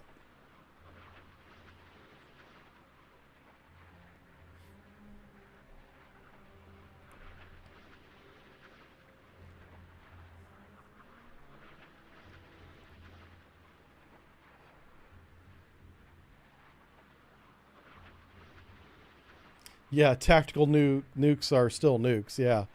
There's not a whole lot of tactical about a nuclear warhead. It's a big mushroom cloud, no matter how big or small you say it is. This is a city for Wednesday. Oh, no. Yeah, it's not Wednesday, so we're not doing that. No. Wednesday's our next stream. You guys got to be here for that.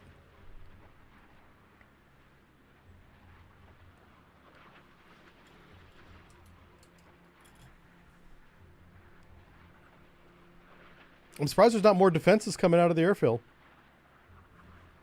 There was some. We saw the explosions. Maybe they're reloading the launchers now. I don't know. Oh, I see a fireball on the horizon. One Tomahawk made it through. Putting holes in the runway and stuff.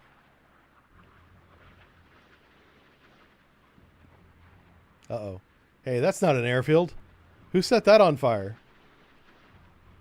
That's fake news over there on the right. Ignore that. It's not real. I think that Tomahawk might have gone off course or something. Let's zoom out a little bit so we can see the target a little bit better. Oh, the airfield is on the right. So what are we going after? Looks like that olive tree. We have roasted olives, which actually sounds pretty good. A little bit of garlic. Oh, yeah. All right, yeah, so we're hitting the fuel tanks, the hangars, that field for some reason. No soccer for you. Yep, I hit the soccer field with that one. Oh, there we go. All right, we hit the soccer field twice. Just want to make sure they can't have any fun either. Oh, there it is. We hit something way the hell over there. There we go. We hit the runway. That's what we're supposed to be hitting. Oh, smoke's coming up.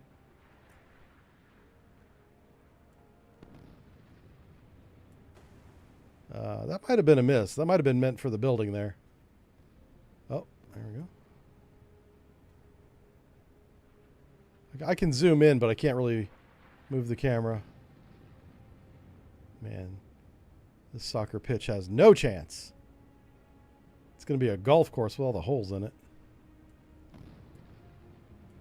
All right, we hit the airfield again. There's the control tower. We need to hit that.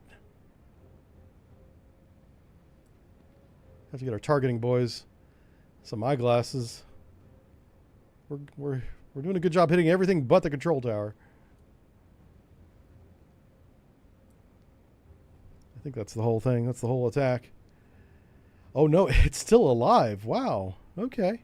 Hey, that's okay. Okay. Oh, this would have been a better angle. Okay. And now we know.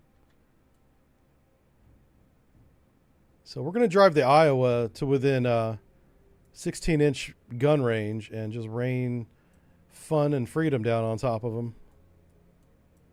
Now that we have an exact point, we can go right to there. I don't want to run aground. We don't want to get too shallow.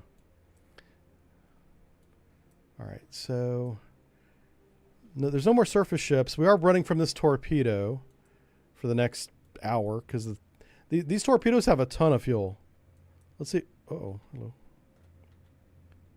Is it really deep? Yeah. I think the torpedo is so deep. I'm going to try and zoom in on it. We'll see if we can actually see the weapon or not. If it's Wakehomer, it should be near the surface. Yeah, it should be right here. There it goes. Yeah. Look at this thing. And it's how many? 2? Do they usually do? Sure. I suppose they could, yeah. Yeah, that's a big boy right there.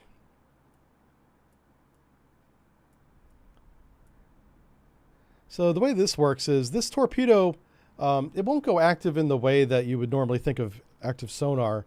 It does an extremely high frequency out of the nose here. It is active sonar technically, but it only looks out a couple of dozen meters, if even that much. It doesn't look very far at all, and it's not looking for a ship. It's looking for a change in the water density that would be a wake. And so as it passes through that density, it puts on a rudder until it passes through it again, and then back the other way. And it will keep shifting the rudder back and forth in this snake-like pattern right up the wake until it reaches whatever's making the wake, which is usually a ship. And it looks like that ship might be the Turner. The ship right here, who's doing 25 knots, despite the fact that I keep telling him to do 30 knots. Ahead flank, please. Okay, that's going to break formation with him, even though the formation did acknowledge the new speed. So maybe the whole speed will come up, the whole formation will come up to flank bell. What's the range to that? Let's go here. 10 nautical miles. It's possible it doesn't have enough fuel. It was launched from where? All right, let's do a whole. I don't think it's got enough fuel. I think we've already dodged this one. Let's do a ruler. Let's go from where Turner is now. It was launched approximately there. So 34 nautical miles. It's probably only going to go 40 nautical miles, maybe 50 on a good day. So, yeah, it's not going to reach us. Whoop. Almost shut the game down. Let's go ahead and erase this. Come on. There we go. And erase this. So I think what we want to do is fast forward everything.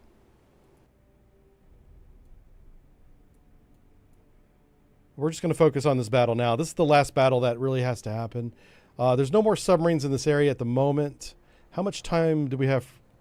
They still have a lot of fuel. I'll keep these ASW airplane airborne because we don't have any shipborne ASW assets. I'll keep them until they're out of fuel in this area. And we'll just compress time. We'll go to 10 times compression. And we're just going to wait. We're going to wait for the Iowa to get within gun range. Yeah. Have I seen a picture of the manta ray submarine? I have. It looks pretty cool. Yeah. Yeah, we're really going with some radical new drone designs. And I like the manta ray. The airfield wants 16-inch shells. It's going to get 16-inch shells. Yep, it sure is. Leave control tower to Commander Masters and Chappie. Well, whoever's in the control tower is going to have a bad day.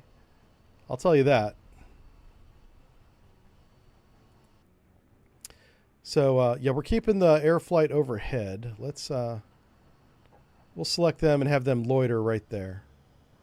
That way they're kind of in the vicinity of the Iowa.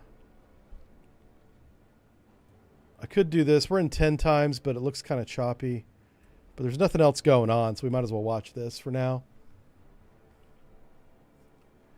Manta Ray, it looks like a Sequest DSV. I didn't watch that show very much, so I'm not sure.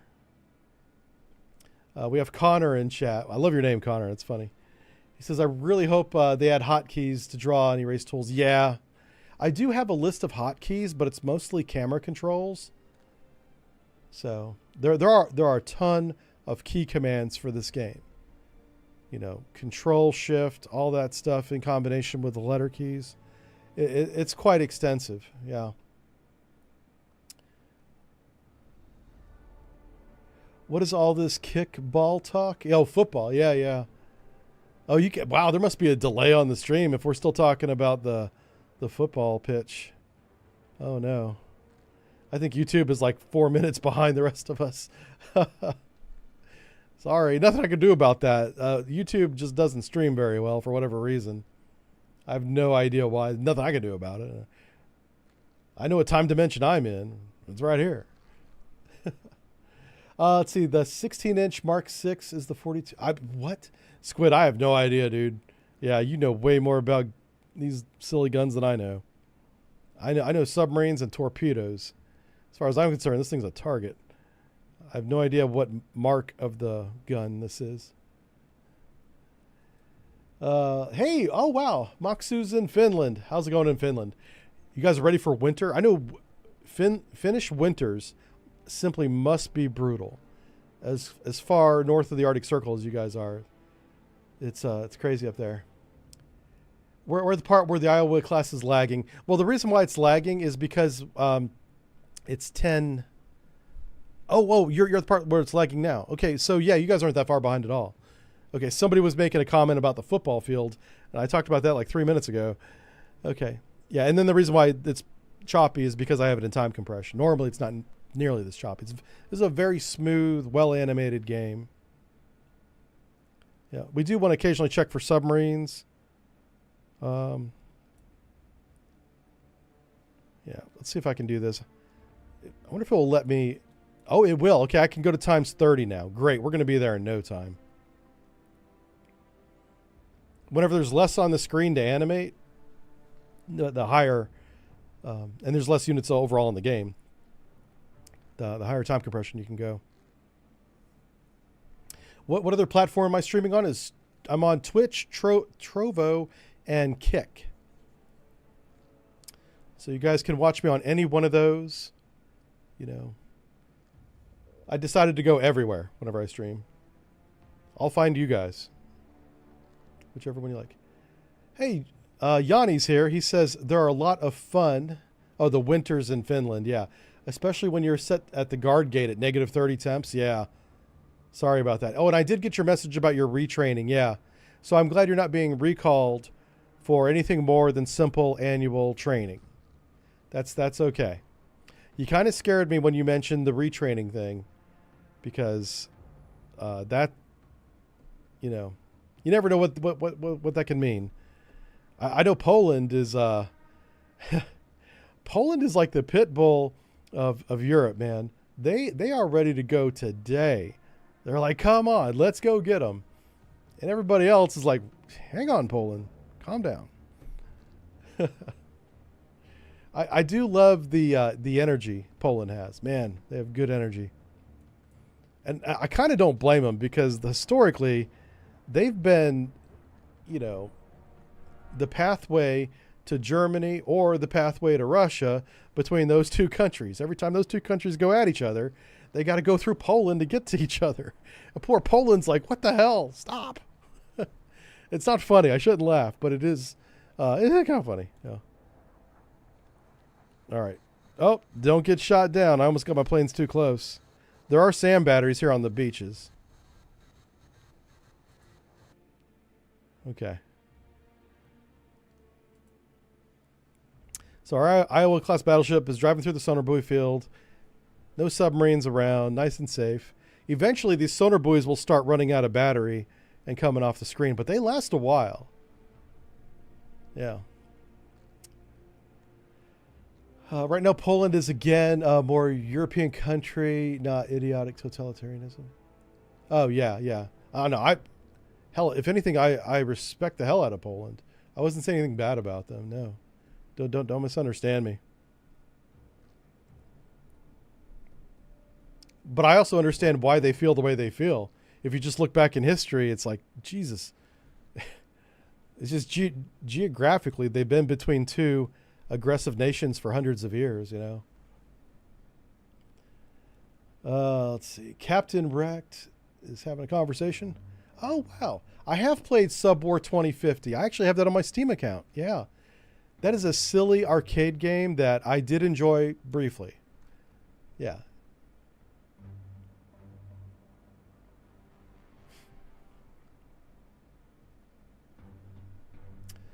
Let's see. Kermie says, even the Polish laugh at that. There were some German soldiers invited over to help recovery from a flood. Okay. And the minister in charge held a press conference where the German soldiers were invited to. Okay. Yeah. I mean, at some point you do have to have a sense of humor about it. I mean, it's tragic and sad, but you know, we're also trying to move past it and make sure it never happens again. Right. So you gotta deal with it.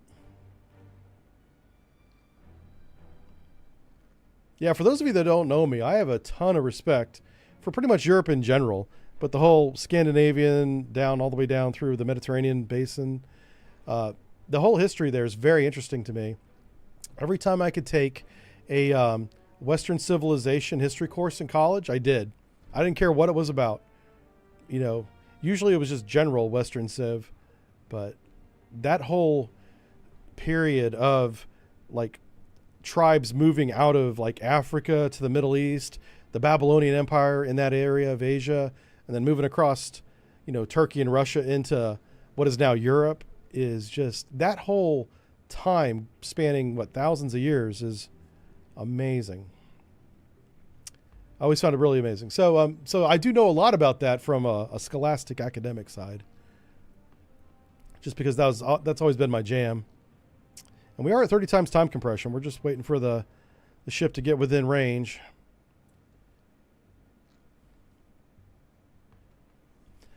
Yeah, could someone link the Twitch channel on, if there's a mod out there, link the Jive Turkey Twitch channel on YouTube, please. So some of the YouTubers want to watch on Twitch, which I think is a good idea. The bot should be automatically posting it, but I see actually the moderators are doing it manually. I'll have to take a look at the bot today. It should be running right now, and it may not be running. So not sure what happened there. I run the bot on another computer, so I can't check it right now. It's in another room. The range of the 5-inch guns. Sure. I sure can do that. Let's slow down time compression so I don't crash the game. Okay, we're back in real time right now. 5-inch guns. Right here. Let's see. Actually, let's do this a different way. If we go to unit reference, we can do it this way. And that's the Mark 7. Oh, no. That's the big boy. That's the big boy gun. Mark 28. Mark 28 is a 5-inch gun. It says the range here is 12 nautical miles. High explosive round. There you go. Asked and answered, chat. I'm here for you. All right, let's get time compression back up slowly. Whoa, we went to 100. Let's come out of that to 50. Let's not get crazy. Let's not get crazy. Where's this plane going? Are they shooting? No.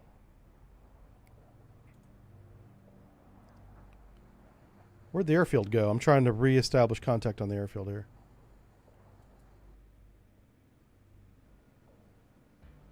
Okay. I just want to make sure we can see the airfield so we can shoot it. There we go. Okay, so we're engaging the airfield again. This time, why are we... Hold on. Are we engaging land targets with a Talos missile? Is that even a thing? This is a surface-to-air missile. What? All right, so captain of USS Little Rock has lost his mind. He might be shooting at an airplane that's taking off, maybe? But let me just see if I know what I'm talking about, because I could be talking crap. Let's look up the Talos missile here. It's called the RIM-8. Can this... It does have this anti-surface engagement mode, which would be a wildly waste of resources. You keep those... Do not expend these surface-to-air missiles on that. You're not weapons free anymore. I'm taking your weapons free away. Yeah, your weapon's tight now, sir. But we are going to watch that missile because that's ridiculous. And hilarious. Okay, we're back in real time.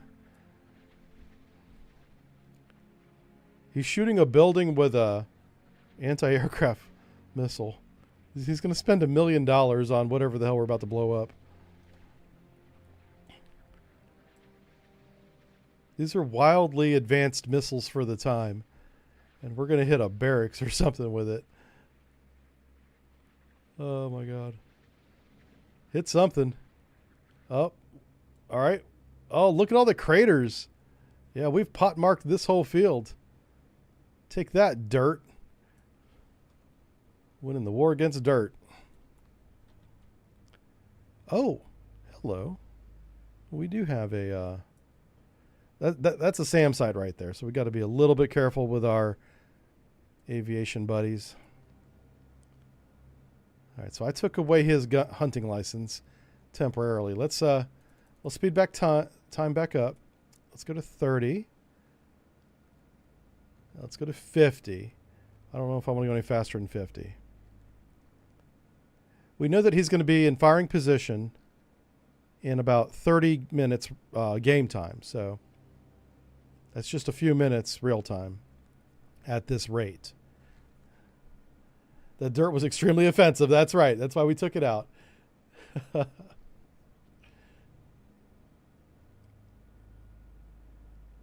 We spend $100 million in Iraq in one fire mission? What?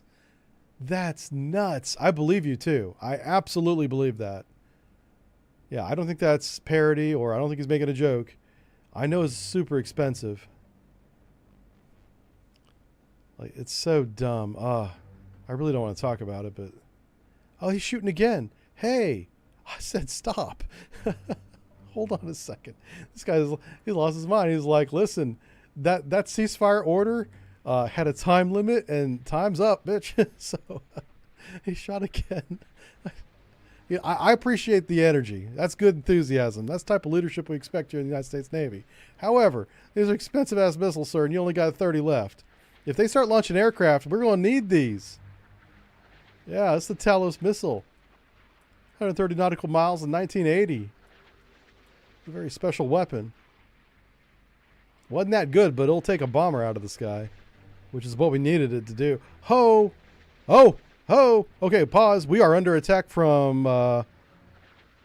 Okay, the situation has changed. We are under attack. We are weapons free. All of our radars are on. Is that a... This might be an anti-ship missile site, because, yeah, they're shooting Styx missiles at us. How are we going to play this? Let's make you weapons free again. He has his hunting license back, but this time shoot missiles. I don't know if a Talos can shoot down a missile. We're going to find out. Maybe they can't. I mean, they're not great missiles. They're designed to shoot down bombers. But maybe he'll shoot some at that. This is the problem with getting close to Libya, is this right here. Okay. All right, so there goes one. Where's the director radar? Oh, right here. Look at these illuminating radars right here. These big old round things. These things can project a beam not much bigger than that over 100 nautical miles away in the air. It's like, imagine the world's biggest amplifier. Yeah. Oh, the energy coming out of that. It'll warm your coffee for sure. All right, so we got to watch this engagement. They have a lot of surface batteries. Now, these missiles are very susceptible to electronic warfare. I wonder if we have any kind of electronic warfare suite. I'm not surprised the Talos is missing, because it's not designed to do this. It'll probably get lucky and hit one or two. I really hope that ship has like a Sea Whiz or something. Yeah. Uh-oh. All right, this ship's probably in trouble. Do you have any electronic warfare? You have chaff, and that's it. Oh boy. Okay. How about the Iowa? Did they ever put electronic warfare on the Iowa? No, they just put more armor on it. Oh, but it does have hella anti-air. Haha. Yes. Oh, that's so good. Oh. These missiles are going to mess up this ship, though. Like, there's the Iowa in the distance trying to shoot this down. Let's see how many get spoofed by the chaff. It might spoof all three of them. I don't know. That's the anti-air exploding overhead, by the way. Like, the Iowa is missing big time. Jeez Louise. Okay, there goes the chaff. We're hoping this missile goes after that little white smoke. Otherwise, the ship's in for a bad day. This is not a sophisticated missile, but it's still a missile. Oh, it does have anti-air guns. Good. Doesn't have Sea Whiz, apparently. Yeah, Galveston's in. He's going to probably get hit here. Man. Well, that's a miss. That one got spoofed.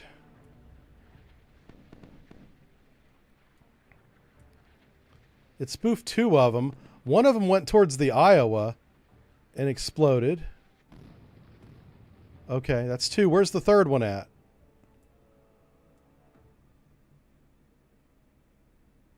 Over there. Okay, okay. Let's check damage control.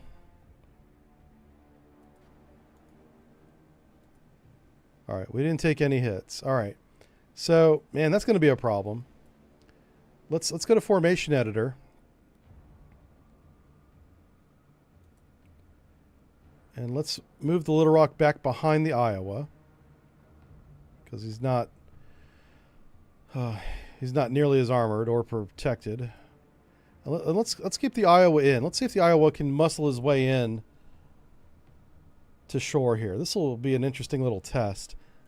There's a lot of Styx missile launchers here. They're called Silkworms, by the way.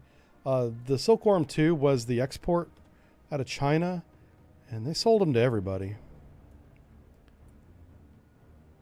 We don't really have... We know where the airfield is. So the missile launches are happening out of the city. So they put the missile launchers along the beach here. And there's nothing we can do about it. I mean, we could bomb them, but I'm not bombing Benghazi today. It's Monday. We do that on Wednesday. Oh, he's back to shooting his Talos missiles at the... Sure. All right, shoot him at the airbase. I don't care, man. They can't hit a Silkworm missile anyway. They're kind of useless.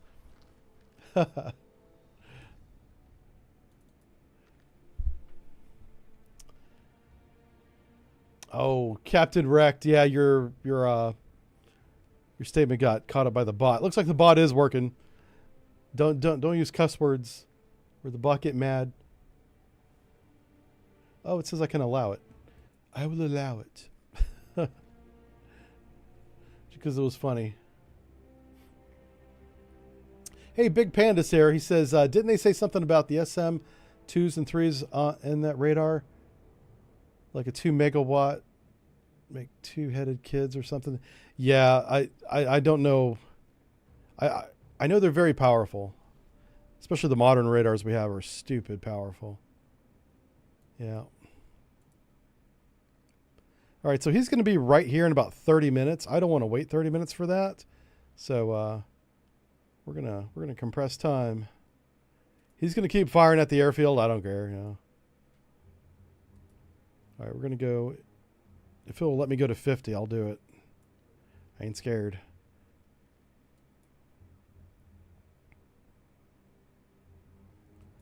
It's limiting me to 10. 10 times time compression. It might be because there's weapons in the air and it's modeling that. We also dropped a lot of sonar buoys. Yeah. It's all right.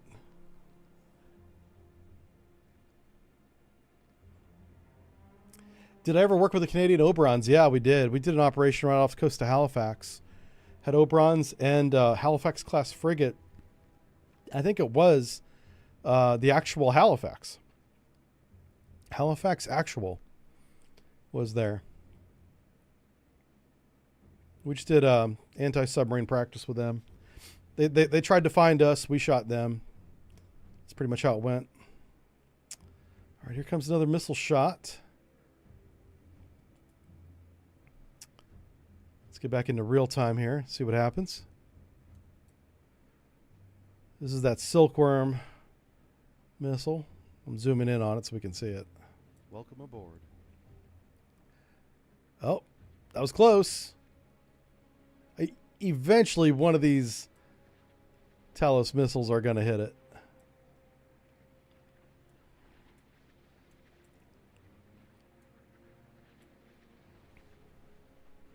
Yeah, the name of the game is called Sea Power. I see someone's asking about that.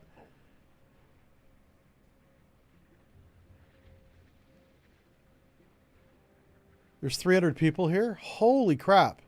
See, don't tell me how many people are watching. Happy Monday, everybody. My name is Jive Turkey. I stream Sea Power on Mondays and Wednesdays. And now I feel very nervous. I'll calm down. Give me a minute. I suffer from anxiety. And sometimes my chat likes to mess with me. Welcome aboard. Was there a raid or something? I don't see a raid alert, but... Yeah, I'm a retired sonarman, U.S. Navy Submarine Force, and I play naval games. I took a couple of years off. I built a small business called Subbrief. We have a YouTube channel. You might have heard of it. I don't know. It's not that big a YouTube channel compared to the big ones. And now that that business is up and going, kind of self-sustaining, I'm back to streaming again. Trying to do something with this hobby of mine. This game is developed by Triassic Games. Very good developers out of Europe, mostly, and published by Microsoft. And it is modern naval warfare in the missile age or Cold War era, 1945 to 1990, late 1980s. Yeah. And so this missile coming out of China is called the Silkworm. It's the export variant, technically a little bit different. Extremely susceptible to any kind of electronic warfare. So it literally just simply homes in on the largest radar blip. So if you can put up a cloud of chaff like this, 90 times out of 100, it'll go after that. But the other 10 times, it's going to hit your ship. Now that was not a hit. It just prematurely exploded. It never even made it to the target. We're right on the limit of the edge of these shoreline batteries. The Iowa is about to get within that limit. So we're going to see some of the missiles come after her. And so how much chaff do we have here? We have 140. So we can spoof a lot of missiles with that. With these clouds of little metal reflective stuff. And so the idea is we want to get this unit to within gunfire range for our 406 millimeter main cannons here and just bombard the airfield. I'll bombard the coastal batteries as well if we see them. But we're just being shot by them right now. We don't actually know specifically where they are. They're somewhere inside that yellow circle. That's all we know. And because it's in a city, yeah, I'm not just going to I'm not going to just bomb the whole yellow circle. That's not how I conduct warfare. I can't speak for anybody else, but yeah. But what they did was they moved their launchers into the city here. The military target is the airfield. That's what we're focused on. So yeah, I hope you hang around. Feel free to subscribe. We're trying to get to 10,000 subscribers on YouTube, and we're really close. So I'm hoping some of you do that. We have a ton of videos too over on the Subbrief side. Oh, let's see. Just for Fun Gaming asks, I was wondering about dipping sonar helicopters is already working because I've seen it. So far, only people using sonar buoys. I haven't seen the dipping sonar as an option yet. Yeah, I know the SH2F has it has MAD, which is different. It also has lots of sonar buoys. But after this attack, I'll be happy to take a look at the helicopters. Let's see what happens. It looks like they are targeting the Iowa now. This is interesting. Okay. Let's slow down to real time here. This is the first missile that's going after our battleship. So.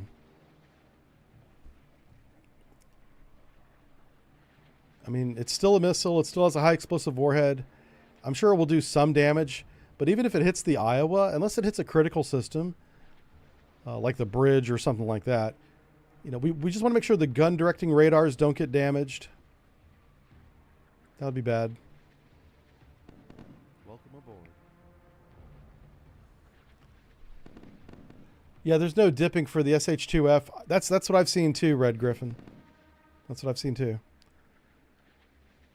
So.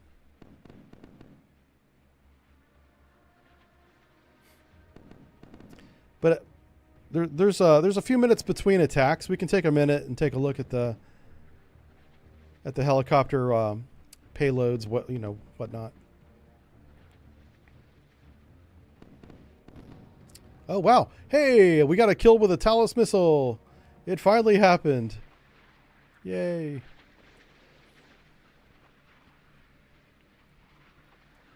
All right, let's answer the young man's question. He's very patient. Let's find somebody that's got a bird. Does the bird have a bird? Nope. Seattle doesn't have a bird. Strauss, you got a bird? Welcome aboard. Oh, crap. Well, we know the Constellation has a bird. There's lots of birds. Flight deck. Do you have the SH2? F, right there. Launch. All right, so right after that launches, we will take a look at the unit description, and we will see what sensors it has. I've not seen a dipping sonar at all as an option, but we'll check. Not against it. All right, they're starting to get serious about this anti-ship attack. They're launching more and more missiles here. I'm sure the Iowa can take a few hits. I mean, she is a battleship after all. I'd rather her not take any, to be honest with you. But I don't think they ever put the CIWS on the Iowa, did they? I don't think they did.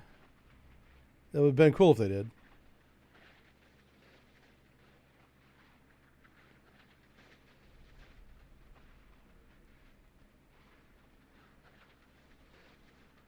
Oh, there's one missile going after the Galveston. Welcome aboard. Don't hit it. Don't do it. All right, hold on a second. All right, we're back in real time. Let's watch this missile first. This one's pretty close. Oh, boy.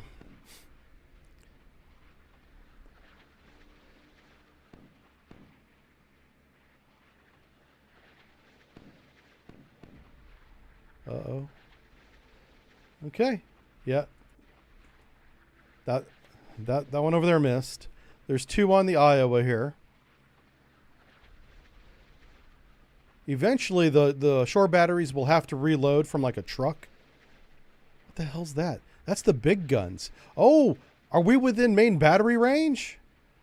That's awesome. Okay, we're about to put some hurt on that airfield. I didn't expect to be in range already, but hey. Yeah, the guns are up. Do it. Shoot. That sounded like a Sea Whiz. Oh, they do have Sea Whiz. Hell yeah. They got 2 of them. Nicely done. Yeah. Okay. Let's take a look at the close-up of this. Oh, they did. They put them port and starboard. Okay. Yeah, these poor guys are at full elevation. I also like how they're not getting any closer than they need to engage the target. That's really smart. So these shells are in flight. Unfortunately, I can't watch the shells, but I can watch the impact. And I am telling them to focus on the airfield. So we should start seeing some craters happening. And the airfield does have a number of hit points. Eventually, it will be a non-functioning airfield. They haven't launched any aircraft, so they might already be non-functioning. But the game will eventually get them. It'll turn, I think it's like gray, and it has a little X on it. Oh, hey, we found the SA-4 battery. Let's zoom in on it real quick. Oh, please zoom faster. God, that's tiny. Oh, it's in those trees. We should put fire on this thing before it reloads, because eventually it will reload from a truck. Like right now, there's no missiles on the launcher. Let me zoom in. You can see the launcher will be completely empty. Yeah, right here. But it won't stay that way. It will reload. It just takes time. Let me zoom back out again. I wonder what the flight time is for a shell at, what is it, 20 nautical miles? No, 60 nautical miles. Yeah. Oh, there it is. Boom. Oh, wait, it hit it. It just destroyed that SA-4. Holy smokes. Good shot. That's bonkers. Like, the shot didn't physically hit it, but there's a blast radius that's pretty damn big, and it took out the SA-4 right there. Okay. Well done, Iowa. I mean, if you can't be accurate, be big, right? It's like the rule of explosions. Or not. I don't know. I just made that up. Don't listen to me. Oh, there's another one. Are there 2 air bases? What's this? Anti-ship missile site. Ooh. Oh, he's in those trees. See, this is like, I know this is realistic, but I hate this. You shouldn't be putting your military missile launchers next to this daycare. That's just not cool. Don't do that. All right. The Iowa continues to close in on the target. And Libya's just desperately trying to get at least one of these on target. I'm surprised we took out one of the SA-4 batteries already. That's nice.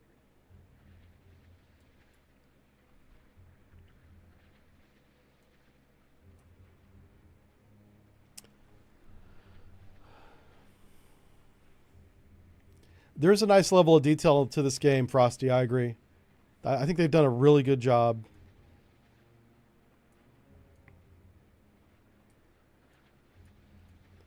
This game comes out in November, and it's going to be worth your time. I mean, even if you're not like a naval guy like I am, it's just fun to kind of mess around with what's possible, because you can make your own scenarios. I created this scenario this morning, well, yesterday, and then I tweaked it this morning a little bit.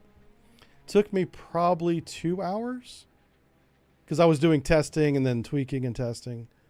I'll say 3 hours, right?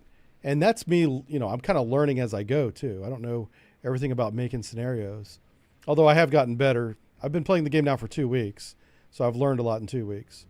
But my point is, it's really easy to pick up. It's not that complicated of an interface. This is that missile. He's still shooting the freaking airbase with it, which is hilarious. I wonder if he'll shoot one of these at like an SA-4 launcher or something. I don't want to send my aircraft over the SA-4 launcher because I don't want to get shot down. Looks like this one's heading for the runway. Or is that? Oh, no, it might be a field. We might be taking out the golf course again. We're going to add an extra 18 holes to this one. One hole at a time.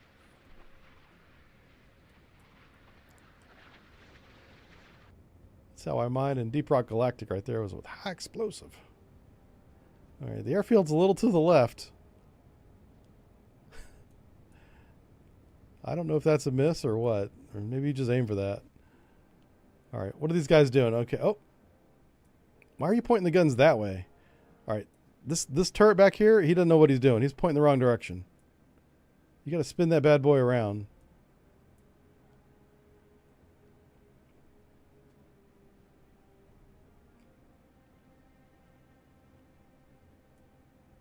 Welcome aboard. It's chugging real bad. Not really. No, we're in real time and we have no loss of frames at all.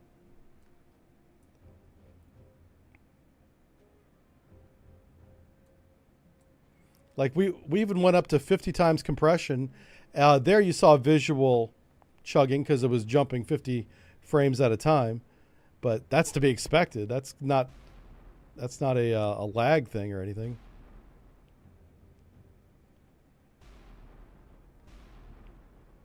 And so you've got your shell count down here at the bottom. We have just over 1,200 shells remaining. Yeah. Quite a bit.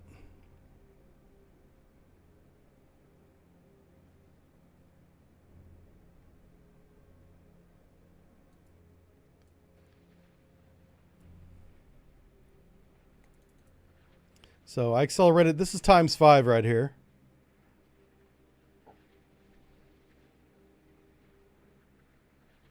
There's still quite a few silkworm launchers left. I don't know if this is new launchers or if they reloaded the old ones. I hope they haven't reloaded yet because that'd be pretty fast. Oh, nice intercept. Okay, that was good. We're getting better at shooting them down with the surface-to-air missiles.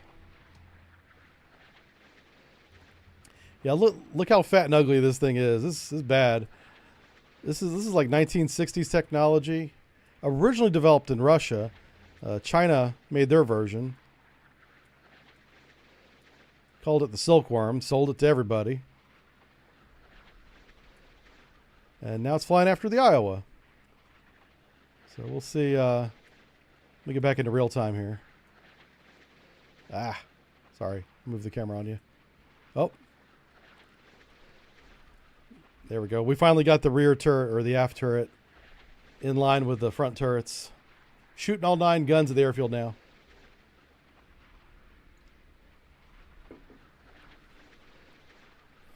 Someone's asking if something's there. Oh,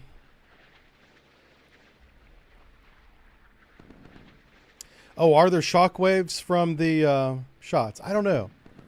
I'll keep an eye out for it next time I shoot. Yeah. Next time the Iowa shoots. Eventually, one of these missiles is going to hit the ship. I'm just curious as to how much damage it will do, because a Styx missile, it's got a decent-sized warhead, but it's very basic. It basically just explodes. It's not a shape charged or anything fancy. It's just a bunch of gunpowder, TNT. Well, not technically, but you know what I'm saying.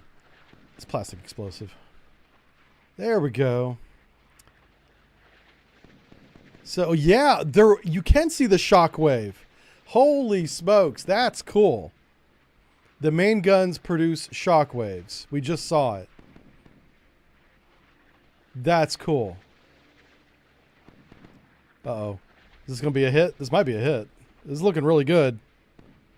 This is a really good profile for the missile. Yeah. Oh, no, it went after the... Oh. Right at the last second, it pulled up. Oh, my word.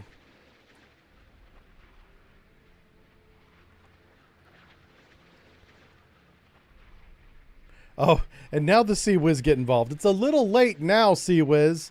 I mean, I understand you're trying to do the gun qual and all, but come on, man. Don't shoot after the... All right, we're going to keep the camera here while they reload, and we're going to look for the shockwave to happen. I want to verify it. I saw it when we were on the missile view.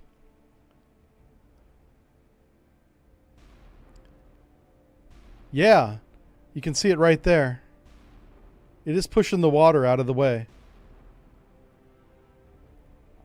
They could probably work on the effect a little bit, make it look a little bit better, but it's there for sure.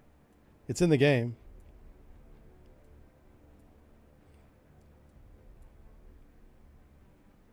That's nuts. Wonder how much more of this airfield can they bombard. I mean, the airfield's really damaged and on fire.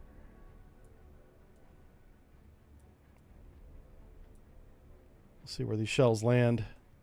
We'll open up the screen so we can actually see a little bit more. The 3 in the turret are having miserable. Oh, yeah. Because they keep doing that. There's one. Boom. That was a direct hit on the runway. Oh, and the parking area. Good job. I wonder what it is about that field that they really like to shoot. I don't know. Anywho, I think it's time for a break. That's what I think. I think we did a good job with this scenario. We did lose one ship. Didn't even see it happen, so I'm not sure what I did wrong. Well, clearly there was a submarine off the coast of Benghazi that we did not detect, and it sank our submarine hunter ship. But we sank the Russian fleet. We shot down a bunch of Libyan planes, and then we punished Gaddafi for being an idiot. So overall success, and the game will measure your success. We're about to get a score. So I'll show you how this works. Whenever you finally commit to exiting, it doesn't tell you anything until you commit to being done. Now it tells you. Okay, so we do have a decisive victory. The airbase was damaged, but not destroyed. Eventually, we would have destroyed it. I didn't want to sit here and wait. But we did lose the Perry. We lost an F-15 that went to space. The P-35 that ran out of gas. An EA-6 Bravo that was shot down. And then 2 SH-2Fs. I think those are the 2 that were on the Perry that sunk. Because I don't remember losing any other helicopters at any other point. So it's nice that if the Perry has aircraft and the Perry sinks, you lose the aircraft as well, because of course you do. That means if you lose the carrier, you're screwed, because that's all so many points. The carrier itself, of course, and then all the aircraft that are on the carrier. So anyway, decisive victory. We got the highest score, 1,000%. That's great. And so there will be eventually, I don't know if it's going to be out on day one, a campaign. There's going to be lots of scenarios like this one. I'm going to take a quick break. We're going to come back and continue in a new scenario. So don't go anywhere, okay? Let's go ahead and exit out of this, accept our score and our points, and say thank you very much. These are what some of the loading screens look like. As you can see, it loads pretty fast. Uh-oh. There it goes. Okay. Hey, this is a new screen. They keep changing this out. These are beautiful wallpapers. This one, there's usually a ship here. I don't know. This one's kind of weird. I think it's beautiful because it has the moon on the horizon there, and it's overcast. Anyway, we'll be right back. Don't go anywhere, folks.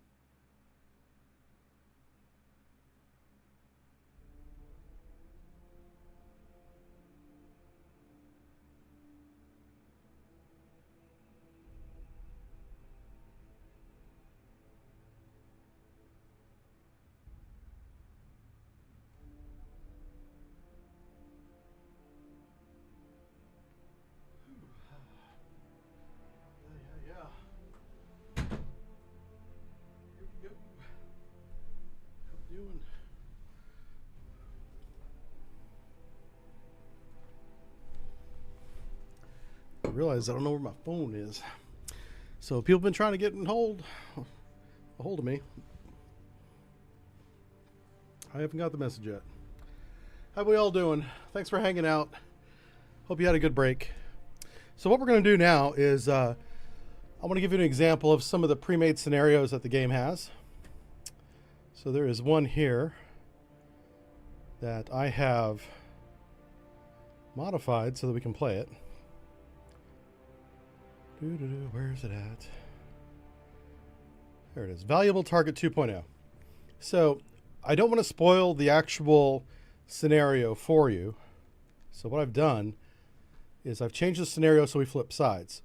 We're going to be playing this scenario from the American point of view instead of the Soviet point of view. Whenever you buy the game, you'll be playing the Soviet fleet in this scenario. Today, we're going to play that same scenario from the American point of view. So our objective is to take our very small fleet and escort a cargo ship, a high-value container ship, towards Norway. Let's go ahead and pause this. Here we go. Okay, so as you can see, this is a much smaller scenario than the one that I was just doing, because the ones that I build are complex, because I'm also doing testing for the devs as well as making things that I find interesting.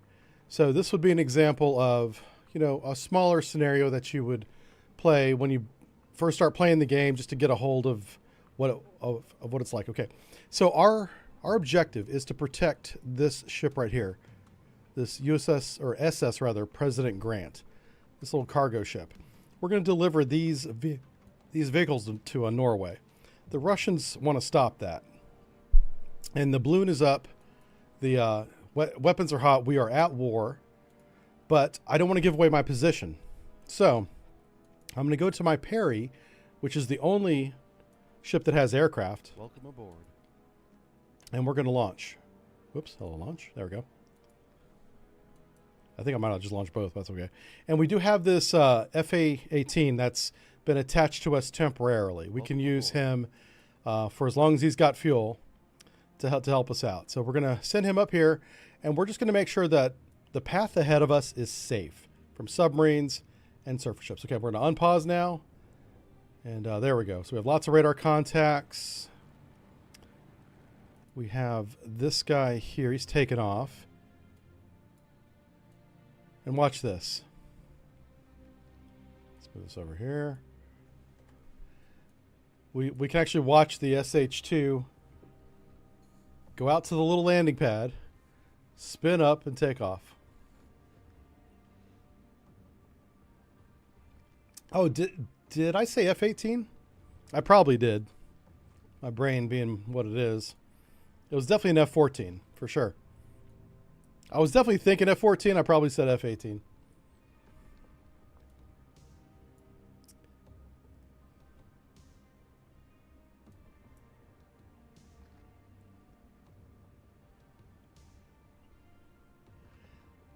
Yeah, I didn't check the year that this is simulating, so who knows?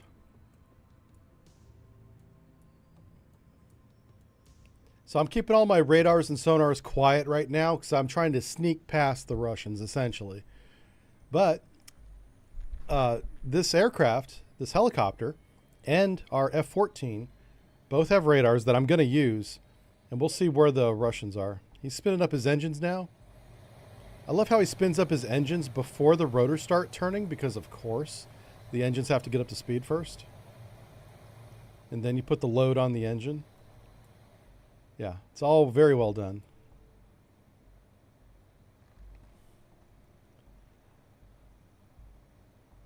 Yeah, no lawn darts in this game this time, right? So look at this. Yeah, you can see the rotor wash going across the water. That's pretty cool.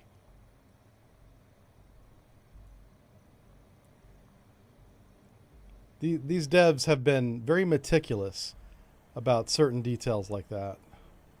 Okay, so what I'm going to do is we're going to take our little SH-2, and I did launch both, didn't I? I didn't mean to, but I did. That's fine. We're going to take advantage of both. We're going to put one over here, and we'll have another one do ASW. Yeah, he's launching that one. Okay. Now, our good friend in the chat did say something about a dipping sonar. So I'm going to show you how to check that. First, you can just come down here to the bottom. You see where I'm highlighting? It's got all the sensors and weapons it has. It's got sonar buoys. It's got Mark 46. If it had dipping sonar, it would say right here. But there's also another way to tell. If you click on the unit itself and bring up the unit reference, this shows you all the detailed information about it. So its sensors are visual optic sensor. That's the pilot looking at things. The LN66 surface search radar. It has a radar warning receiver. So if it's being illuminated, it will tell you. And a magnetic anomaly detector, the ASQ81V2. No dipping sonar on the SH2. So those of you in chat saying that there was no dipping sonar on this helicopter, you're absolutely right. Well done. Good job being right. Okay, so we want to get him kind of away from where we are before we light off that radar. I'm going to use the second helicopter for an ASW search out in front of us. So we've visually identified this contact as a merchant. So there he is. He's not part of our group. He just happens to be going the same direction we are. This guy's at 5,000 feet. That's fine. He's got a full tank of gas. He has no air to ground, but as long as he stays below the clouds here, he can do some visual identification for us. So I'm going to have him fly right over top of this radar contact and see who it is. We can also right-click on it. If I do that, he'll go into afterburner and burn a lot of fuel. I don't want to do that. So I'm just going to manually fly him over the targets. I do want to make sure his radar is on, and it is. Okay. I'm going to go ahead and turn on this helicopter's radar. Oh, we have a new contact there. A very large radar contact. Well, hello, Charlie. We'll go ahead and look at him first. So with the helicopter's radar and our pilot's eyeballs, we'll have an idea of what's out in front of us. Now, what we can't see is the submarine threat, right? And that's what we'll use the second one here for. As soon as he's off the deck, which looks like he is, let's grab him. And he only has 15 sonar buoys, so we don't want to be, liberal with him. We want to just put put 2 there, a few minutes apart. And we'll just see if there's anybody out in front of us, because we are heading east. Okay.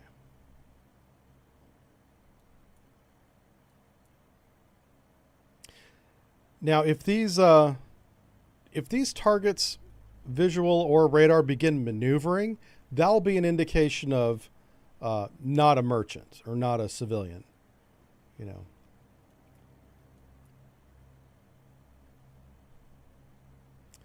We do have a airborne contact going away from us up there. That's at 10,000 feet. Okay. This one's a problem. So we're going to have the F-14. After it identifies this one, we need to identify that one. He's right in our path. So that could be an issue. That guy's doing that. Okay. And so this is what I like about the simulation of electronic warfare, is we have indications of vessels and radar signatures, but we don't have any classification or any kind of precise location. And these two are pretty close together. Now, merchants will often sail in small groups called convoys, so that's not unique. But it is something to pay attention to.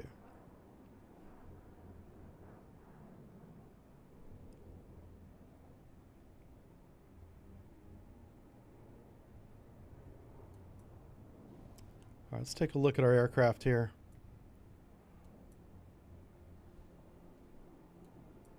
Also, I'm going to turn on voice again. In large-scale missions, I turn voice off because it's continuous callouts. We have a lot fewer contacts now, so the callouts will be a lot more important. So when we detect a new contact, we'll hear the radar operator tell us what it is.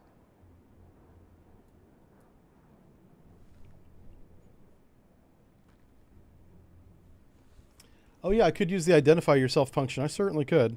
let's tell the Berkeley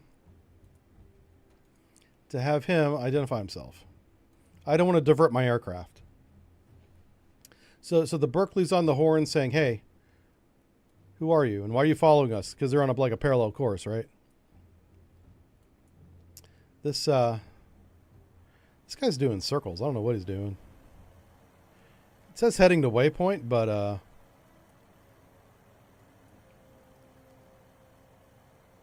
oh, dropping tanks. Now, he'll drop 10. 005 is classified neutral merchant. All right, he must have just burned through his fuel. That's all that was. All right, so I'm going to send him up. So he's flying over that merchant. He just identified him for us. That was good. I'm going to have him come up here and check out this 2-ship. And these guys are maneuvering, so this is suspicious. They're in a group. Oh, shit. Well, there you go. Okay, so we have a missile launch. We're going to designate him hostile. He's probably hostile too, but we're not going to assume that.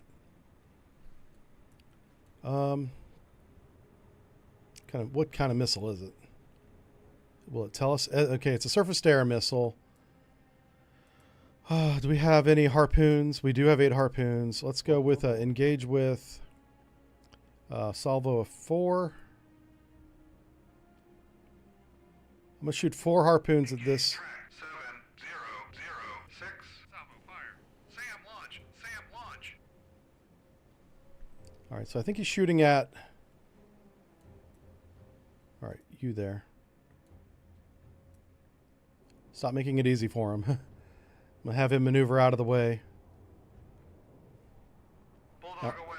Track 700. So Bulldog is the harpoons. I'm keeping my weapons tight because I don't want him spamming weapons. 04. Contact baited. Track 7008. All right, we just, I think we notched that missile.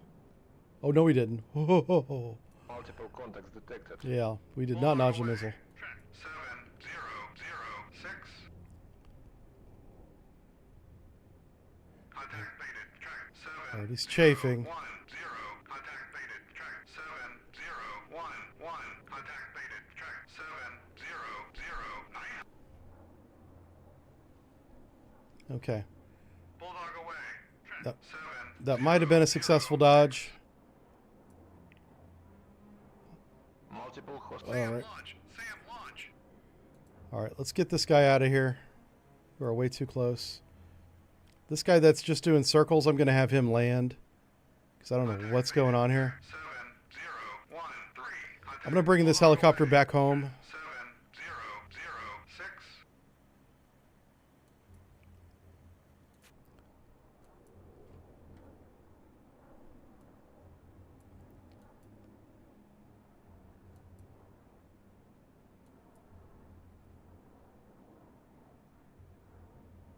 Uh-oh.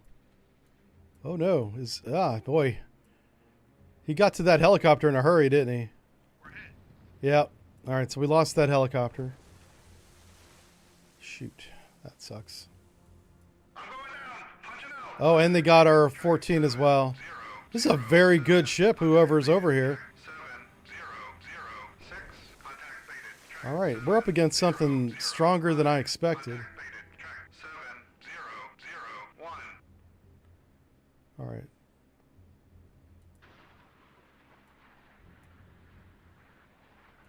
So we have no radar contact on him anymore. Welcome aboard.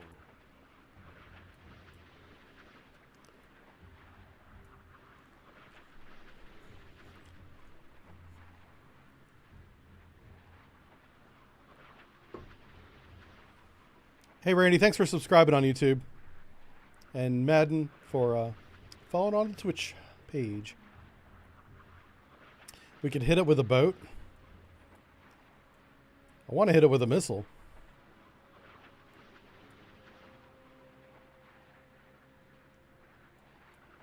It is unfortunate that we lost the F-14. I was trying to keep him on the edge of that missile range, but I guess I got him too close.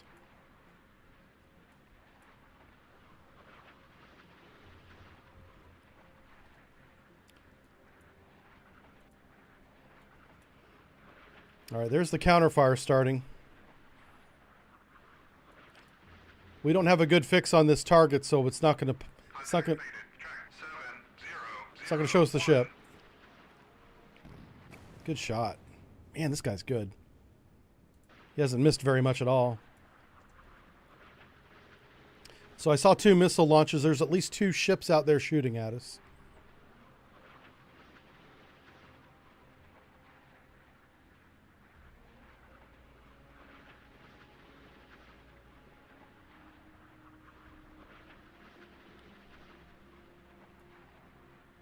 Yeah, there's one over on the right. There's one there. And there's one there. That's 3. There might be 3 warships out here.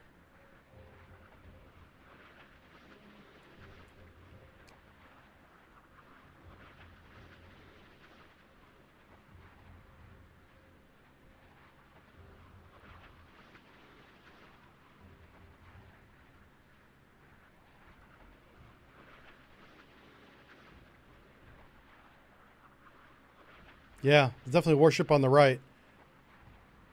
Ooh, they finally got that. I think they got that one already. Maybe not. They're really shooting at that missile over there on the left. Holy smokes. He's having a good old time over there.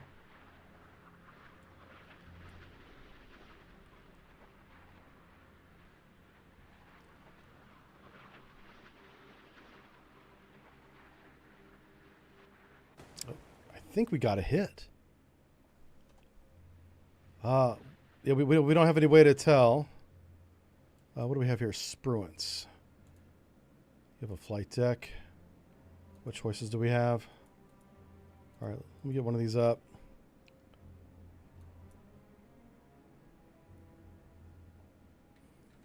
So we're going to launch another helicopter here. Get it out on the deck.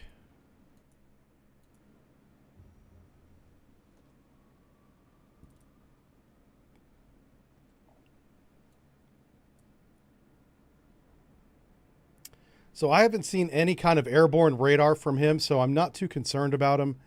Also, whenever we look at the... We have no active radar from his location right now at all. So I don't think he's detected our ships. He's only detected our helicopter, our F-14, and our first attack. And we think there's 3 warships in this group. That's what we know right now. Like... Each one of these little scenarios is like a little mystery. It's like a puzzle. You got to figure it out using your sensors without giving away your own location.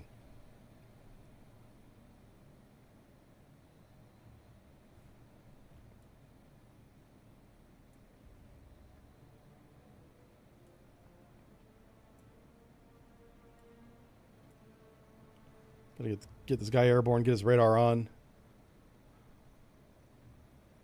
I'm not going to lead it. I'm not going to move him very far from the ship.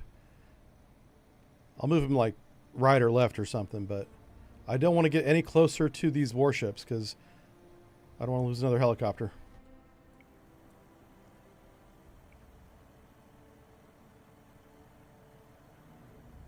Oh, it just cleared the plot. Okay, so all of our old information just fell off the plot due to time. We haven't held contact in a while. So, I want you to go sensors hot. And I want you to move down here. Alright, so we know this one's friendly, or neutral. Neutral. This one we never identified, so we don't know. So, I want you... Let's have him come to an altitude of like... What's he at now? Let's go to 1,000 feet.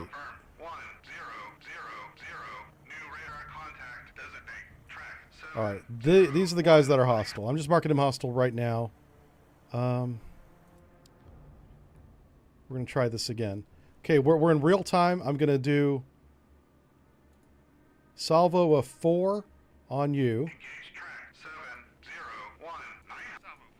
Salvo of 4. I'm going to wait for the OH Perry to get a little bit closer. He should start shooting here soon. There he goes. Now I'm going to do the Berkeley. The Berkeley was a little bit closer than the Perry.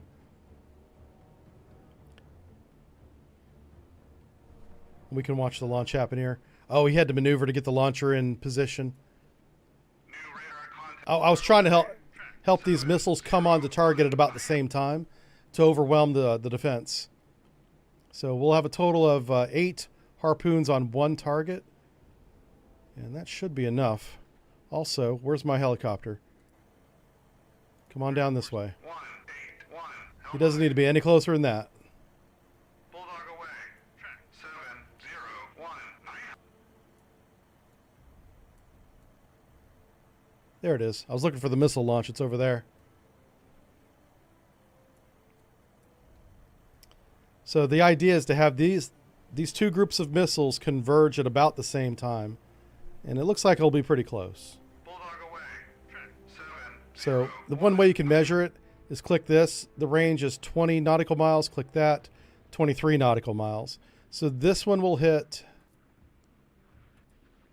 So this first missile will hit at about the same time as this second missile.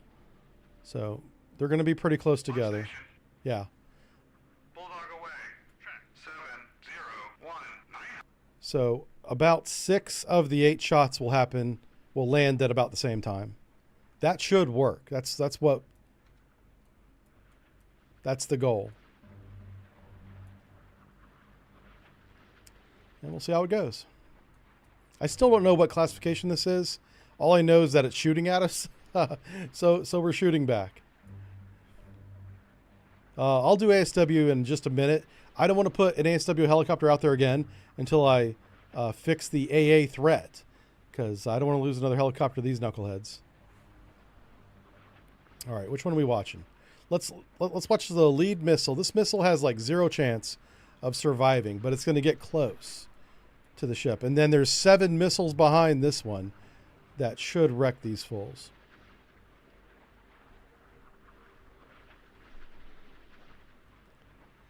Can you buy an FFG as a yacht? You know, they're probably still available. You know, I know some other navies like Peru used them. They might be decommissioned now, but they've been in service for a while. Oh, there's a splash right there. Yeah, we're already being shot at.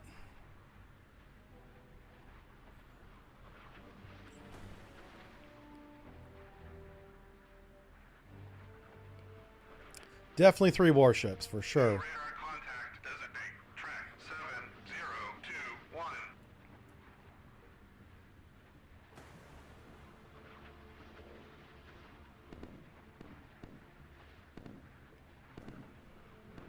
He's like the bravest little harpoon. It'd be great if he got through. This is the lead guy. He's the first man over the wall. Oh, he's popping up. Uh-oh. You got 1 chance. Oh, he's going to do it. Yes. Oh, my word.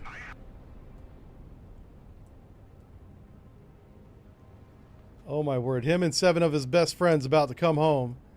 I'm going to keep the camera right here because I think we're about to see a lot of explosions. Oh, we got secondaries cooking off. That's crazy.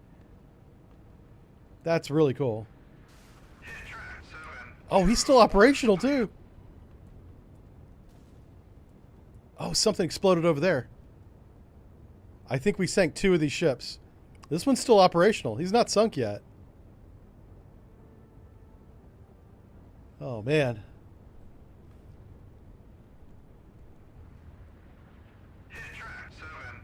This must be a huge ship. We've hit him with 3 harpoons and he's still going. That guy just took a second harpoon. What?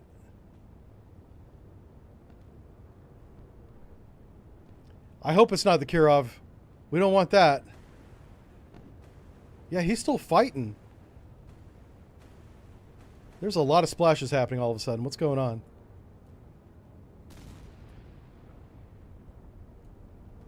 This is crazy. That's 4 harpoons for this guy? Is that right? I might have lost track.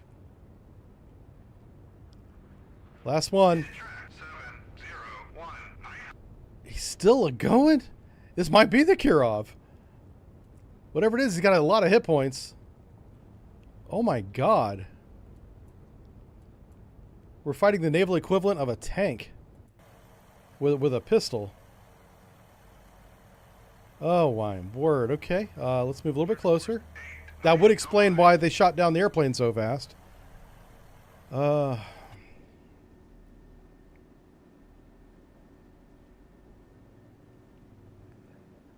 right, let's let these guys burn for a little bit. Maybe they'll sink. I don't want to give them anything to shoot. We have 2 very large contacts on the horizon as well.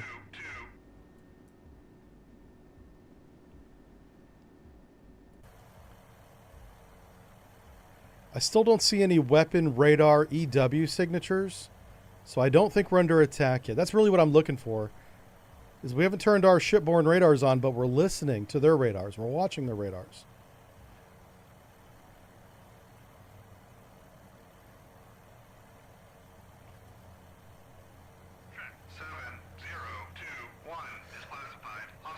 Yeah, this one finally sank, I think.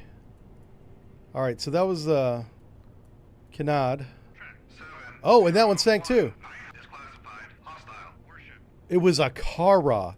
This Kara is huge. This is a huge anti-air ship. Look at all these radars she has. She's got big net, top sail, cross swords. This is the it's not Pop Group, but it looks a lot like Pop Group. Oh my gosh. That's a fire control radar right there. This is a major victory. Taking out a Kara is huge. The only thing bigger than a Kara is the Kirov. Yeah, this is the discount version of the Kirov right here. When they ran out of money, they're like, well, we got to build something smaller. It wasn't that much smaller. All right, cool.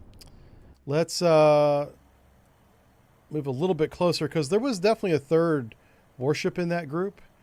So I'm going to move the radar helicopter a little bit closer.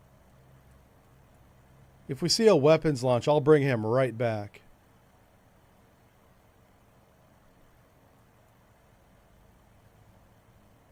How many anti-ship missiles do we have on the Spruance? We have 8. Okay, so we have 4 remaining on the Perry and 8 on the Spruance. We're down to 50% of our harpoons that we started with. We still have other weapons, but with very large radar contacts on the horizon, I want to save the harpoons. I'm hoping that we see another ship right here.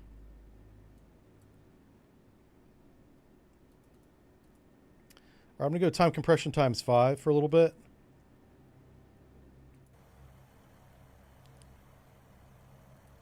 Okay.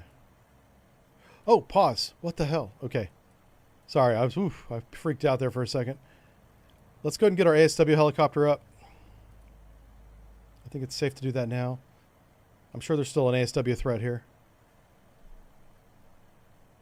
Turns out it's just the Iowa, right? Yeah. I don't think the Mark 46 can attack a surface ship. I don't think it's even able to. Because keep in mind, we're not the tactical pilots. We're not setting the modes on these weapons. We're literally we're the operational commander back in the office looking at the big board going, move these units over here, do this. And then those units do that however they want. Putting a Mark 46 in surface attack mode would be something the local, actually the weapons officer would do it locally. It wouldn't even be the captain. It'd be the guy under the captain.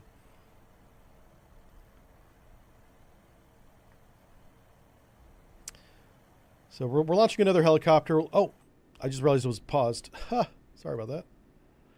We're going to stay in times 5. We're waiting on this helicopter to take off. On station. This is our radar picket helicopter. He's going to chill right there. I wonder what happened to the third ship. I wonder if I was seeing things. I could have swore I saw a third ship shooting. There it is. All right. 7024. Cool beans. Let's slow down time back to real time. I want to grab this helicopter. Tell him to go here. 88. Helm aye.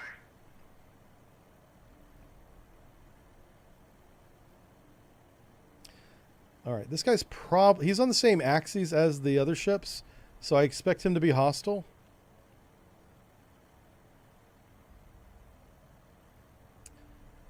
What's your air defense? Does this guy have any air defense? He does. What is the range of that air defense? All right. I'm going to tell the Berkeley to light off their radar.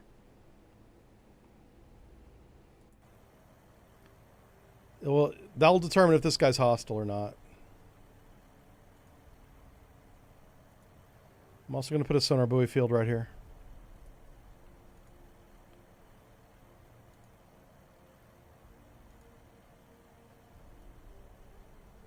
Okay. Now let's do this. This is about to get hairy. We're basically using the Berkeley as bait. But here we go. Air search on.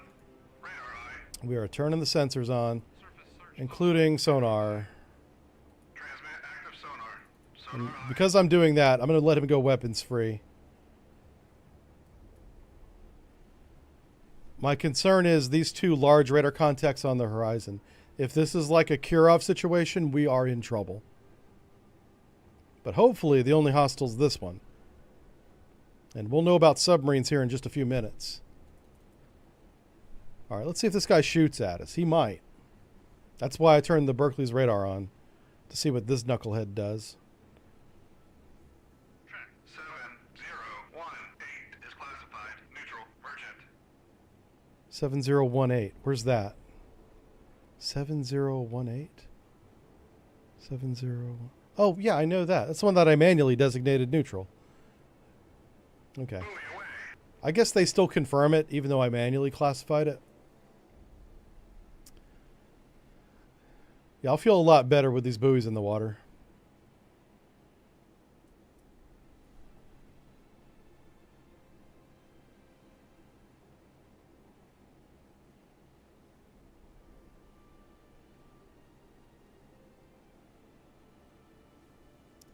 So, the good news is this guy did not immediately attack us. So it is possible he's not hostile.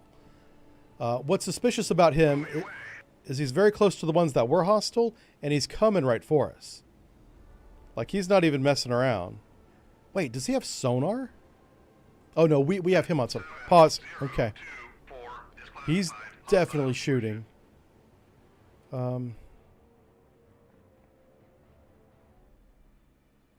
So I'm going to shoot for... Let's do this. You shoot a salvo of 4 harpoons at him. Engage track 7024. And I'm going to move my radar helicopter south, as well as my sonar. Helm eye. We're going to cancel that order and bring you south immediately. 2. Because he might have good Helm eye. anti-air. Bulldog away. Track Bulldog away. Track 7024. I think he's shooting in surface attack mode. I'm not sure I like this, but I'm okay with it for now. Whatever this contact is, I don't want it shooting us. Or if it's going to shoot, I want it shooting down missiles instead of our helicopters. But we do have 4 harpoons on the way. It being a lone ship by itself, 2 of the 4 harpoons should get through to it. And that just missed, yeah. Shooting an SM-1, yeah, an SM-1 in surface attack mode is not very smart. You can do it. Hell, he just did. It's just, even if it hits, it won't do hardly any damage. You're hoping you might damage a radar or hit something that's vulnerable with the tiny warhead that's on a surface-to-air missile compared to an anti-ship missile warhead. But look at this wave of harpoons coming in. Again, we don't have a good classification on the ship, even though we have his position, so we won't see the model. But he's already shooting back at us. He has good AAW. Multiple hostile contacts. Yep. All right, pause. What is he shooting? What's the classification on this? So this is an SA-4? All right, this could be a badass ship as well.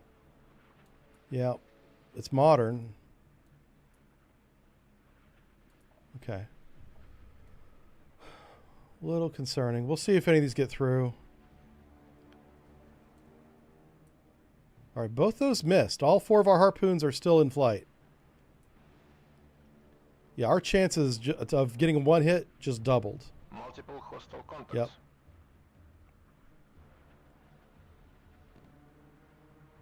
Excellent. All right, we're gonna. We have 3 harpoons in front of us. We'll count the explosions.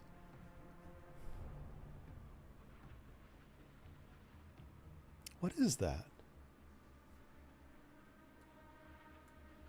Multiple hostile contacts. Oh, it's a Cresta or Canard. Track 7024. Uh-oh. Uh-oh, that's not good. The explosion stopped mid-explosion. Oh, mission complete. Okay. All right, well done, Commander. Your enemy group has been destroyed by cargo ship. And the cargo vessel is still intact. Good job. Yeah, I didn't finish reading the sentence before I moved on. As soon as I hit close, I think it ends it. So it'll give us a summary here. Yeah, so this is how a normal scenario would play out. You'll do one of these. And I know there's going to be a campaign. And so you would go from one, either victory or defeat, to the next mission. So it was a Krevac. Oh, that's what it was. It was a Krevac. And then the Kara. The Kara is the big girl. Yeah. And so we got a score of 1,000. We did lose the F-14, which is a huge loss. The helicopter, of course.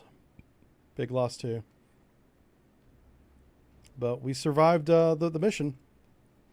So I hope this gives you an idea of what the game is like. It's going to be a lot of fun. I can't wait for it to come out. We're going to stream this again on Wednesday, okay? So that's it for today. Thanks for hanging out with me. We've had more people today than we've had in a long time. I'm looking at almost 500 people on my view counter. So thank you very much. Please consider subscribing on the YouTube page. That's where these videos get posted after the live stream. And thanks for being a follower and a member on Twitch as well. If you're on Twitch now, hang out because we're going to move on. I'm going to push you guys to another streamer, okay? If you're on YouTube, it doesn't work that way. So have a great day, and we'll see y'all on Wednesday, okay? Thanks for watching. Bye. Bye-bye. Bye-bye. Bye-bye. YouTube's like 15 seconds behind, so I got to give them a few minutes here, a few seconds. All right. See ya. See you later. Don't go anywhere, Twitch. I'm going to take care of you. Don't you worry, Twitch. You guys going to get another streamer, somebody probably more talented than me. Let's find one.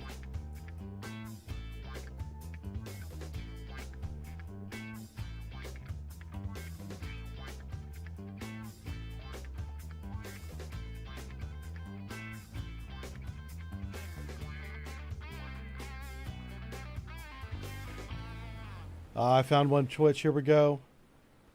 You guys are going to like these knuckleheads.